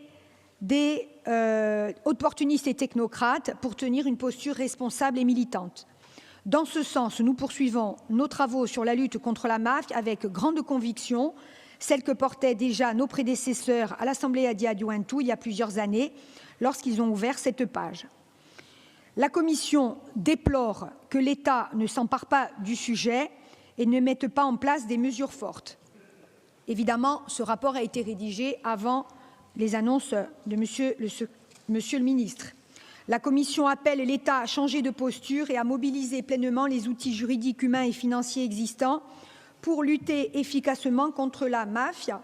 La Commission souhaite enfin que ces remarques et propositions transmises soient étudiées dans leur intégralité par l'ensemble de leurs représentants politiques. Concernant la Commission sociale, éducation et formation, elle remercie le président du Conseil exécutif pour la présentation du rapport et son engagement à associer différents acteurs, dont les collectifs anti-mafia et l'Assemblée Adiaduantu. Cependant, elle émet un avis réservé sur le contenu du rapport, le jugeant insuffisant face à la menace mafieuse en Corse. Elle soulève plusieurs points. La Commission souligne que le rapport était attendu comme un outil fondamental pour lutter contre la mafia et protéger l'avenir démocratique de la Corse. Elle regrette l'absence de l'État dans ce travail. C'est moi qui le précise, évidemment, dans les commissions antérieures et dans les ateliers. Elle critique l'usage du terme dérive mafieuse au lieu de mafia, estimant qu'il minimise la gravité du phénomène. Plusieurs mesures sont jugées incomplètes, notamment le label à drogue à no, vous y avez fait référence, Monsieur le Président, qui semble inefficace s'il n'est pas accompagné de sanctions plus strictes. De plus, de nombreuses propositions émises en atelier ont disparu du rapport final. La Commission regrette que la précarité ne soit pas davantage intégrée à la lutte anti-mafia. Elle critique également l'emploi du terme déterminisme culturel qu'elle juge réducteur et stigmatisant. Des interrogations persistent sur la mise en œuvre de certaines propositions, comme la charte éthique de l'élu, l'instance consultative sur la lutte contre la mafia ou encore le prix Cittadinanza pour sensibiliser la jeunesse. Elle salue la volonté d'adhésion au Forum européen pour la sécurité urbaine, l'implication des cultes et de l'Académie de Corse dans la promotion de la liberté, de la légalité et l'enquête menée auprès des jeunes. Donc, la Commission, malgré la reconnaissance du travail effectué, appelle à une stratégie plus forte, intégrant tous les acteurs concernés. Concernant la Commission Sviluppo Economico, Trasporti et Affari Europei, elle émet un avis défavorable et rappelle le contexte difficile dans lequel a été élaboré ce rapport. Elle salue dans leur ensemble les propositions concernant les thématiques éthiques et politiques publiques, plus particulièrement concernant la probité des élus et le renforcement du dialogue entre l'AFA et la collectivité de Corse, et elle s'interroge au sujet de l'instance consultative lutte contre les dérives mafieuses. Elle s'inquiète des propositions relatives au secteur économique particulièrement exposé et elle déplore certaines propositions comme le refus de l'instauration d'une régie publique unique pour la gestion des déchets, de l'utilisation de la notion de bénéfice raisonnable et s'alarme des mesures concernant la loi littorale, les ESA, etc. Elle salue les mesures évoquées dans le rapport concernant la lutte contre les substances illicites et demande un déblocage de moyens humains et financiers concernant la lutte contre la drogue et elle propose un ensemble d'actions à la collectivité pour améliorer la lutte contre la consommation de drogue. Elle émet des réserves concernant des instruments d'analyse et de quantification ainsi que les politiques et procédures pénales.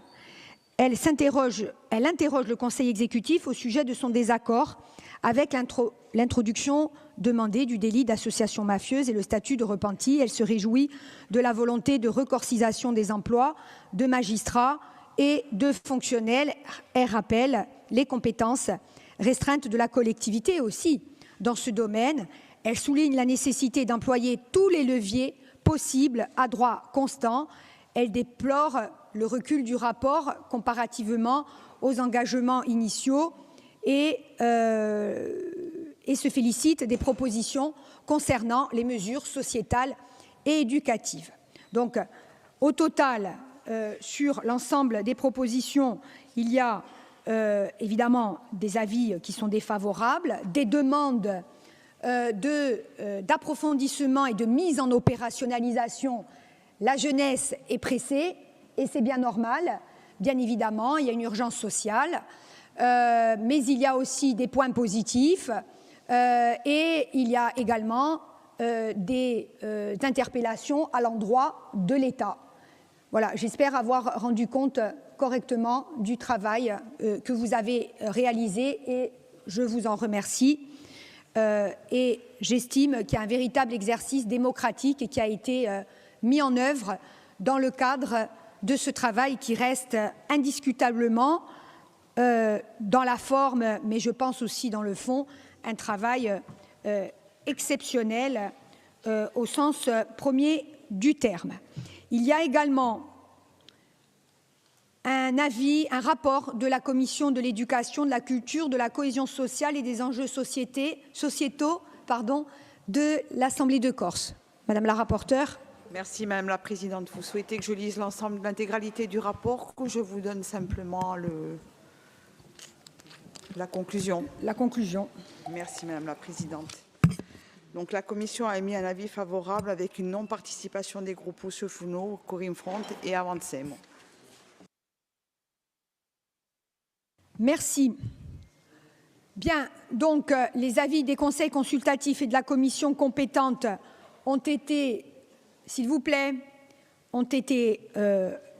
rapportés. Je vais passer la parole au groupe. Nous avons décidé en commission permanente qu'il y aurait doublement des temps de parole, comme le permet le règlement intérieur. Josefa Giacometti, non inscrite, m'a demandé de vous signaler que pour des raisons de santé, elle n'était pas là et elle vous a transmis un document qui est sa position pour que les groupes puissent, s'ils le veulent, en tenir compte dans leurs réflexions et dans leurs amendements éventuels, bien sûr. Donc maintenant, la parole est à qui veut la prendre. Alors j'ai une demande de Paola Mosca. Ringrazio Madame la Presidente.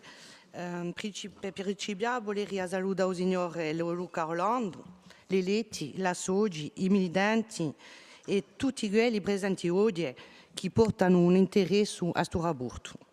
Un rapporto che non è mica solo una tappa, ma di un documento che esprime una speranza. Ci siamo levati insieme in lo stesso garuglio, pensando alla bene in cui sono i delini, ma oggi la strada ti porta verso il ruggio, un liquidato bianco di omicidio di Edwene. E parola di sta canzone, Siringa, scritta da Henri Olmetta per il gruppo L'Albino, alla fine degli anni 80, trovano oggi un ribombo nuovo con il problema della droga sempre più presente e che ci lascia impudenti. A droga basta, a droga vorra, basta rimigna. Queste rivendicazioni di un movimento nazionale bramando un'altra bene per la Corsica e la sua gioventù sono più che mai d'attualità. Quando lo si sa che qualche anno fa non ce n'era tanto e che ora ce n'è dappertutto, sino alla luce di collegi e di licei. A Corsica è sempre stata un'eccezione. I suoi valori d'aiuto, di solidarietà, di lea familiare, la sua cultura, la sua lingua e la sua tradizione hanno permesso di preservare il nostro popolo. Intanto, la nostra società conosce la crisi e perde il senso di valore che hanno fatto la forza di questo popolo.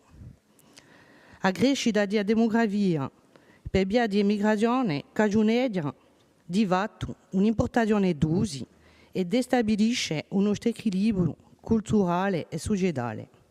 A questo si aggiunge la situazione particolare del turismo e lo spirito di usuldure in una società di piacere che produce una crescita della criminalità e una perdita di identità. Nella stessa canzone si trovano di queste parole, ma soprattutto le duvane delle due braccia, non sai quanti mondioni si lasciano ingrassare. Venerdì, al di là delle sofferenze di quelli che toccano la droga e di famiglie, quanto mafiosi si arricchiscono, quanto mercanti morte investiscono in stabilimenti, casali, case, terreni. Lo sappiamo tutti. Le principali risorse dell'organizzazione criminale sono progetti immobiliari, estorsione di fondi e traffico d'alluvio. Di questa realtà, si può pensare che sta rimini a bossi smarrici da berela. Ognuno deve provare ad impegnarsi per trovare maniera che non si sviluppasse di più e che non incancherebbe mica di più la nostra società. Non si può mica pensare di noi che la repressione sola sia la sola maniera di fare la smarrisce. Sicura che la polizia e la giustizia, che sono le competenze dello Stato, devono fare il suo lavoro, facendo inchieste, interpellazioni, recuperazioni, controlli all'entrata dei porti e degli aeroporti e distruzione di erede, condannando i mercanti di morte. Ci vuole di noi che i servizi dello Stato siano di più attenti all'abbianchimento di soldi, che il traffico di droga non è mica solo un problema di Ugaruggio. Di noi e soprattutto l'investimento di miliardi di euro nell'economia legale. Un polemica che sta lotta sia solo quella dello Stato. La nostra responsabilità di eletti di trovare noi mezzi di lotta, di prevenzione, di sostegno per i consumatori, per le famiglie e per tutti i soci impegnati, accoppiati a una pedagogia in linea con i zideli e le famiglie, in scuola, in casa e in tutte le strutture associative, con l'arnesi che sono i nostri, anzitutto dei domeni di uso sociale, di cultura e di sostegno sanitario e medico-sociale. Ci tocca proporre alla nostra gioventù una vera prospettiva da bene, un progetto di società in cui il lavoro è valorizzato, da che non siano mica attirati dalle soluzioni di facilità per costruire una società che noi vogliamo per il nostro paese, una società appaggiata, libera, democratica, giusta, di fratellanza, costruita nel rispetto dell'interesse generale e del bene comune e che corrisponde a ciò che noi siamo. A ringraziarvi. A ringraziarvi. Qual è chi vuole via la parola?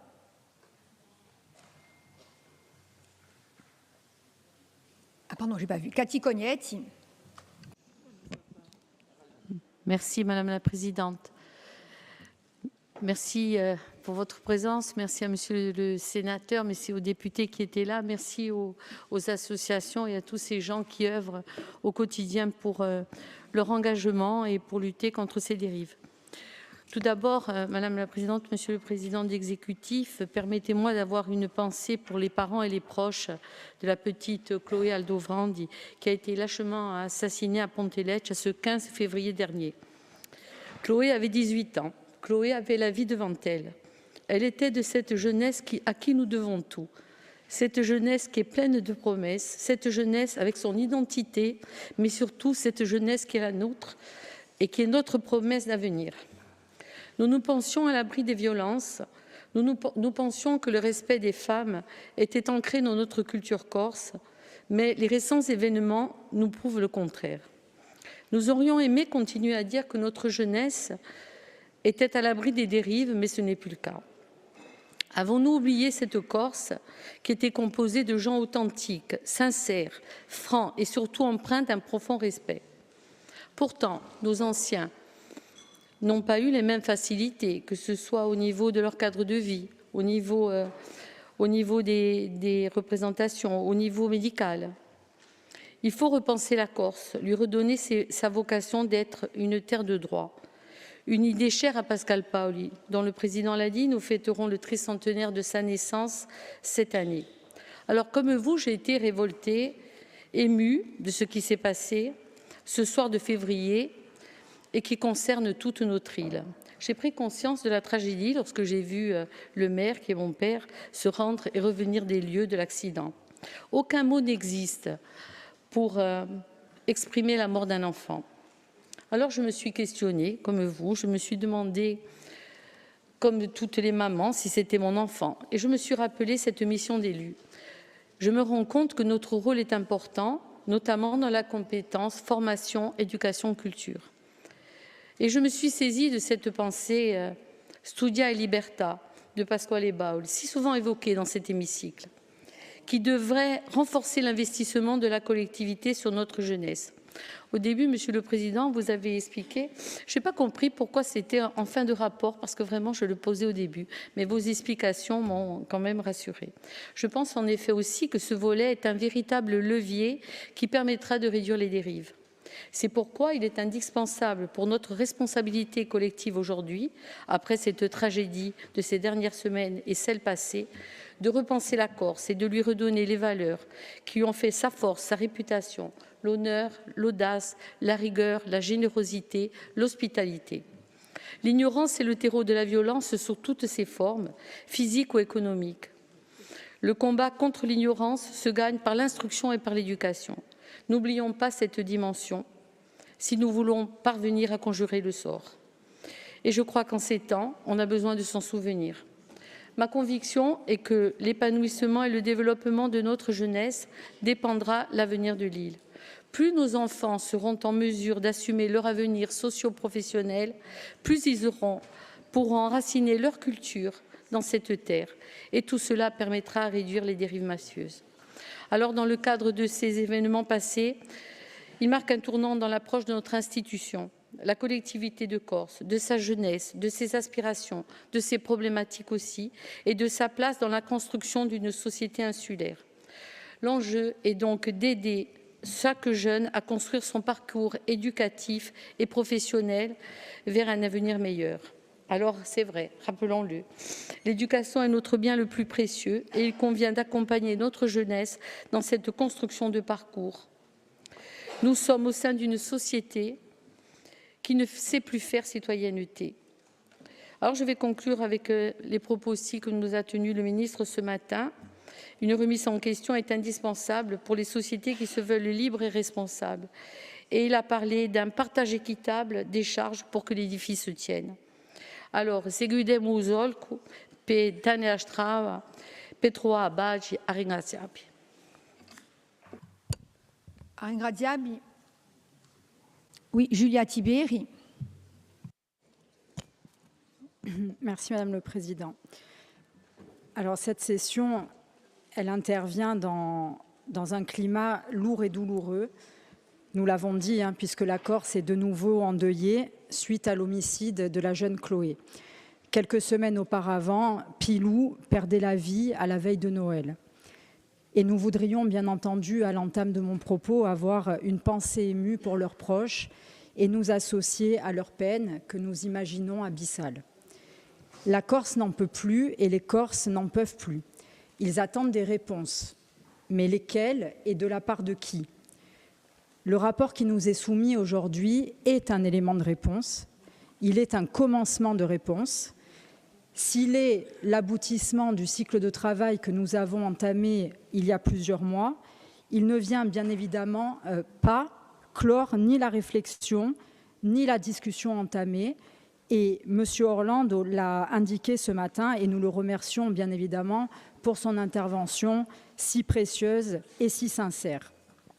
Alors, est-ce que le rapport qui nous est soumis est parfaitement satisfaisant ? À l'évidence, la réponse est non.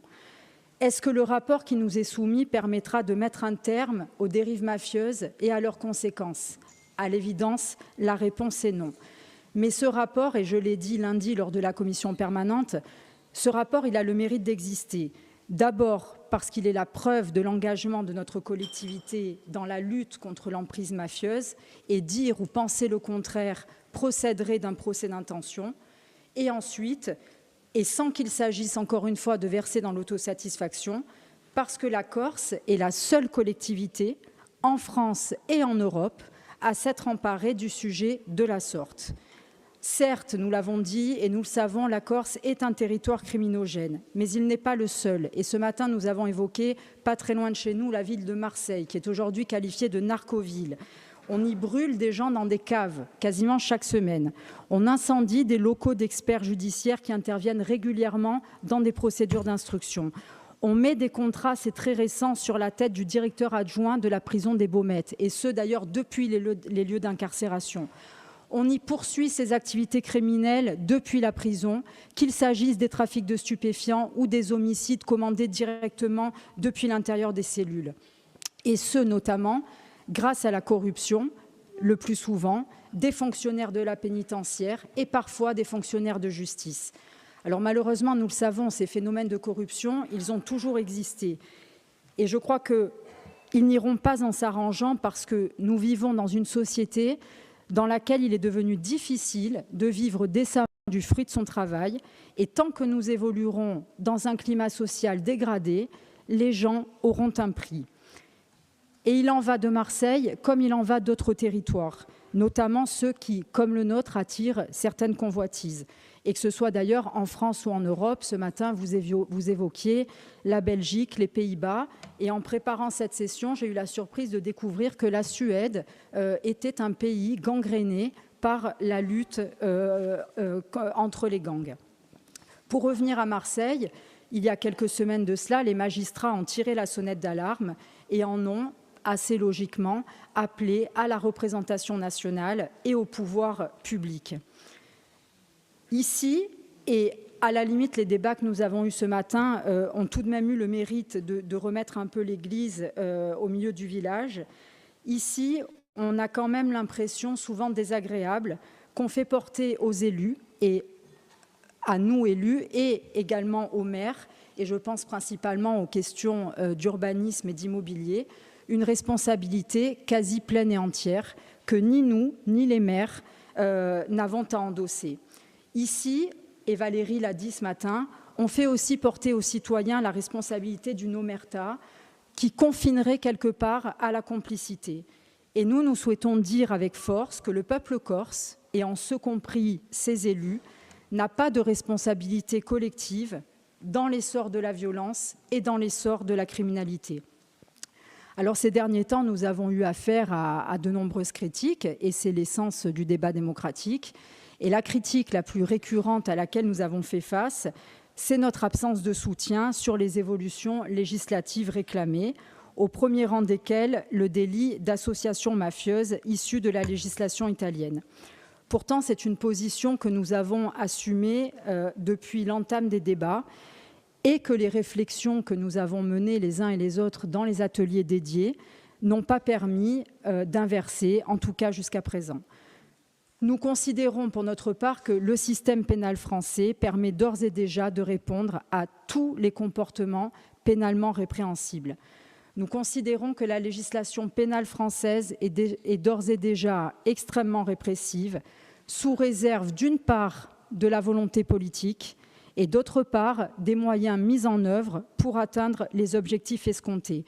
Et je pense à l'infraction d'association de malfaiteurs, à la circonstance aggravante de bande organisée, qui permet d'appréhender des infractions de très grande complexité liées au trafic de stupéfiants notamment, qui sont des infractions criminelles d'ores et déjà passibles de la cour d'assises spécialement composée, c'est-à-dire de la cour d'assises sans juré populaire. Sans oublier les GIRS, la Junalco, dont aujourd'hui l'évolution est en débat, la création de ce fameux parquet appelé PNACO, qui ne fait même pas l'unanimité chez les magistrats eux-mêmes, et Monsieur le Président, vous l'avez rappelé. Et ce matin, nous avons appris la création future, prochaine, d'un parquet spécialisé anticriminalité qui serait basé en Corse et sur lequel, bien évidemment, il nous faudra avoir une attention toute particulière quant aux moyens, quant aux contours et quant à la territorialité. Alors on assiste au fil des ans et de l'actualité, parce que nous sommes dans une société qui réagit sous le coup de l'émotion de manière quasi constante, à un durcissement du dispositif répressif. Et force est de constater qu'il n'y a aucune corrélation établie entre ce durcissement, je le disais au ministre ce matin, et l'amélioration de notre sécurité collective. Les évolutions législatives intervenues ces dernières années, et il y a eu plus de 10 législations notables depuis 2004, n'ont pas rendu la justice plus efficace. Et au contraire, elles l'ont rendue plus complexe par des empilements successifs. Nous avons assisté à des réformes ambitieuses qui n'ont jamais bénéficié des moyens de leur mise en pratique, si ce n'est pour quelques dossiers exceptionnels. Nous avons assisté à des réformes bien trop nombreuses qui ont été uniquement pensées dans un objectif de réduction des coûts. Monsieur le Président, vous faisiez état tout à l'heure de cette commission. J'ai effectivement, moi aussi, pris connaissance des extraits d'un rapport d'évaluation des politiques publiques en matière de lutte contre le crime organisé. Et la procureure générale près la Cour d'appel de Paris, donc quand même, encore une fois, qu'on ne peut pas ni taxer de corporatisme ou de complaisance, qui n'est pas convaincue, je le disais, par la réforme du PNACO, je la cite, indiquait « La pratique nous a souvent enseigné qu'une idée a priori séduisante dans son énoncé peut s'avérer être, dans le choix opérationnel, un miroir aux alouettes. » Nous ne sommes pas convaincus que les évolutions législatives réclamées constitueraient une plus-value. En revanche, nous sommes convaincus que ces évolutions entraîneraient, dans les faits, une régression des droits de la défense, des droits fondamentaux, des libertés publiques et fondamentales auxquelles nous sommes viscéralement attachés. Et cadenasser la discussion en faisant croire à ceux qui nous écoutent et en faisant croire à ceux qui attendent des réponses que le seul moyen de lutter contre les dérives mafieuses serait d'intensifier la répression est faux. Et on cite souvent l'exemple italien pour nous persuader du bien fondé de sa législation.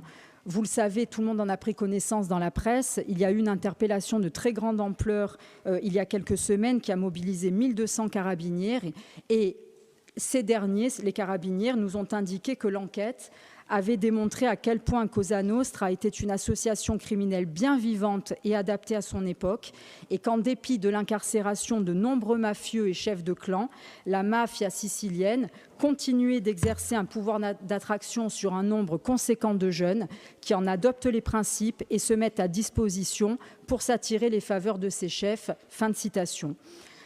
Alors ce n'est pas parce que nous sommes attachés à l'état de droit, aux droits fondamentaux et aux libertés que nous sommes complaisants vis-à-vis des criminels ou vis-à-vis de la criminalité. Ce ne sont pas plus des réflexes pavloviens d'avocats comme on a pu le lire hier dans la presse. D'une part parce qu'il n'y a pas que les avocats qui sont attachés aux droits et aux libertés, et d'autre part parce que nous sommes, nous aussi, des citoyens et qu'aucun d'entre nous, personne d'entre nous ici, n'a envie de vivre dans une société dans laquelle on tue des jeunes tous les 4 matins. Cela dit, nous ne voulons pas non plus vivre dans une société dans laquelle le tout sécuritaire l'emporterait sur les droits et libertés et surtout pour une efficacité qui n'est pas démontrée. Et c'est là effectivement toute la difficulté de ce point d'équilibre à trouver. Et finalement, nous sommes presque face à un choix de société. D'un côté, préserver notre système démocratique qui, je pense, est d'ores et déjà mis à mal par un recul de l'état de droit qui contraint nos libertés en même temps qu'il laisse prospérer la grande criminalité.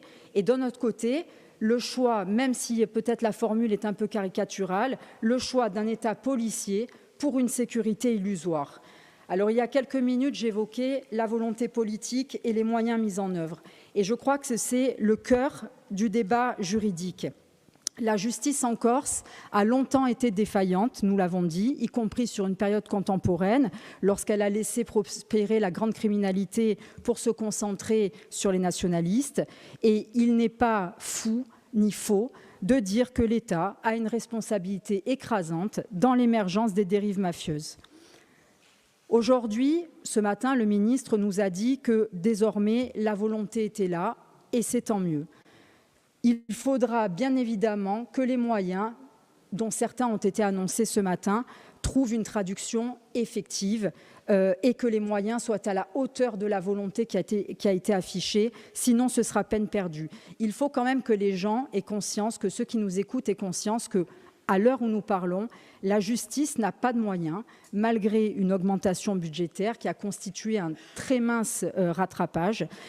Le ministre Darmanin l'avait dit lui-même il y a quelques jours dans la presse, c'est une avancée, mais nous sommes encore loin des moyens nécessaires pour répondre pleinement aux défis de la justice. La France demeure en queue de peloton des pays européens. Il faut savoir que c'est une institution qui manque de moyens humains, de moyens matériels, de moyens financiers, y compris dans des procédures, parce que ça coûte de l'argent de faire des analyses ADN, des investigations téléphoniques, etc. On manque de magistrats, de greffiers, de policiers. Je le disais ce matin, les syndicats de police encore sont alertés sur le sous-effectif.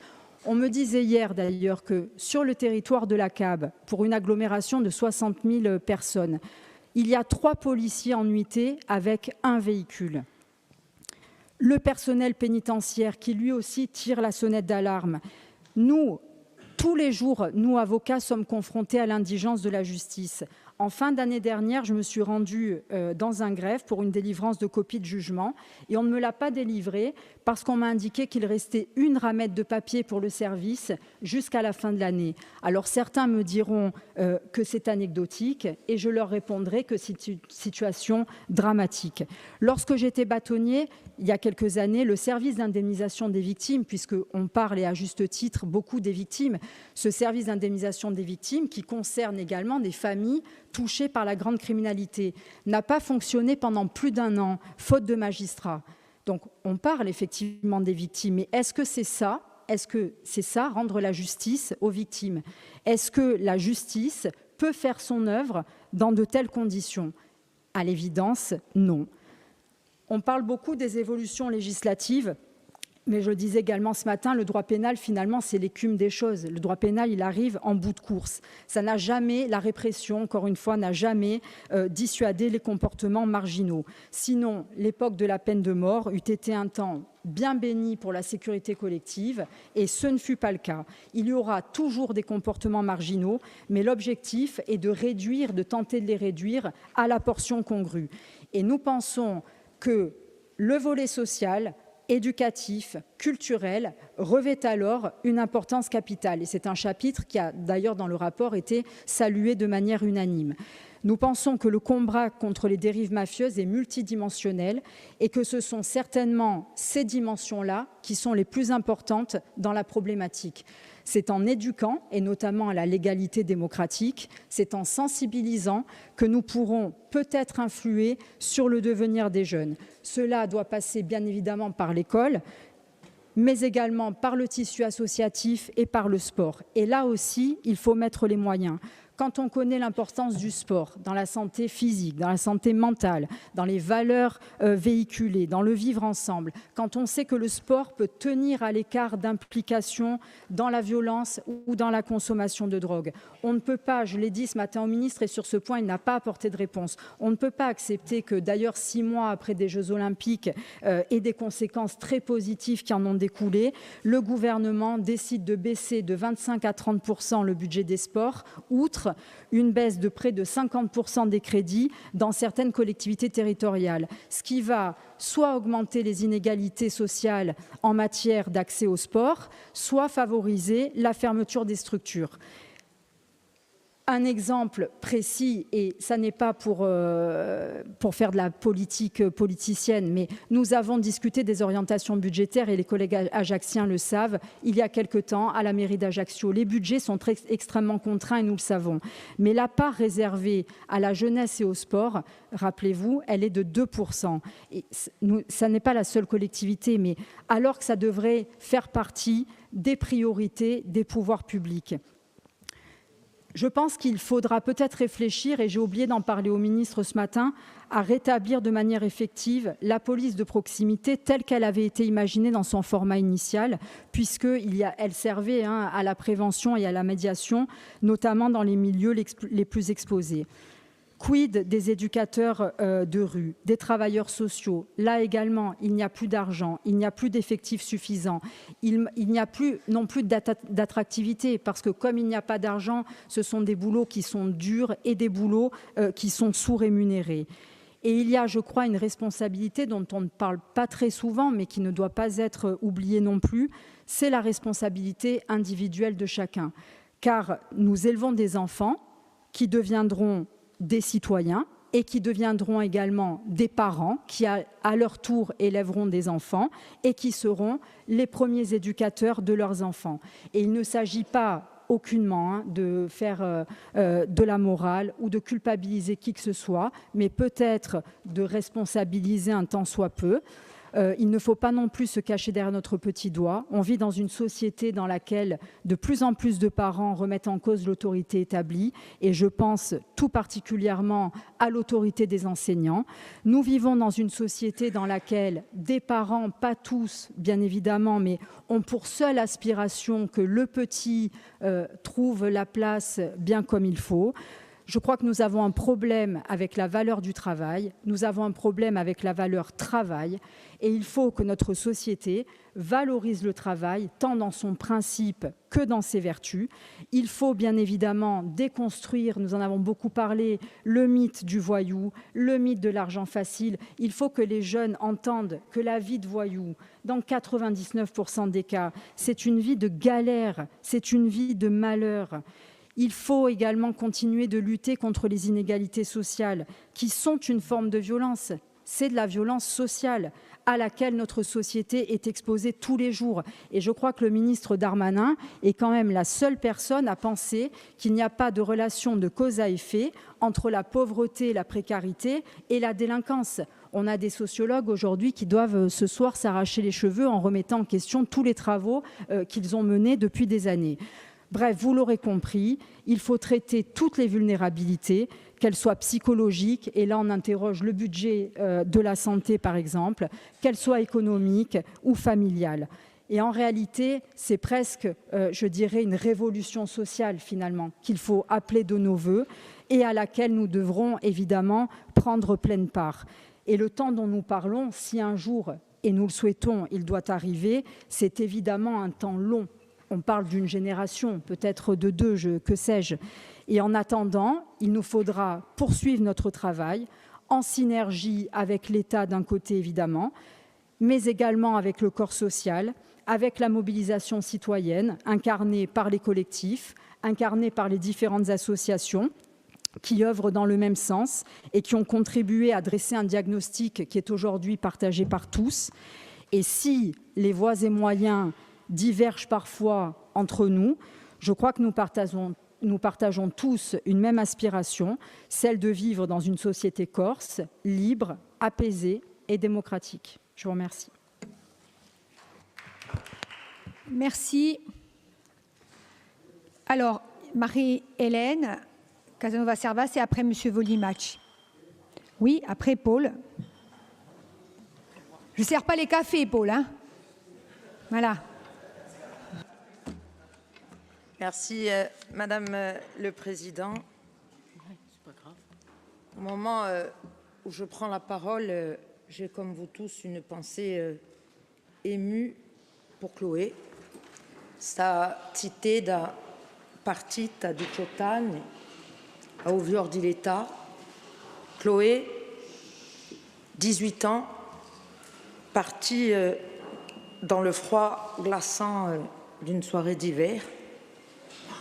Chloé, dont les parents nous ont demandé de continuer à la faire briller et à l'honorer pour ne pas l'oublier.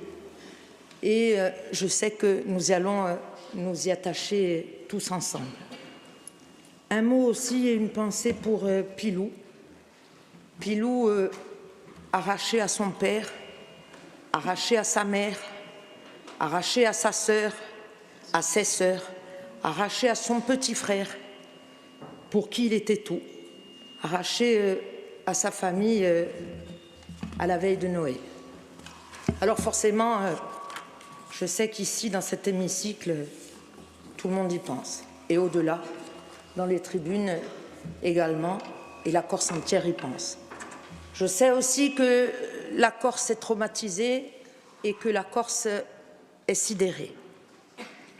Au vu de l'amplification de la criminalité organisée en Corse, la création des collectifs et associations avait pour but un réveil des consciences collectives à tous les niveaux de la société et aussi un durcissement de notre arsenal législatif.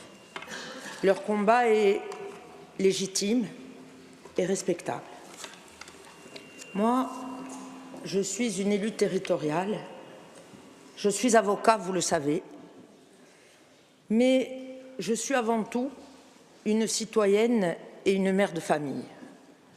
Mon fils a 25 ans. Et aujourd'hui, je prends la parole, bien sûr en ma qualité d'élue, mais surtout en tant que citoyenne corse et mère de famille. J'entends les fortes attentes des collectifs et des citoyens face aux phénomènes mafieux qui gangrènent notre société et qui détruisent notre cohésion sociale. Le droit italien inspire nombre de revendications et propositions des collectifs. Certaines sont d'ailleurs incluses dans des réformes récentes. D'autres ne sont pas, à notre sens, adéquates, voire parfois même redondantes ou inefficaces.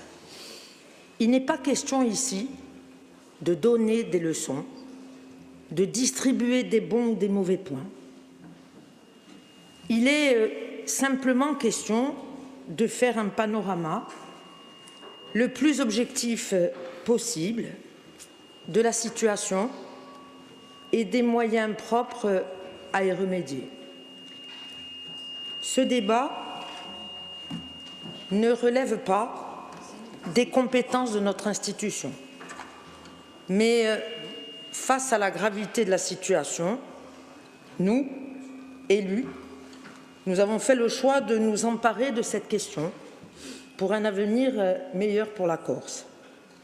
Notre volonté était et reste de faciliter la mobilisation qui vise à préserver la population des menaces mafieuses. Notre responsabilité en tant qu'élus, c'est d'écouter ces attentes et d'y répondre. D'y répondre avec honnêteté et sincérité, tout en ayant pleinement conscience des enjeux. Mais cela, ça ne doit jamais nous faire renoncer à l'essentiel. L'essentiel, c'est bâtir une société de droit fondée sur l'équilibre des pouvoirs. Alors, on va être très clair. Existe-t-il des logiques mafieuses en Corse? Oui.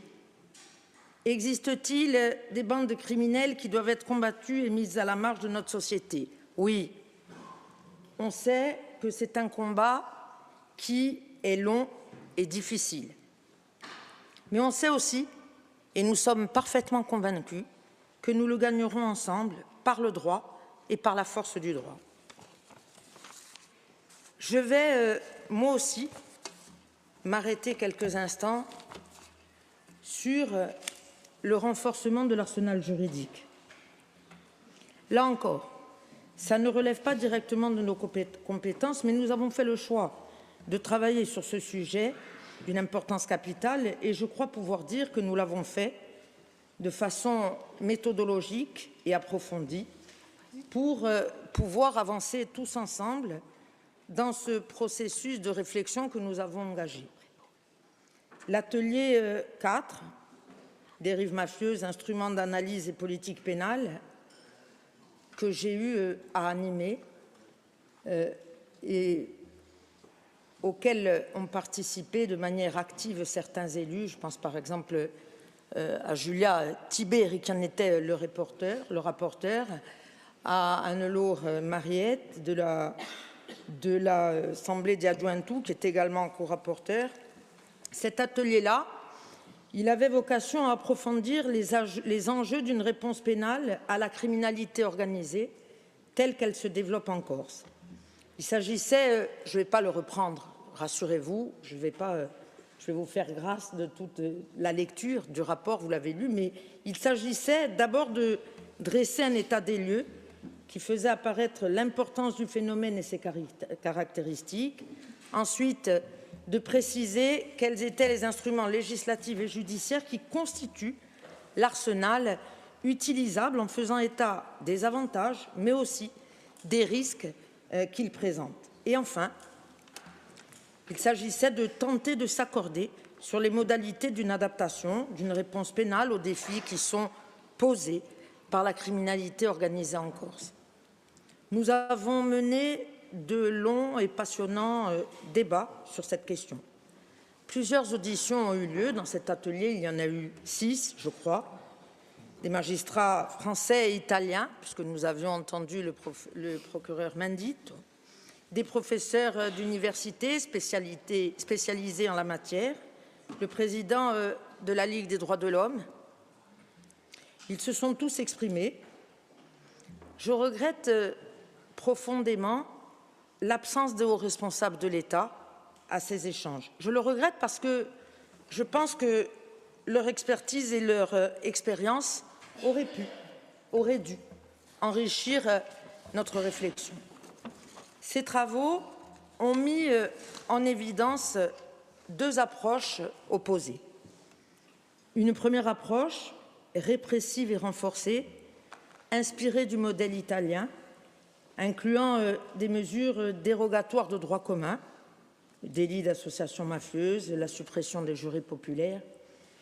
Une deuxième approche fondée sur le droit commun, privilégiant une politique pénale plus efficace et durable, sans remettre en cause les libertés individuelles.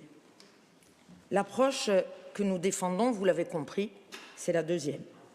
Ce choix ne relève ni de la faiblesse, ni du laxisme. Nous savons d'où nous venons et nous connaissons les dangers des juridictions d'exception, notamment le risque d'arbitraire judiciaire. Vous l'avez dit, Monsieur le Président du Conseil exécutif, vous avez dit il faut regarder devant. Il faut regarder devant, mais pas très loin derrière, on a quand même quelques souvenirs. Est-ce que je vais rappeler les dérives de la DNAT?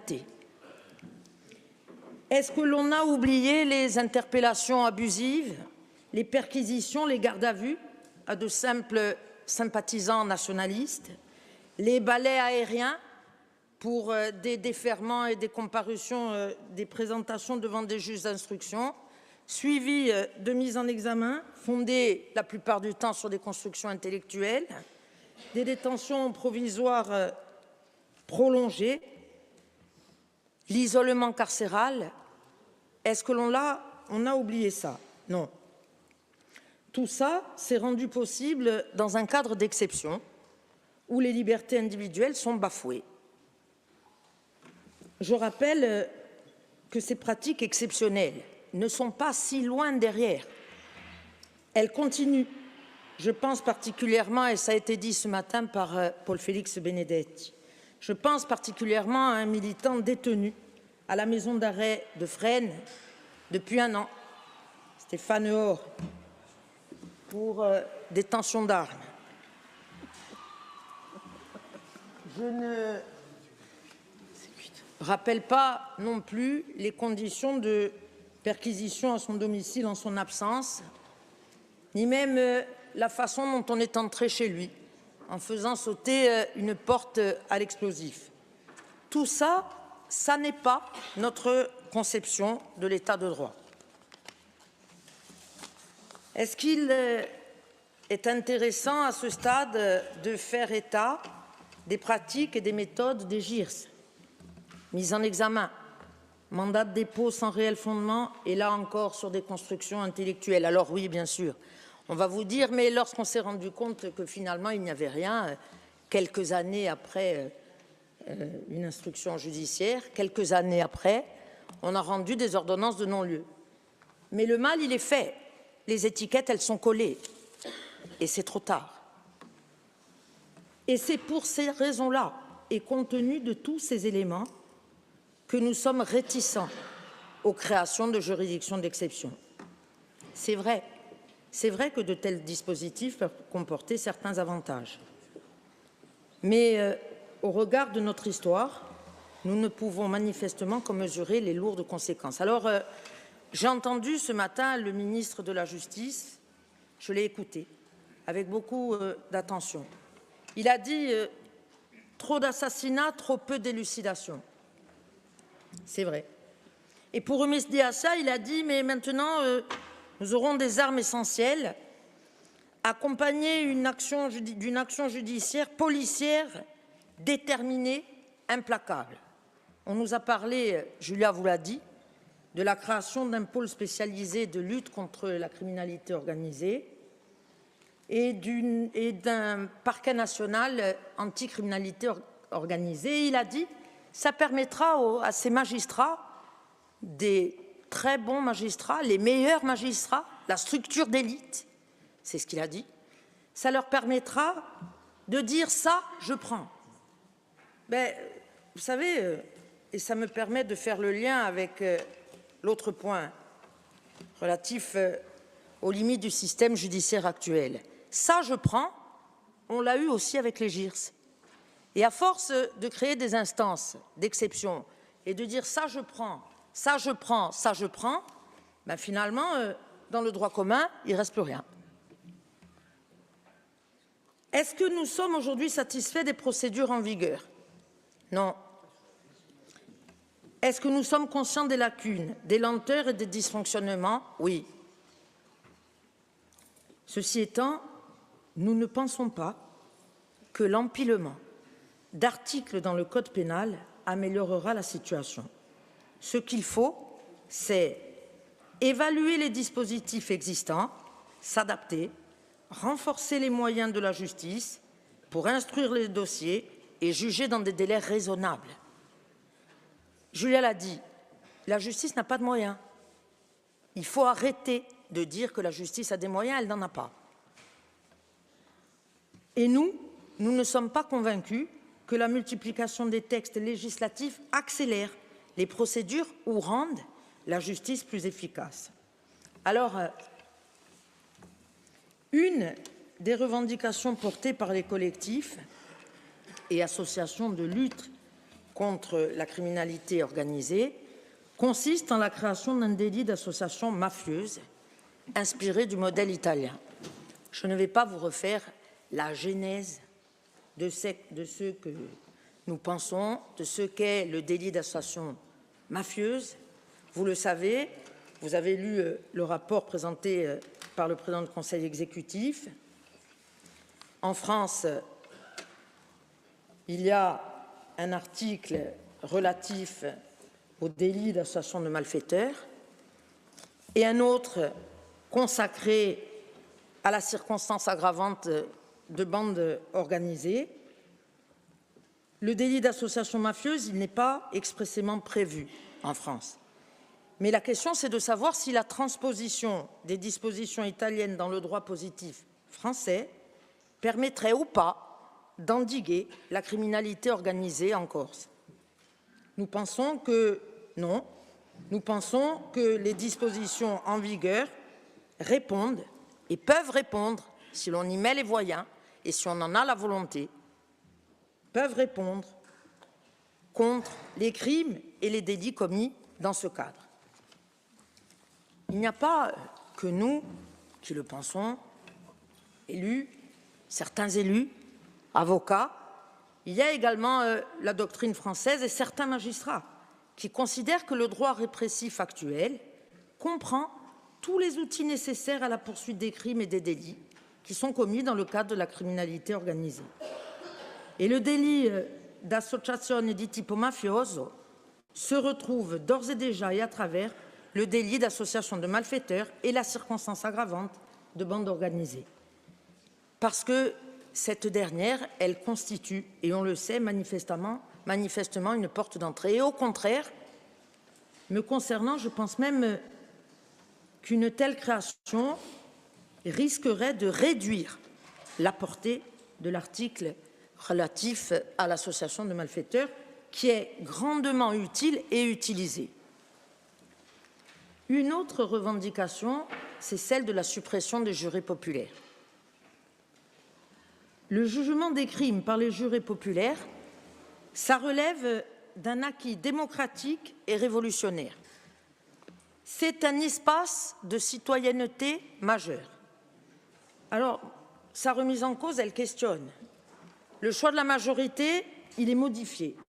Actuellement, devant une cour d'assises, une majorité qualifiée de 7 voix sur 9 est exigée pour condamner. Dans l'hypothèse où on supprimerait les jurés populaires, une majorité simple de 3 voix sur 5 suffirait. Je rappelle que depuis le 1er janvier 2023, les cours criminelles départementales sont composées de 5 magistrats professionnels, uniquement des magistrats professionnels, et elles sont compétentes pour juger des crimes punis de 15 à 20 ans. Cette professionnalisation des jurés, elle trouve déjà application en matière de terrorisme, vous le savez, sans que les résultats ne soient objectivés. Il y a d'ailleurs des dérives même qui ont été à déplorer. Les mêmes résultats critiquables, parfois dangereux, peuvent aussi se retrouver devant les GIRS actuels, ou alors on l'a vu avec la Cour de sûreté de l'État à l'époque. On vous dit attention, la pression sur les jurés. Mais alors, à ce moment-là, il y a la possibilité de dépayser. C'est comme ça que l'on dit dans notre jargon. On peut délocaliser un procès. Cependant, et pour finir sur ces points, tout ça, ça ne veut pas dire que nous n'entendons pas ceux qui nous disent que les bandes criminelles ne se soucient pas des principes éthiques, qu'elles s'octroient le droit de rançonner, le droit de juger et d'exécuter selon leurs propres règles. C'est vrai. Ces groupes criminels s'arrogent aussi, et on l'a vu pas mal de fois dans l'histoire, s'arrogent aussi le droit de se tromper, d'assassiner des innocents, ceux que l'on appelle ensuite des dommages collatéraux. La vie humaine compte peu. Elle pèse moins lourd que la poudre des balles assassines. Je vois mon bâtonnier en haut, dans la tribune, le bâtonnier de Bastia, Julia Thibé, Valérie, président il y a quelques années, vous ne me contredirez pas, nous avons été, nous aussi, de l'autre côté de la barre, ou en défense ou en partie civile. Ça veut dire, partie civile, que nous avons eu, nous aussi, à prendre la parole et être la voix de la souffrance et la voix de la douleur. Donc, nous savons, nous aussi, ce que ça veut dire, ça. Et face à cette violence, la seule réponse, c'est l'état de droit. C'est à travers une justice rendue au nom du peuple, par le peuple et pour le peuple. Moi, je considère que nous ne pouvons pas déléguer l'essence même de la justice à des juridictions d'exception.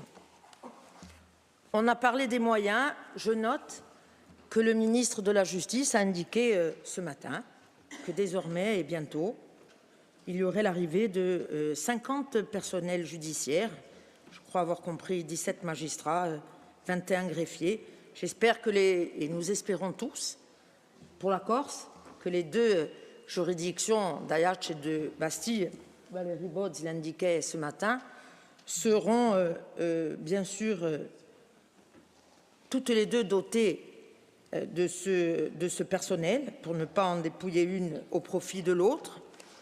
Nous attendons de voir. Mais ce que l'on sait, c'est que la criminalité organisée, elle ne va pas disparaître avec un simple décret, ni même avec un simple article qui va s'ajouter à ceux existants. Ce qui est nécessaire, c'est une meilleure application des lois actuelles, un renforcement des outils déjà en place et surtout une réelle volonté politique de l'État d'agir en Corse. Si l'on en croit ce qui nous a été dit ce matin, c'est plutôt rassurant. A priori, on devrait pouvoir regarder devant avec un petit peu plus de sérénité de ce côté-là. Attendons et voyons. Nous devons également être conscients que la lutte contre la criminalité, elle ne peut pas être uniquement répressive. Ça passe par une politique pénale pérenne et adaptée, mais aussi par une lutte qui doit être culturelle, éducative et citoyenne. Et c'est le dernier point que je vais aborder. Les propositions du Conseil exécutif mettent l'accent sur l'éducation à la légalité, sur la sensibilisation des jeunes, sur le rôle de la culture dans la construction d'une société plus juste et plus démocratique. Et ces propositions, ce sont des propositions qui sont réellement en lien avec les compétences de notre Assemblée. Il est essentiel, ça a été dit aussi, de déconstruire les mythes liés à la criminalité organisée, le voyou admiré, l'argent facile, le culte des armes. Ça passe par l'école, ça passe par des programmes éducatifs adaptés, ça passe par un travail de fond sur des valeurs démocratiques et citoyennes. C'est dans cet esprit que nous sommes proposés par le Conseil exécutif, d'abord la mise en place de modules pédagogiques en milieu scolaire, en partenariat avec l'Académie de Corse, ensuite le soutien aux initiatives culturelles et artistiques qui dénoncent les dérives mafieuses et qui promeuvent une culture de la légalité, et enfin l'implication active des associations et collectifs citoyens dans ce combat. Nous savons que les sociétés qui ont combattu la mafia ne l'ont pas fait uniquement avec les armes des tribunaux, mais aussi par un travail de fond sur les mentalités, sur la culture du respect et sur la culture de la démocratie.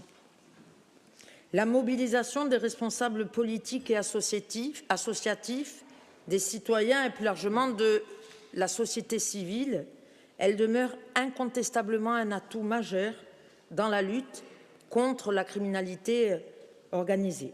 Et il est crucial d'être pragmatique. Pour toutes ces raisons, et vous l'avez compris, nous soutenons pleinement les propositions du Conseil exécutif qui visent à consolider et améliorer les dispositifs existants, à leur donner plus d'efficacité, plus de cohérence, à replacer la confiance des citoyens au cœur de l'action publique, plutôt que de céder à l'illusion qu'une loi de plus changerait la donne. Je pense qu'il convient d'abord de nous assurer que ce qui existe déjà fonctionne réellement, que les lois actuelles soient appliquées, que des nouveaux moyens soient mis en œuvre et que surtout nous puissions instaurer des espaces de dialogue entre la collectivité et la justice qui permettraient, je crois, une réelle confiance. Je vous remercie. Merci. Donc Charlie Voyimach, pardon.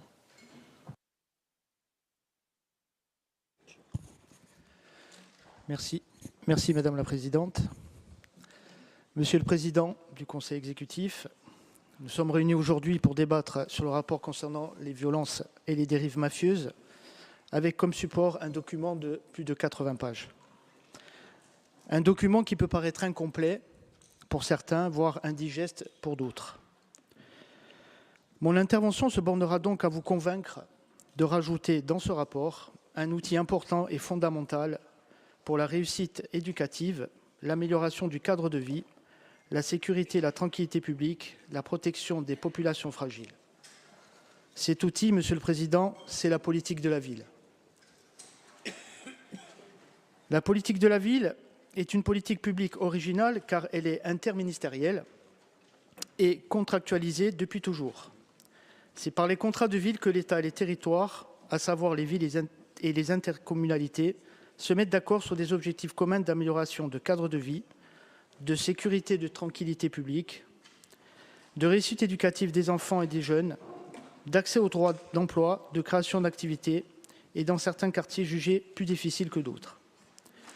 La collectivité de Corse a reconnu le fait urbain seulement en 2023. Elle a annoncé un schéma de développement urbain durable et une contractualisation avec les territoires urbains, mais pour l'instant, rien n'est concrétisé. Ainsi, chaque ville disposant de quartiers prioritaires a contractualisé sa politique de la ville sans engagement précis de la part de la collectivité de Corse. Pourquoi cette politique publique doit-elle figurer parmi les ressources mobilisables pour lutter contre les dérives mafieuses? Un contrat de ville est un outil de cohésion urbaine puissant, car il permet de coordonner l'action publique de tous les partenaires qui agissent dans les quartiers populaires. L'un des objectifs poursuivis est de garantir la tranquillité des habitants par les politiques de sécurité et de prévention de la délinquance. En Corse comme ailleurs, il existe des effets territoires Certains lieux de résidence ont des effets déterminants sur le destin des personnes qui y résident, indépendamment des caractéristiques de ces personnes. Les quartiers populaires de nos villes sont impactés par le trafic de stupéfiants. Une proportion non négligeable de jeunes et de familles vit de ce trafic. La Corse explose toutes les statistiques concernant le grand banditisme. Quelle porosité entre ces différents milieux? Est-ce que le trafic de drogue insulaire sert au grand banditisme? Existe-t-il un lien entre la vente de drogue dans les quartiers et le financement de mécanismes mafieux? Quoi qu'il en soit, inscrire les outils et les méthodes de la politique de la ville comme une mesure préventive de lutte contre la dérive mafieuse me paraît être une nécessité absolue. Instaurer une volonté commune de porter une politique d'égalité des chances pour que chaque jeune insulaire, quel que soit le quartier où il réside, ait les moyens d'être autonome, de vivre, de penser et d'agir librement. C'est par l'éducation et les responsabilités des adultes vis-à-vis de tous les enfants que nous pourrons protéger la jeunesse insulaire des dérives mafieuses. Je vous citerai 5 mesures opérationnelles parmi tant d'autres du contrat de ville. La réussite éducative, avec le dédoublement de classes de CP et de CE1, avec 15 élèves par classe plutôt que 30. Financement spécifique pour apporter des activités éducatives pendant la pause méridienne et après l'école. Des ateliers d'aide aux devoirs et des vacances apprenantes. L'amélioration du cadre de vie, en assurant un meilleur entretien des espaces publics et en impliquant les jeunes dans l'aménagement de leur quartier. Garantir la sécurité et la tranquillité résidentielle en assurant une présence policière de proximité, en assurant une veille sociale et de médiation sociale pour traiter les conflits de voisinage et les conflits d'usage de l'espace public. Prévention des trajectoires délinquantes, en repérant les jeunes en difficulté et en risque de basculement par une présence socio-éducative de terrain. Protection des populations fragiles, en développant les actions de prévention précoce pour les moins de 12 ans et en soutenant les personnes victimes de violences intrafamiliales. Monsieur le Président, en tant qu'adjoint au maire d'Ajaccio et conseiller communautaire délégué à la politique de la ville depuis maintenant 10 ans, j'ai été reçu l'année dernière, à ma demande, par 3 de vos conseillers à l'exécutif et que je remercie pour leur accueil et leur attention. Nous avons évoqué la nécessité d'engager la collectivité corse dans le contrat de ville 2024-2030. Engagement financier, bien sûr, mais pas que. Ingénierie, mais surtout politique. Vous êtes le chef de file du social en Corse. La collectivité est le chef de file du social. Monsieur le Président, l'intérêt général, terme trop souvent galvaudé, doit prendre tout son sens aujourd'hui. C'est le moment. Les Corses, les associations et surtout notre jeunesse nous regardent. Pour toutes ces raisons, je vous demande solennellement d'inscrire dans ce rapport qui nous occupe aujourd'hui la reconnaissance de la politique de la ville comme outil indispensable et complémentaire à la lutte contre les violences et les mécanismes mafieux. Je vous remercie. Merci, Monsieur Vogliemacci. Paul Quastane. Merci, Madame la Présidente. Je ne vais pas revenir sur tout ce qui a déjà été dit, le système juridique qui n'est pas de notre ressort, etc. Simplement, je reprends le tour général qu'a fait le président de l'exécutif, où il a listé à peu près tous les problèmes et où il a évoqué certains remèdes. Déjà, on parle de dérives mafieuses et de mafia. C'est important parce que ça évoque un système. Parce que la criminalité elle-même, elle va du vol de mobilette à l'assassinat, en passant par toutes les violences possibles et imaginables. Donc ce système, c'est un système économique, global et cohérent. Et on ne peut pas le diviser en tranches. Ramos évoquait le problème de la drogue. Le problème de la drogue, ce n'est pas uniquement la drogue elle-même, avec ses dégâts sanitaires, sociaux et culturels. La drogue produit des revenus qui sont réinvestis dans l'immobilier ou dans d'autres domaines, qui sont eux-mêmes réinvestis. Donc on a affaire à un système tout à fait cohérent et qui nécessite donc une lutte sur plusieurs fronts à la fois, qui ne sont pas de notre ressort d'ailleurs pour la plupart. Et le président de l'exécutif a évoqué un des points qui pourrait être appliqué dans ce domaine, c'est la fiscalité. Le problème, c'est que la fiscalité non plus, on ne la maîtrise pas. Donc, en conclusion, on ne maîtrise pas grand-chose. Merci, Madame la Présidente.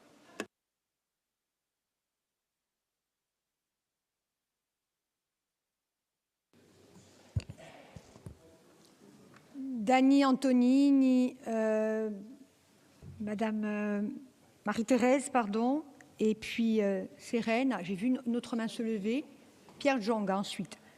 Donc Dany. Merci. Adio da comincia par qualche parole mandata da Saverio a Giorgi, sorelle di Pilou, che è stato tombo il 23 dicembre in Ajaccio. Je cite. Je considère la violence comme une tâche de naissance de notre île. Nous le savons, celle-ci fait partie de notre histoire. Il suffit de s'y intéresser. C'est pourquoi je ne serai jamais d'accord avec les termes suivants. Prise de conscience en ce qui concerne la violence. En regardant notre passé, nous comprenons notre présent. Cependant, je ne comprends pas.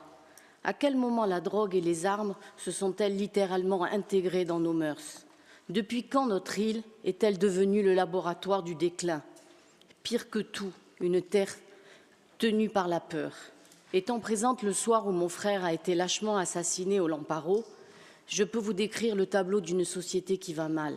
Des coups de feu, une vague d'agitation, la panique, la peur, un sentiment général de déjà-vu. Des jeunes gens armés affichant leurs armes alors que la foule se précipite vers les sorties. Un assassin qui quitte les lieux tranquillement. Un homme à terre, mon frère. Des blessés, un ami, des connaissances. Récupérer cette tragédie et qu'elle serve d'exemple, mais qu'il soit l'unique exemple. Bon ou mauvais, finalement, nous sommes tous vulnérables ici sur notre île. C'est ce que cet événement qui nous plonge, ma famille et moi, dans l'obscurité, met en lumière pour ce qui concerne notre société. Paradoxalement, votre fille peut rentrer seule d'une soirée, sans craindre d'être agressée dans une sombre ruelle, mais votre fils peut mourir derrière un bar, ne serait-ce que pour un simple regard. Que faut-il faire? Est-il encore raisonnable de s'imaginer fonder une famille ici et prospérer dans des affaires si notre environnement est aussi pourri? Dois-je penser à un avenir meilleur ici ou ailleurs? Et elle termine en affirmant que la mort de mon frère ne soit pas vaine. La came, les armes, la mort, je ne sais pas dans quel ordre les mettre, mais voilà en tout cas un cercle vicieux et surtout une spirale infernale dans laquelle s'est engouffrée la Corse depuis une bonne trentaine d'années. Vous l'avez dit, Monsieur le Président, la drogue, elle est partout. Elle est dans tous les quartiers de nos villes, les plus populaires comme les plus huppés. Elle est dans nos villages, dans tous nos villages, même les plus isolés. Elle touche toutes les classes de la société et d'ailleurs, je suis persuadée qu'aucune famille corse n'est épargnée. Oui, tout ça, on le sait très bien. Cependant, il existe une réelle difficulté de quantification des addictions en l'absence des chiffres acceptables et de l'existence de données statistiques essentiellement construites sur l'écart entre la Corse et la moyenne nationale française peu significatif. C'est pour cette raison qu'en s'inspirant du modèle islandais de lutte contre les addictions, il avait été proposé dans le rapport de la Commission des politiques de santé de mettre en place un questionnaire et donc une base de données d'une grande fiabilité. Je la rappelle, il s'agissait d'un questionnaire pour les 11-18 ans, adapté à notre territoire, réactualisé bien sûr et élargi aux nouvelles conduites addictives, comme notamment les écrans, les réseaux sociaux, les jeux de hasard ou plus récemment le protoxyde d'azote.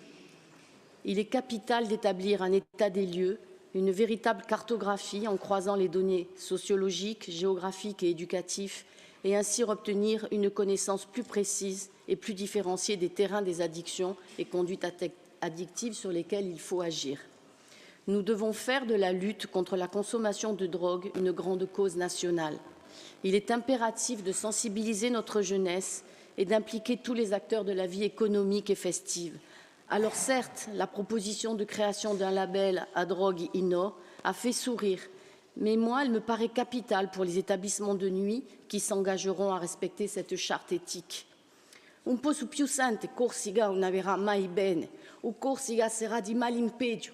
Sti due proverbi paiono pourtant una profezia imparevoli, che bocca a Corsica verso una disgrazia eterna. Un po' su più accettà, dare paura per un mio figliolo, un mio nipote, i parenti, gli amici, infine tutti i giovani, un meno giovani che campano qui. Come è stato detto, e mamme e babi gorsi un'averanno per destino chi quelli delle figlioli per vederli mora a 20, 30 ou 40 ans, comme l'a dit Madame Aupertuis. Il est de notre responsabilité collective de dénoncer ces dérives et de travailler ensemble pour un avenir où la Corse pourra se libérer de l'emprise mafieuse. La prévention, l'éducation et la sensibilisation des jeunes sont des outils essentiels pour déconstruire le mythe de la glamourisation du crime organisé. Il faut en finir avec le culte des armes, le culte de l'argent facile, le culte du voyou, comme l'a rappelé Madame la Présidente de l'Assemblée de Corse lors de sa prise de parole ici le même 30 janvier 2025. Tutti insieme podem e devem costruire una società appacciata in due a giustizia e a pace, pigliano a Zuprana e in due ognuno può campare libera senza trema. A ringraziarvi. A ringraziarvi. Marie-Thérèse, je crois, dans l'ordre, allez-y. Merci Madame la Présidente. Monsieur le Président de l'Exécutif, chers collègues, Mesdames et Messieurs, la Corse est l'île des paradoxes. Nous la pensions préservée, protégée par l'insularité. Nous réalisons que nous avons vécu dans l'illusion et le fantasme. Et le réveil est brutal. La mafia n'avait au départ pas de réalité. On parlait plutôt de grand banditisme. Aujourd'hui, plus personne ne le conteste. Notre société est en proie à une violence de plus en plus inquiétante, protéiforme, et on n'hésite plus jusqu'au plus haut sommet de l'État à parler de dérives mafieuses, certains diront d'emprise. Qualifier les faits, c'est déjà un pas de franchi. La parole s'est libérée, c'est une première victoire. L'heure aujourd'hui n'est plus à la philosophie et au communiqué. Malgré l'indignation collective, nous sommes ici pour débattre autour des 30 mesures, Monsieur le Président, que vous nous proposez pour lutter contre ce fléau qui gangrène notre société. Chacun doit s'interroger humblement sur son rôle pour faire que les choses changent. Notre collectivité, aussi volontaire soit-elle, et l'ensemble des élus, trop facilement montrés du doigt, ne pourront pas faire de miracle. Il ne faut pas laisser croire que cette délibération va régler par un coup de baguette magique tous les maux de notre société. Mais nous espérons en tout cas qu'elle ouvrira un chemin. Les enjeux sont multiples, vous l'avez tous dit dans cet hémicycle. Ils sont éthiques, politiques, économiques, éducatifs, culturels et sociaux, et les réponses doivent donc être multiples. Les dérives mafieuses, vous l'avez tous dit, prolifèrent autour du trafic de drogue et du blanchiment d'argent. La lutte contre le narcotrafic, entre autres, doit être une priorité. Vous dites qu'elle doit être nationale, nous verrons comment nous allons la libeller, mais en tout cas, nous partageons bien évidemment cet objectif. Mais sans un pouvoir régalien à la hauteur des enjeux, il sera difficile d'agir efficacement, parce que face à ces réseaux de prédation, il faut le dire, nous sommes véritablement face à des réseaux de prédation, la lutte doit être sans complaisance. Alors, il est difficile, c'est vrai, de demander un sursaut collectif à une société qui ne se sent pas totalement protégée. Il faut donc que l'État se dote d'un arsenal juridique visant à contrer la mafia en tant que système, avec des moyens police-justice dimensionnés. Nous soutenons sans surprise le plan du ministre de l'Intérieur contre le narcotrafic et les propositions que le ministre de la Justice a détaillées ce matin, entre autres les confiscations de patrimoine, la lutte contre le blanchiment de capitaux, la refonte du statut de repenti, les juridictions d'exception. Mais n'oublions pas la responsabilisation des consommateurs de drogue, dont on parle peu, qui alimentent le trafic. Sans demande, il n'y a pas d'offre. Alors, chers collègues, j'entends les réticences des professionnels du droit que vous êtes dans cet hémicycle au nom du respect des libertés individuelles. Mais je vous avouerai humblement qu'en tant que citoyenne, je ne les comprends pas. Ne nous trompons pas de victimes. Le député Orlando l'a bien expliqué ce matin. Il a fallu une adaptation des lois italiennes pour agir efficacement. Alors, outre le volet éducatif que Cathy Cognetti a détaillé précédemment, nous devons admettre aussi collectivement, et je l'ai entendu dans vos bouches respectives, que le rouleau compresseur de la mondialisation, que la perte de la valeur travail, que la déscolarisation, on n'en parle pas assez, que le déclin des institutions et aussi le délitement de la structure familiale ont accéléré cette perte de repères. Il est temps de remettre à l'honneur, et je me félicite que M. Orlando et Darmanin l'aient également mentionné, les valeurs qui font un peu, j'allais dire old fashion, les valeurs de responsabilité, d'honnêteté, de respect, de travail et de méritocratie, celles qui étaient indispensables de la Corse d'hier. C'est un constat. Vous savez, j'ai quitté la Corse pendant plus de 20 ans, et quand je suis revenue, j'étais encore plus frappée par le culte de l'enfant roi, par le paraître à tout prix, par cet argent facile, par le culte des armes et le mythe des voyous. Ce sont les fléaux contre lesquels il faut lutter. Et c'est là que la famille a toute son importance. Le rôle de l'enseignant, c'est d'enseigner. Celui de la famille, c'est d'éduquer. Je regarde Hyacinthe, mais je vais dire que jamais, moi, je n'aurais eu l'idée, certes, je commence à avoir un peu d'âge, de demander à mon père ma première voiture. Il m'aurait dit, travaille, réussis par toi-même et tu seras libre, parce qu'on parle de liberté quelque part. Alors, il y a effectivement des secteurs très convoités. On en a parlé. En Italie, aujourd'hui, c'est le secteur des énergies renouvelables qui attire désormais les convoitises. Donc, nous vous proposerons, Monsieur le Président, des amendements pour ne pas se limiter à certains secteurs qui, malheureusement, peuvent être évolutifs demain. Concernant l'immobilier et la spéculation immobilière, la révision du PADUC, nous la réclamons, même si ce n'est pas l'alpha et l'oméga. Depuis longtemps, on nous l'annonce pour 2027. Vous mettez régulièrement en cause les maires dans la délivrance des permis de construire et le rôle défaillant de l'État. Nous en avons déjà discuté ici. Les permis de construire sont librement consultables partout en mairie. Personnellement, je ne parle que de moi, je le dis, je n'aurai pas d'objection en tant que maire à vous adresser le peu de permis de construire que je délivre tous les ans. Encore faudrait-il que vous soyez organisés pour pouvoir les contrôler, puisque c'est ce que vous demandez, au même titre que le contrôle de légalité de l'État, et tout ça dans les délais impartis. Les maires n'ont rien à cacher. Et c'est souvent un petit peu difficile d'entendre que nous devons toujours recevoir des leçons de ceux qui ne savent pas ce que c'est que notre mandat de proximité au quotidien.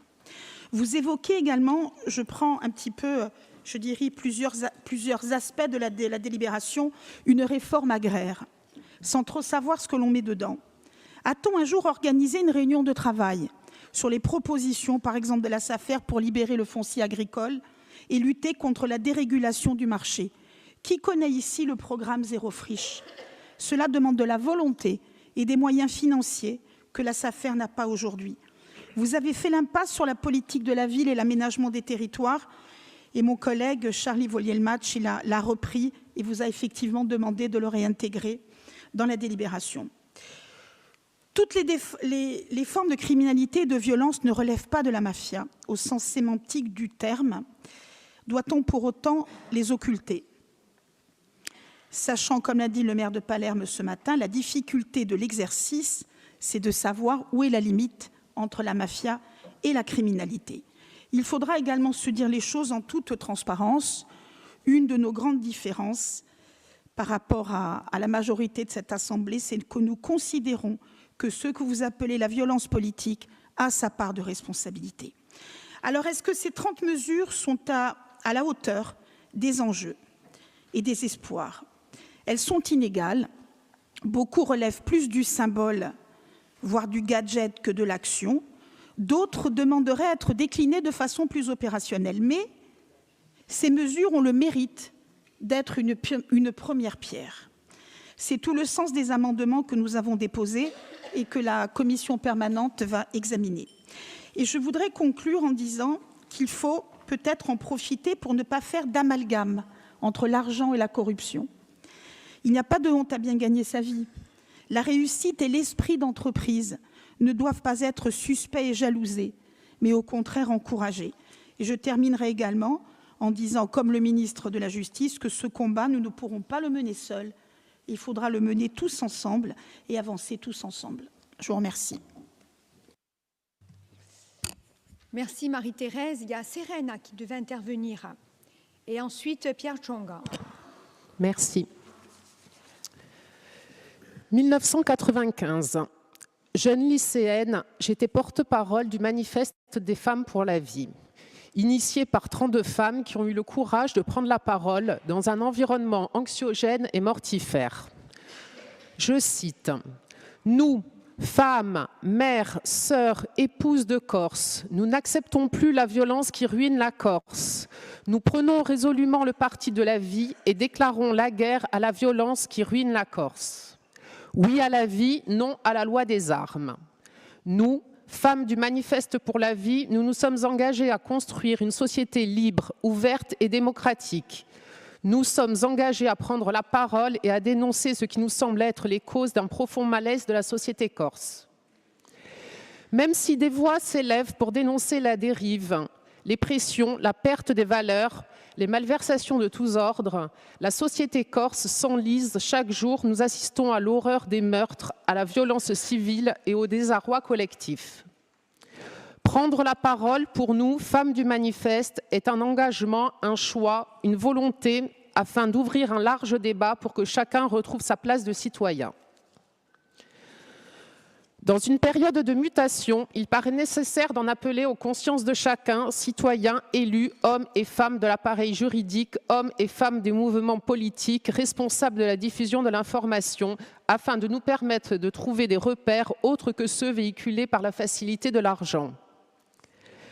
Nous rappelons avec force que sortir armé, c'est sortir avec l'intention consciente ou non de tuer. Nous rappelons à agir avec nous tout homme et toute femme de bonne volonté afin de trouver une société libre et démocratique et afin que le droit à la vie reprenne sa dimension d'espoir. 2025, 30 ans après, je suis maman, élue, citoyenne, actrice économique. Et que reste-t-il de ce texte? Il en reste un sentiment de malaise, de mal-être, de tristesse, d'incompréhension et d'échec, car malheureusement, ce manifeste est toujours d'actualité.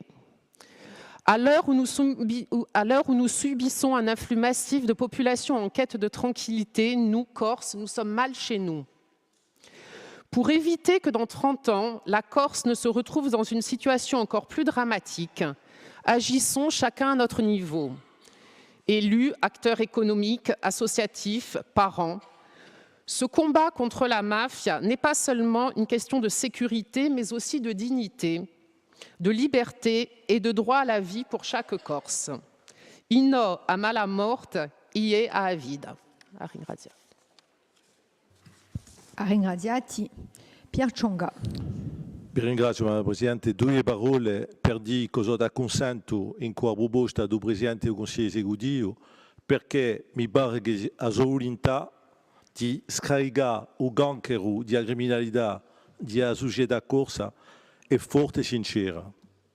Ribone tra parecchi pilastri che ho sperto filosoficamente. Un rinforzo della risposta poliziaria e giudiziaria, ma senza esce di un diritto comune, che è importantissimo. La collaborazione tra lo Stato, la CDC e tutti gli eletti, che la sia rinforzata ci permetterà di avanzare. Ha messo in ballo un'economia dispertera, appuntellata durante la protezione del nostro ambiente, la cultura corsa e la gestione pubblica in domini strategici, l'acqua, il rumenzole, eccetera, eccetera. Un'educazione di qualità che dice no al solo re, in qua lingua corsa, lingua di strada ritta di UE. Infine, abbiamo la società civile e la Chiesa per portare il messaggio. Allora, di sicuro, il piano non è mica perfetto, ma un merito di insegnare una strada e ci tocca a noi tutti, eletti, associazioni, cittadini, di rinforzarlo e di alliuire, di portare il messaggio a vita, la vita si spamma in dell'onestità, il lavoro e aspertera, e mica in deo solo vagole, a gelosia e l'odio. Vi ringrazio. Ringraziati. Altre domande di parola? Paul Félix Benedetti.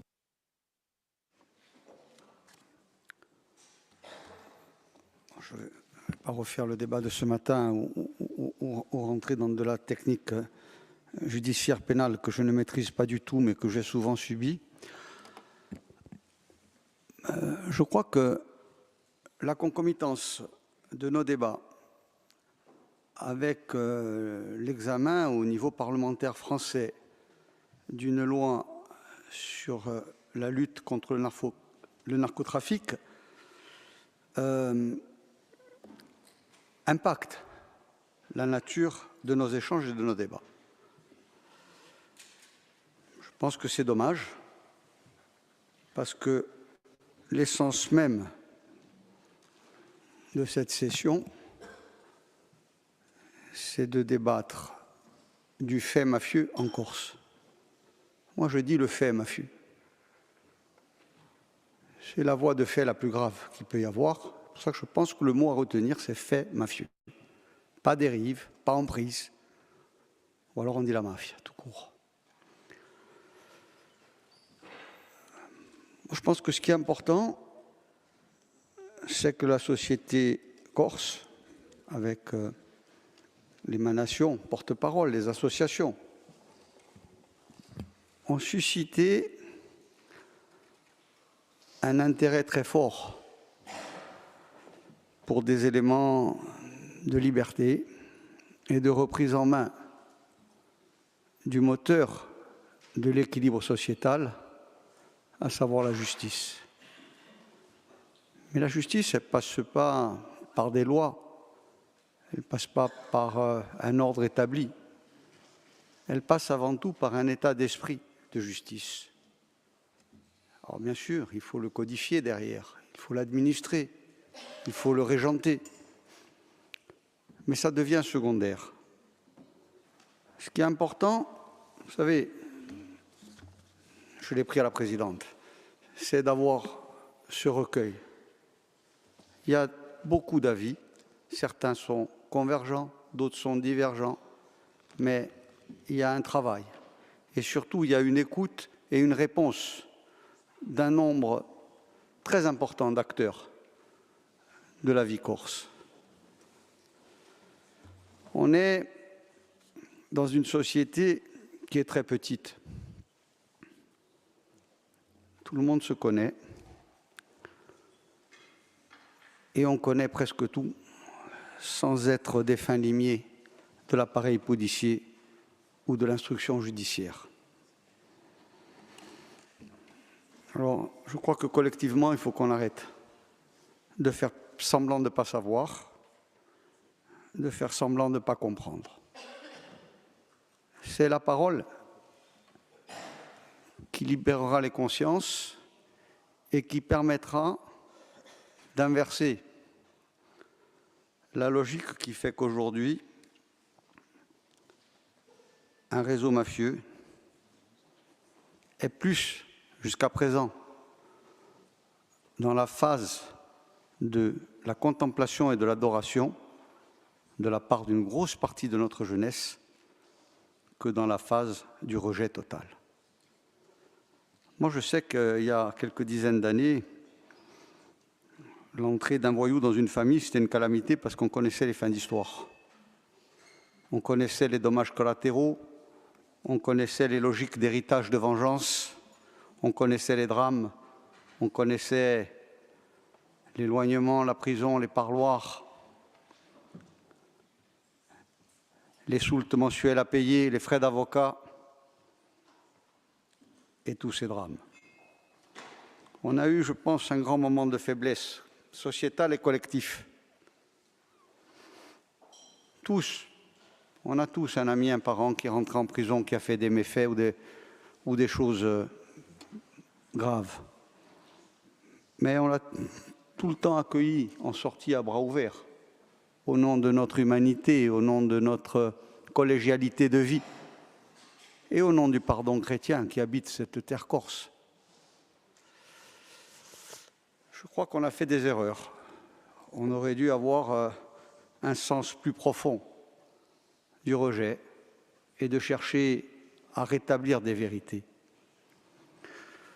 On a besoin aujourd'hui d'être nous-mêmes les Corses, une société qui est quand même juste, qui connaît le vrai du faux et le bien du mal, sans que ce soit un concept exceptionnellement manichéen, mais c'est un concept quand même fondamentalement latin et méditerranéen. On n'est pas dans l'entre-deux, c'est pas vrai. On ne l'a jamais été. On a subi des logiques et ensuite on a laissé toute une frange de la population qui au départ n'est probablement pas crapuleuse, devenir affairiste, boulimique et terrorisante pour garder un précaré, générateur de profit.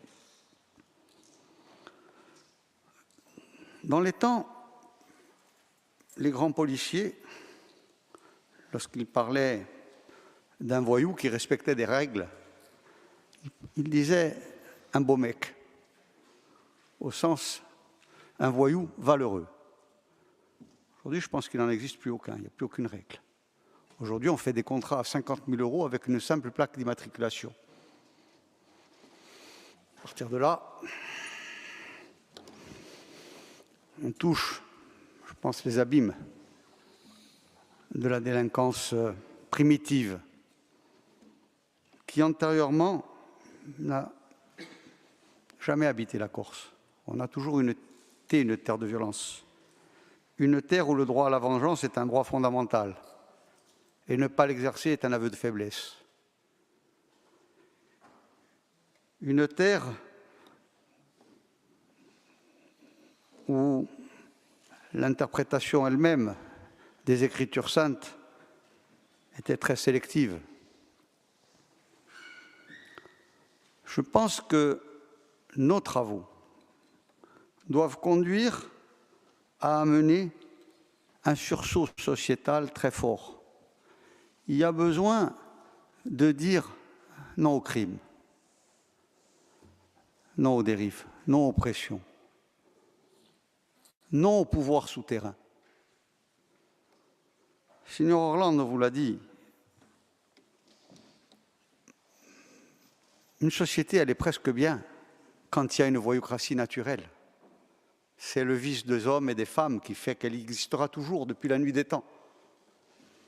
Mais lorsque la voyoucratie mafieuse s'érige non pas en contre-pouvoir, mais en vrai pouvoir, parce que l'État a fauté, parce qu'il n'a pas assumé ce droit fondamental, ce droit à la violence légitime du pouvoir régalien des États souverains, eh bien, on est à ce moment-là confronté à nous-mêmes. Et l'Assemblée de Corse a eu le mérite de s'auto-investir d'une mission prospective sur l'étude sociétale de nos maux.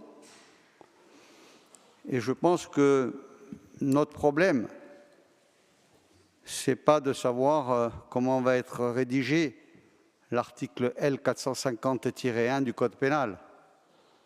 Bien entendu, il faudra veiller à ce que techniquement, ces écritures, entre autres du délit d'association mafieuse, ne se retournent pas un jour contre des militants politiques, comme ça a été trop souvent le cas par le passé, avec l'exploitation de textes de procédure pénale fourre-tout. Ensuite, au niveau humain, on a beaucoup parlé de cette logique de délit mafieux, de les définir, de rajouter tout ce qui est putatif, tout ce qui est implicite et non explicite, c'est-à-dire la force d'un pseudo-pouvoir occulte. Mais la force de ce pseudo-pouvoir occulte, ce n'est pas une force, c'est quelque chose de fort. C'est un droit de vie et de mort. Encore, c'est ça qui s'exerce, comme d'ailleurs dans toutes les sociétés crapuleuses tyranniques. C'est d'ailleurs ce qui permet, entre autres aussi, aux dictatures d'exister. Elles exécutent, elles anéantissent leurs oppositions, elles font des purges, elles font des fosses communes, elles enterrent. Nous, on est en démocratie, même si la Corse est une terre violente. On a toujours respecté au moins une règle, la règle de l'humanité, est la règle de la vie. Maintenant, on est dans une culture de vengeance. Si on ôte une vie, il est dans notre nature, guerrière et méditerranéenne, d'avoir tendance à penser qu'on doit en reprendre une.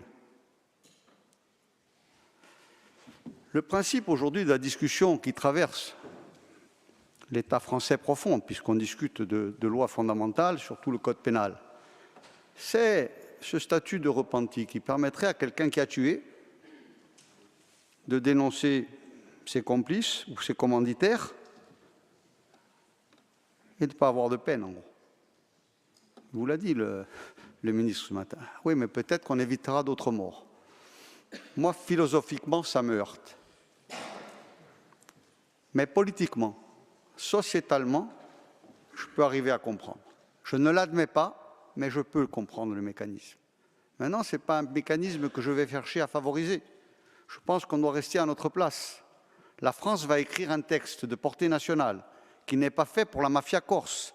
Il est fait pour les narcotrafiquants qui gangrènent cette fameuse 4e ou 5e puissance mondiale théorique, qui n'arrive pas à sécuriser ses banlieues, qui n'arrive pas à avoir des relations diplomatiques dignes avec des pays qui sont en Méditerranée, l'épicentre du narcotrafic. Donc, soyons nous-mêmes. Je crois que le texte, il a le mérite d'exister. Je vous l'ai dit, c'est plus facile d'être un censeur, un correcteur de fautes d'orthographe qu'un rédacteur. Donc le texte, on va le corriger, on va lui amener des améliorations, on va tenir compte des dernières propositions qui nous ont été faites par les associations. Je ne dis pas qu'on va tout prendre en compte, on aura des éléments divergents. On n'est pas tous sur les mêmes lignes philosophiques. Il y a des gens de droite, il y a des gens de gauche, il y a des gens qui sont fondamentalement croyants, il y a des gens qui le sont moins, qui ont une vision de la vie et de la mort différente, de ces droits qui en sont découlants, mais ayant à l'esprit qu'on a besoin de sortir avec un texte, je pense, unanime. On ne peut pas se permettre une abstention. Donc ceux qui ont quelque chose à dire, ceux qui pensent qu'il y a des éléments qui ne vont pas, on doit rentrer en commission, on doit se parler franchement, on doit être capable de prendre un stylo et de raturer, et on doit sortir un texte. C'est le texte de la Corse. C'est le texte qui dit non au non-droit. Mais le droit que j'appelle, moi, ce n'est pas le droit de la France qui nous a abandonnés pendant des années. J'espère qu'elle reprendra une logique de droit. Mais j'ose espérer que notre droit à nous, qui n'est pas un droit coutumier, mais qui est un droit naturel, c'est le droit de vivre, le droit de se protéger, le droit de donner à nos enfants un avenir certain et heureux, le droit de donner à toutes ces familles. Aujourd'hui, on a plus de 300 décès en 25 ans. Le nombre d'assassins en liberté, qui pour beaucoup s'en vantent. Le nombre d'orphelins et d'orphelines qui reçoivent en héritage ce fardeau d'une perte brutale et peut-être d'une soif de vengeance. On doit donner un équilibre. Ensuite, il y a un point important. La Corse n'est pas fondamentalement une terre de réceptacle de grands trafics mondiaux comme peut l'être la Sicile, la Calabre, le sud de l'Italie. Vous ne voyez pas tant que ça d'éléments de contrefaçon, vous ne voyez pas de go-fast débarquer sur vos côtes, on ne retrouve pas des ballots sur les 1200 km pourtant très chahutés des côtes corses, vous n'avez pas de trafic d'êtres humains, vous avez par contre un trafic d'influence, un trafic d'opportunités sur la spéculation immobilière et foncière. Et là, je crois qu'il faut qu'on prenne nos responsabilités. Il faut qu'on comprenne qu'aujourd'hui, on doit accepter les règles. Or, la permissivité, les passe-droits font qu'il y a la place pour qu'un système parasitaire du système légal constitue le vrai pouvoir. Vous savez, je ne suis pas quelqu'un qui s'inquiète facilement. Mais vous ne pouvez pas imaginer, depuis que je fais de la politique, depuis qu'on affiche quand même des positions, surtout sur pas mal de projets qu'on considère comme néfastes à la Corse, le nombre de personnes qui, en toute amitié, sont venues me voir pour me dire très souvent la même chose. Attention, attention, tu ne sais pas qui est vraiment derrière ce projet. Qu'est-ce que ça veut dire? Ça veut dire qu'on est inconsciemment sous des logiques de tutelle et de pression. Moi, je considère qu'aujourd'hui, la règle opposable, c'est la sauvegarde des libertés individuelles et des libertés collectives.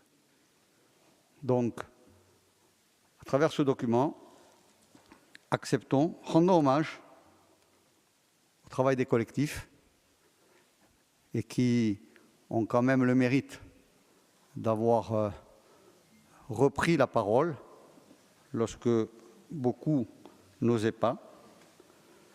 Ils ont parfois des propos excessifs, surtout envers la classe politique qui est fustigée, mais je ne m'en offusque pas. C'est leur rôle d'être les aiguillons d'une société qui ne s'est pas retrouvée. Mais retrouvons-nous tous ensemble, prenons la peine de travailler collectivement, et je vous le dis, si le texte n'est pas voté à l'unanimité sur des bases politiques qui soient apaisées et aplanies, si on n'est pas capable d'enlever tout ce qui dérange et de trouver l'ensemble commun d'un concept d'une lutte anti-mafia simple et efficace, je crois qu'on doit aussi quitter l'hémicycle.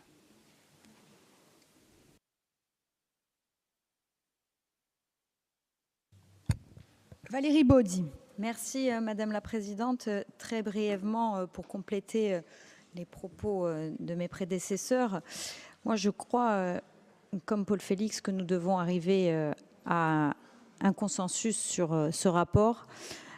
Évidemment, nous avons déposé un certain nombre d'amendements et nous partirons en débattre. Je crois qu'il a le mérite d'exister. C'est une première base, une première pierre.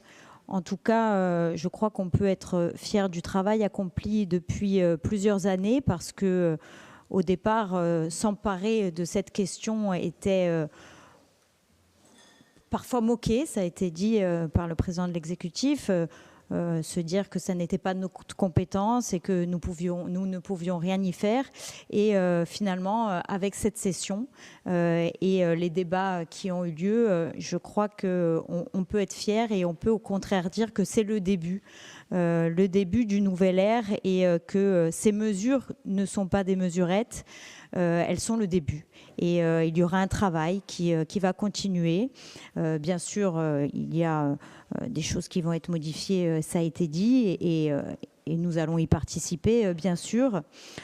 Monsieur le maire de Palerme est venu également et ça nous a beaucoup éclairé.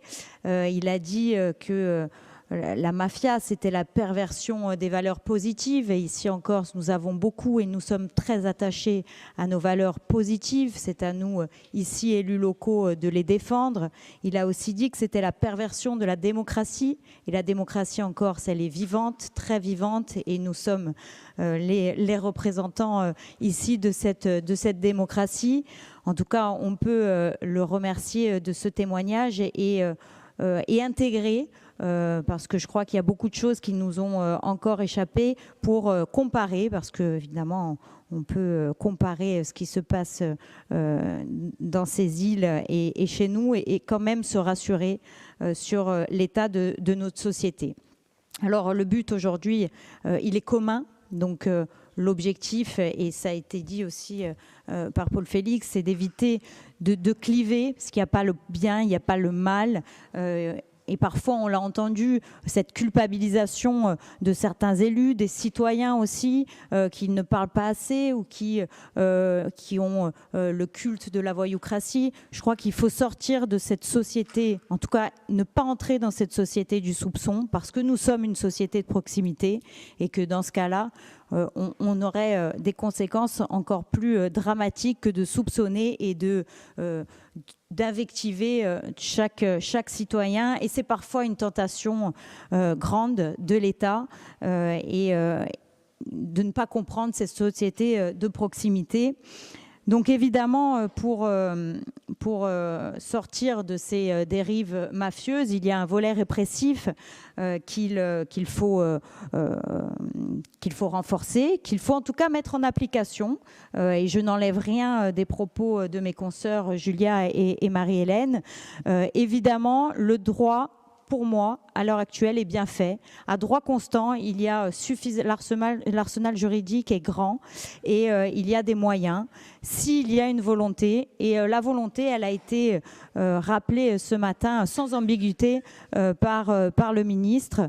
Bien sûr que nous n'enlevons pas la robe, parce que bien sûr, nous avons été aussi témoins de nombreuses dérives, de nombreuses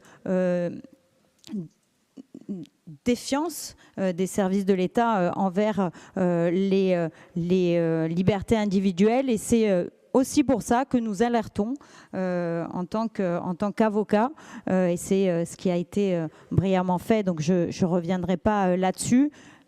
Il y a un arsenal juridique, il y a des propositions de loi, et ça n'est pas notre rôle aujourd'hui de dire si au niveau national elles sont adaptées ou si, puisque nous n'avons pas été sollicités, Monsieur le Président de l'Exécutif a raison de demander à ce que nous le soyons plus en détail pour entrer dans les mesures qui ont été annoncées ce matin. Mais ça a aussi été dit, ce volet répressif, il est insuffisant, et il faudra certainement une génération pour changer notre société en profondeur. Ça a été également rappelé, la culture, l'éducation, essentiel, parce que les enfants d'aujourd'hui construiront la société de demain, et quand on voit le rapport des jeunes, on peut évidemment penser qu'on est sur le bon chemin. Ils ont cette volonté de justice encore plus grande que nous pouvons l'avoir. La valeur travail qui doit être également remise au goût du jour, qu'on sorte de cet argent facile et de la société de consommation qui nous pousse à toujours être dans la demande de l'argent. Et évidemment, j'ai aussi déposé un amendement pour que il y ait un volet économique dans ce rapport. Il y a un volet culture, éducation qui est très bien travaillé, et l'économie fait défaut. Vous êtes depuis la loi NOTRe responsable de la définition des orientations en matière de développement économique. En 2022, nous avons voté un rapport qui est le SR2I, et il faut le mettre en application en partenariat avec les intercommunalités, parce que le levier économique est aussi un moyen de lutter sur le long terme, bien sûr, contre la criminalité organisée. Merci Madame la Présidente. Merci. Donc d'autres interventions? Il ne reste plus de temps, mais je peux donner quelques minutes si vous le souhaitez. Non. Donc, Donjo, tu as la parole. Ringraziavi. À cette heure tardive et après de longues heures d'échanges, de discussions et de débats, alors que le travail est encore devant nous, je voudrais faire, au nom du groupe FAPO.ICM et en ma qualité de Benjamin de l'Assemblée de Corse, 3 ou 4 séries de remarques. Premièrement, saluer l'importance du moment politique que nous sommes en train de vivre, que nous vivons depuis ce matin et que nous allons vivre encore dans les heures à venir. C'est peut-être un moment qui fera date dans l'histoire de cette institution, dans l'histoire du statut particulier de la Corse. C'est aussi, et on en parlait en aparté avec un certain nombre d'élus, y compris de l'opposition, du groupe Unsof Uno, un moment de dignité, d'intelligence collective, et y compris pour le peuple corse, le corps social et les plus jeunes, une démonstration de la responsabilité et d'un exercice démocratique réussi de la part de la représentation élue du peuple corse. Ce matin, nous avons eu l'honneur d'entendre Leoluca Orlando, diputato europeo, maire di Palermo, e Leoluca Orlando vai in usanza di ciò che ha detto Valeri Bozzi Awali, e ogni po' che non sa noi, ha detto un affare, oggi Presidente del Consiglio Esecutivo, va detto un affare nel 2019 durante lo scontro, lotta contro gli sviamenti, i pratichi, i logici mafiosi, lotta per costruire una società libera, appacciata e democratica è un combatto che si può vincere a scala domanco una generazione. O manco una generazione. Una generazione rappresenta poco presso 25 anni. 25 ans, pour donner un ordre de grandeur, c'est comme si, en février, le 27 février 2000, après 5 ans de travaux, l'Assemblée de Corse, en lien avec le corps social, la société civile, engagée, organisée, les collectifs, les associations, la classe politique dans son ensemble, le conseil exécutif, la majorité, l'opposition, les sachants, les experts. C'est comme si l'Assemblée de Corse, le 27 février 2000, s'était réunie, avait débattu, puis délibéré, dans un esprit parlementaire, conformément à l'usage des institutions démocratiques. Et c'est comme si, depuis les années 2000, depuis le début des années 2000, un certain nombre de mesures, dans le cadre d'un plan d'action structuré, complet, global, systémique, cohérent, avaient été mises en place jusqu'à nos jours. Peut-être que notre pays et notre peuple auraient connu une autre destinée. Mais nous ne sommes pas ici pour faire l'histoire et nous allons plutôt regarder devant. Une génération, au moins, ça nous projette à 2050. E per giungere sino al 2050, per lottare contro gli sviamenti e i pratichi mafiosi, per costruire una società corsa, appacciata, libera, democratica, c'è di sicuro il lavoro e la risposta della polizia, della giustizia, e mi ha avuto stamane un ministro della giustizia, il lavoro dello Stato, ma c'è di noi e forza soprattutto, e ci concerne a noi qui, collettività di Corsica, istituzioni, eletti, società corsa, il lavoro e il combatto politico, il combatto culturale, il combatto di valori, di rappresentazioni, di educazione. E io voglio sottolineare la qualità di un rapporto, di lavori di 5 anni passati, di 2 anni passati, di nostri dibattiti, la dignità di noi qui n'empêche pas la contradiction et l'expression des sensibilités. Par exemple, lorsqu'on considère, et c'est le droit de l'opposition, chère Marité, que ce rapport présente des mesures symboliques et peu concrètes, on s'inscrit en faux. Par ailleurs, s'agissant des maires et des infractions ou des permis de construire en matière d'urbanisme, il ne me semble pas avoir entendu que le rapport mettait en cause les maires. Au contraire, le rapport, il prend même un certain nombre de précautions, de façon à ce qu'on distingue les infractions au code de l'urbanisme des pratiques et dérives mafieuses. L'amalgame ne doit pas être fait, et c'est plutôt l'État, y compris à travers le contrôle de légalité, qui était visé. Et puis par ailleurs, j'appartiens à un groupe politique et à une majorité qui est également composée d'un certain nombre de maires, d'adjoints, de conseillers municipaux, de présidents d'intercommunalités et d'élus locaux. Mais ceci étant, souligner la qualité du rapport, notamment dans son volet éducatif, culturel et artistique, peut-on ajouter, Monsieur le Président. Lorsqu'on parle d'inversion des valeurs, de construction d'un modèle de valeurs alternatif, lorsqu'on parle, pour reprendre l'expression de M. Leoluca Orlando, d'une culture positive et alternative de la vie, il faut prendre un certain nombre d'exemples concrets. Je prends l'exemple de la drogue, qui est un fléau qui gangrène notre société comme elle gangrène d'autres sociétés. Aujourd'hui, puisqu'il y a un certain nombre de... Il y a une forme de silence qui existe, ou de déni qui a existé jusqu'à récemment, autour de la question de la drogue, notamment de sa consommation et de son trafic. Pour un certain nombre de jeunes, âgés de 13 à 25 ou 30 ans, le seul rapport à la drogue, du point de vue des valeurs, c'est un certain nombre de morceaux, de chansons.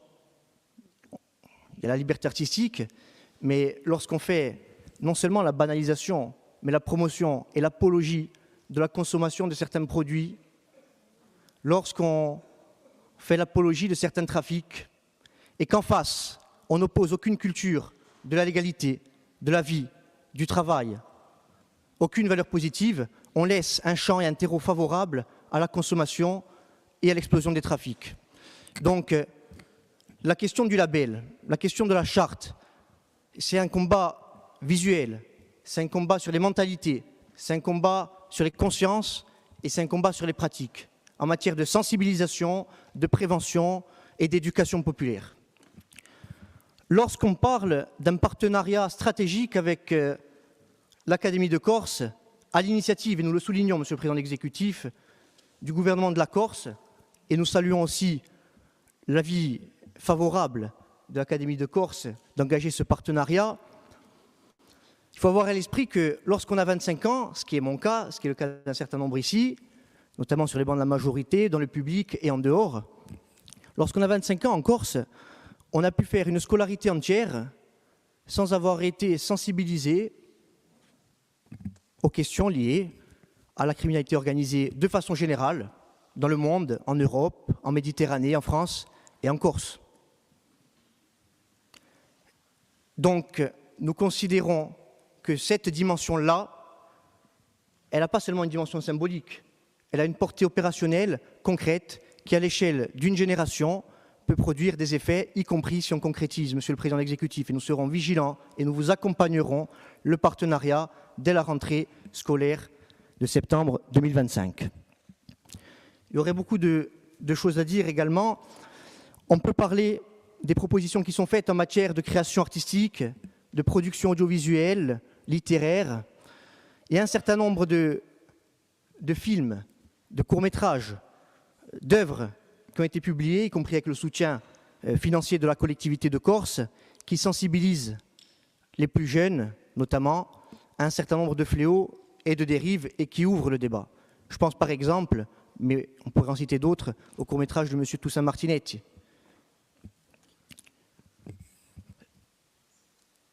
Allora, una volta che abbiamo detto che di sicuro la collettività di Corsica poi non c'è più, poi quest'anno, ma è importante, è stata detta, on peut mica tutto.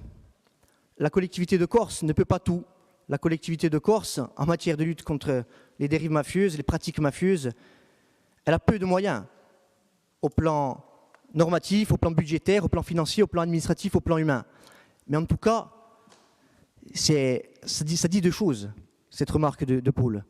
Premièrement, ça souligne qu'au nom des intérêts matériels et moraux de la Corse et de son peuple, la collectivité de Corse, première institution de l'île, par ses travaux dès 2019, par sa délibération, par sa résolution solennelle adoptée à l'unanimité par le Conseil exécutif et l'Assemblée de Corse en novembre 2022, par ses travaux ces 2 dernières années et par la session d'aujourd'hui, elle vient exprimer la volonté forte, solennelle du peuple corse de lutter contre ces pratiques mafieuses et de construire une société démocratique, libre et apaisée.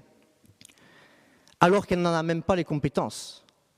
Alors qu'aucune autre, et vous l'avez dit ce matin, aucune autre collectivité à l'échelle européenne, si on met de côté l'Italie, n'a mené ce travail. Alors, bien sûr, en tant que nationaliste corse, on s'engage, y compris lorsqu'on est jeune, pour défendre un pays, pour défendre un peuple, pour défendre une langue, une terre, pour lutter contre la spéculation, mais on s'engage aussi pour la démocratie, pour une société libre, pour une société apaisée, pour une société juste, solidaire. Là aussi, je pense qu'il y a un certain nombre d'éléments qui ont été évoqués, y compris par Paul-Félix Benedetti ce matin. La situation actuelle, elle est le produit d'une histoire. Les responsabilités, elles sont partagées. Marité, vous faisiez référence notamment à la violence politique. Vous savez que sur ces bancs, nous prenons la démocratie comme moyen d'action pour construire le pays de nos rêves et pour répondre aux problématiques de notre peuple. Vous savez aussi que, bien sûr, il y a pu y avoir au sein du mouvement nationaliste, ça a été dit, des dérives. La violence politique, elle a été, à un moment donné, la réponse à une violence première et originelle qui était celle d'un État qui niait ce que nous étions, mais elle a été aussi la réponse de la violence politique à des pratiques en Corse qui ont favorisé aussi, et il faut le dire, et le président Biancucci l'avait dit en 2022, l'émergence de pratiques mafieuses, c'est la fraude électorale, c'est le système claniste, c'est la politique clientéliste. Et ça, nous tenions à le dire, parce que le combat pour la langue, le combat pour le peuple, le combat pour la terre, le combat pour cette nation est indissociable du combat pour la démocratie. Allora, pa compia. E intanto che più giorni di assemblea, avendo coscienza che tocca forse alla nostra generazione e a quelli che sono pavena, che ci toccherà a combattere durante forse una vita sana, per una società libera, pour une société affranchie de ces pratiques et de ces dérives, en tout cas qui les renverrait ou qui les renverra à la marge. Oggi Esa Gorzu aveva 25 anni o 20 anni in Corsica d'oggi, forse non si assomiglia mica a un fatto di avere 20 anni o 25 anni altrove nel mondo. L'insouciance, la légèreté,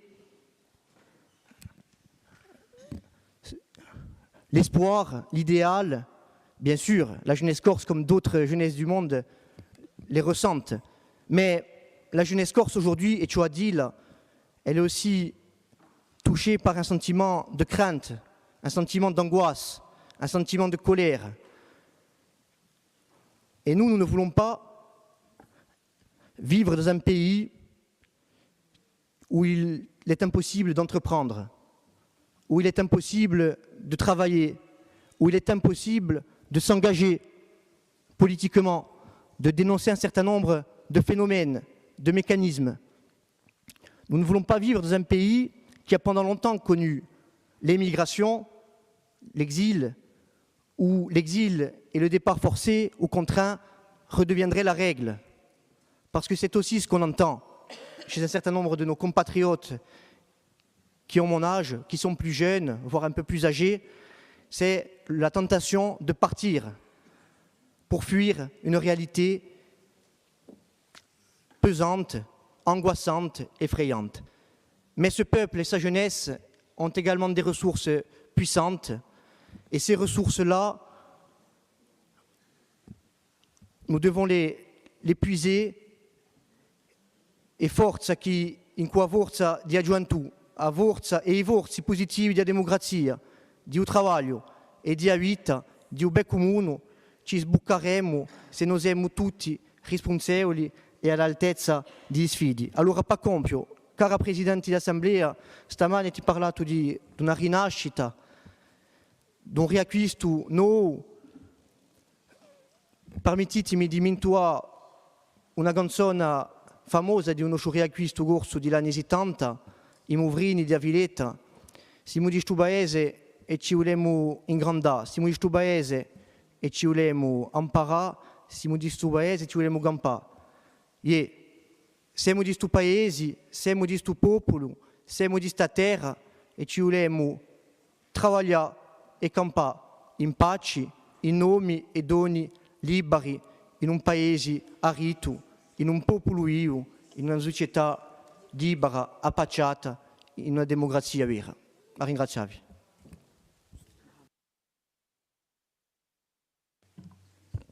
Ecco, tutto il mondo ha parlato. Allora, d'après l'informazione che ho, certo, ne hanno già appena parlato dei discorsi, ci sono 49 emendamenti. Bon, moi, ça ne m'étonne pas, hein, parce que, y compris ceux qui ont fréquenté l'Assemblée nationale, il peut y avoir des centaines d'amendements sur des rapports. C'est un signe de vivacité démocratique. Donc, il y a 49 amendements. Nous avions décidé de les examiner en commission permanente, pas élargie, en commission permanente habituelle. Attends. Donc, vous n'avez pas la parole pour l'instant. Donc, nous allons examiner ces amendements en commission permanente de l'Assemblée de Corse. Chaque groupe, bien évidemment, peut avoir un collaborateur, l'administration est là, et en commission permanente, l'exécutif est là, bien sûr. Voilà. Donc, est-ce que quelqu'un veut rajouter un mot sur la méthode? Bon, moi, je ne suis pas inquiète. Il y a des amendements qui sont d'ordre esthétique, d'autres qui sont beaucoup plus, peut-être, stratégiques. On convergera pas, on verra. En tout cas, l'exercice doit être réalisé. Voilà. Oui. Présidente, on voudrait qu'il y ait présent à la commission permanente le président de notre groupe. C'est prévu, c'est pas que pour votre groupe, nous avons prévu donc hier en commission permanente, on pourra y associer les présidents de groupe, bien sûr, qui puissent s'exprimer sur la nature des amendements qu'ils veulent, voilà, qui portent. Bien, donc les débats ont été longs. Président de l'exécutif. Non, simplement pour remercier l'ensemble des oratrices et des orateurs. Je pense que le travail que nous allons faire maintenant en séance, conformément à la vocation parlementaire de l'Assemblée de Corse, est un travail important, déterminant, je l'espère. Et en tout cas, le Conseil exécutif va faire ce travail avec la volonté de faire, bien sûr, évoluer la délibération et de l'améliorer en intégrant l'ensemble des contributions, qu'il s'agisse de celles des élus ou de celles des élus sous forme d'amendements ou des contributions qui ont été transmises, y compris depuis la conférence permanente élargie de lundi par les collectifs, Ligue des droits de l'homme et associations. Et en tenant compte, bien sûr, aussi de l'avis du CESEC et de l'avis de l'Assemblée Adiadjuentu. Merci, Président. Donc l'administration est en train de recoller, c'est le terme, au propre comme au figuré, l'ensemble des amendements dans un document qui seront examinés dans un instant. Voilà. Les autres, vous êtes en pause. On va en salle 2. C'est ça, salle 2, hein? Merci à tous.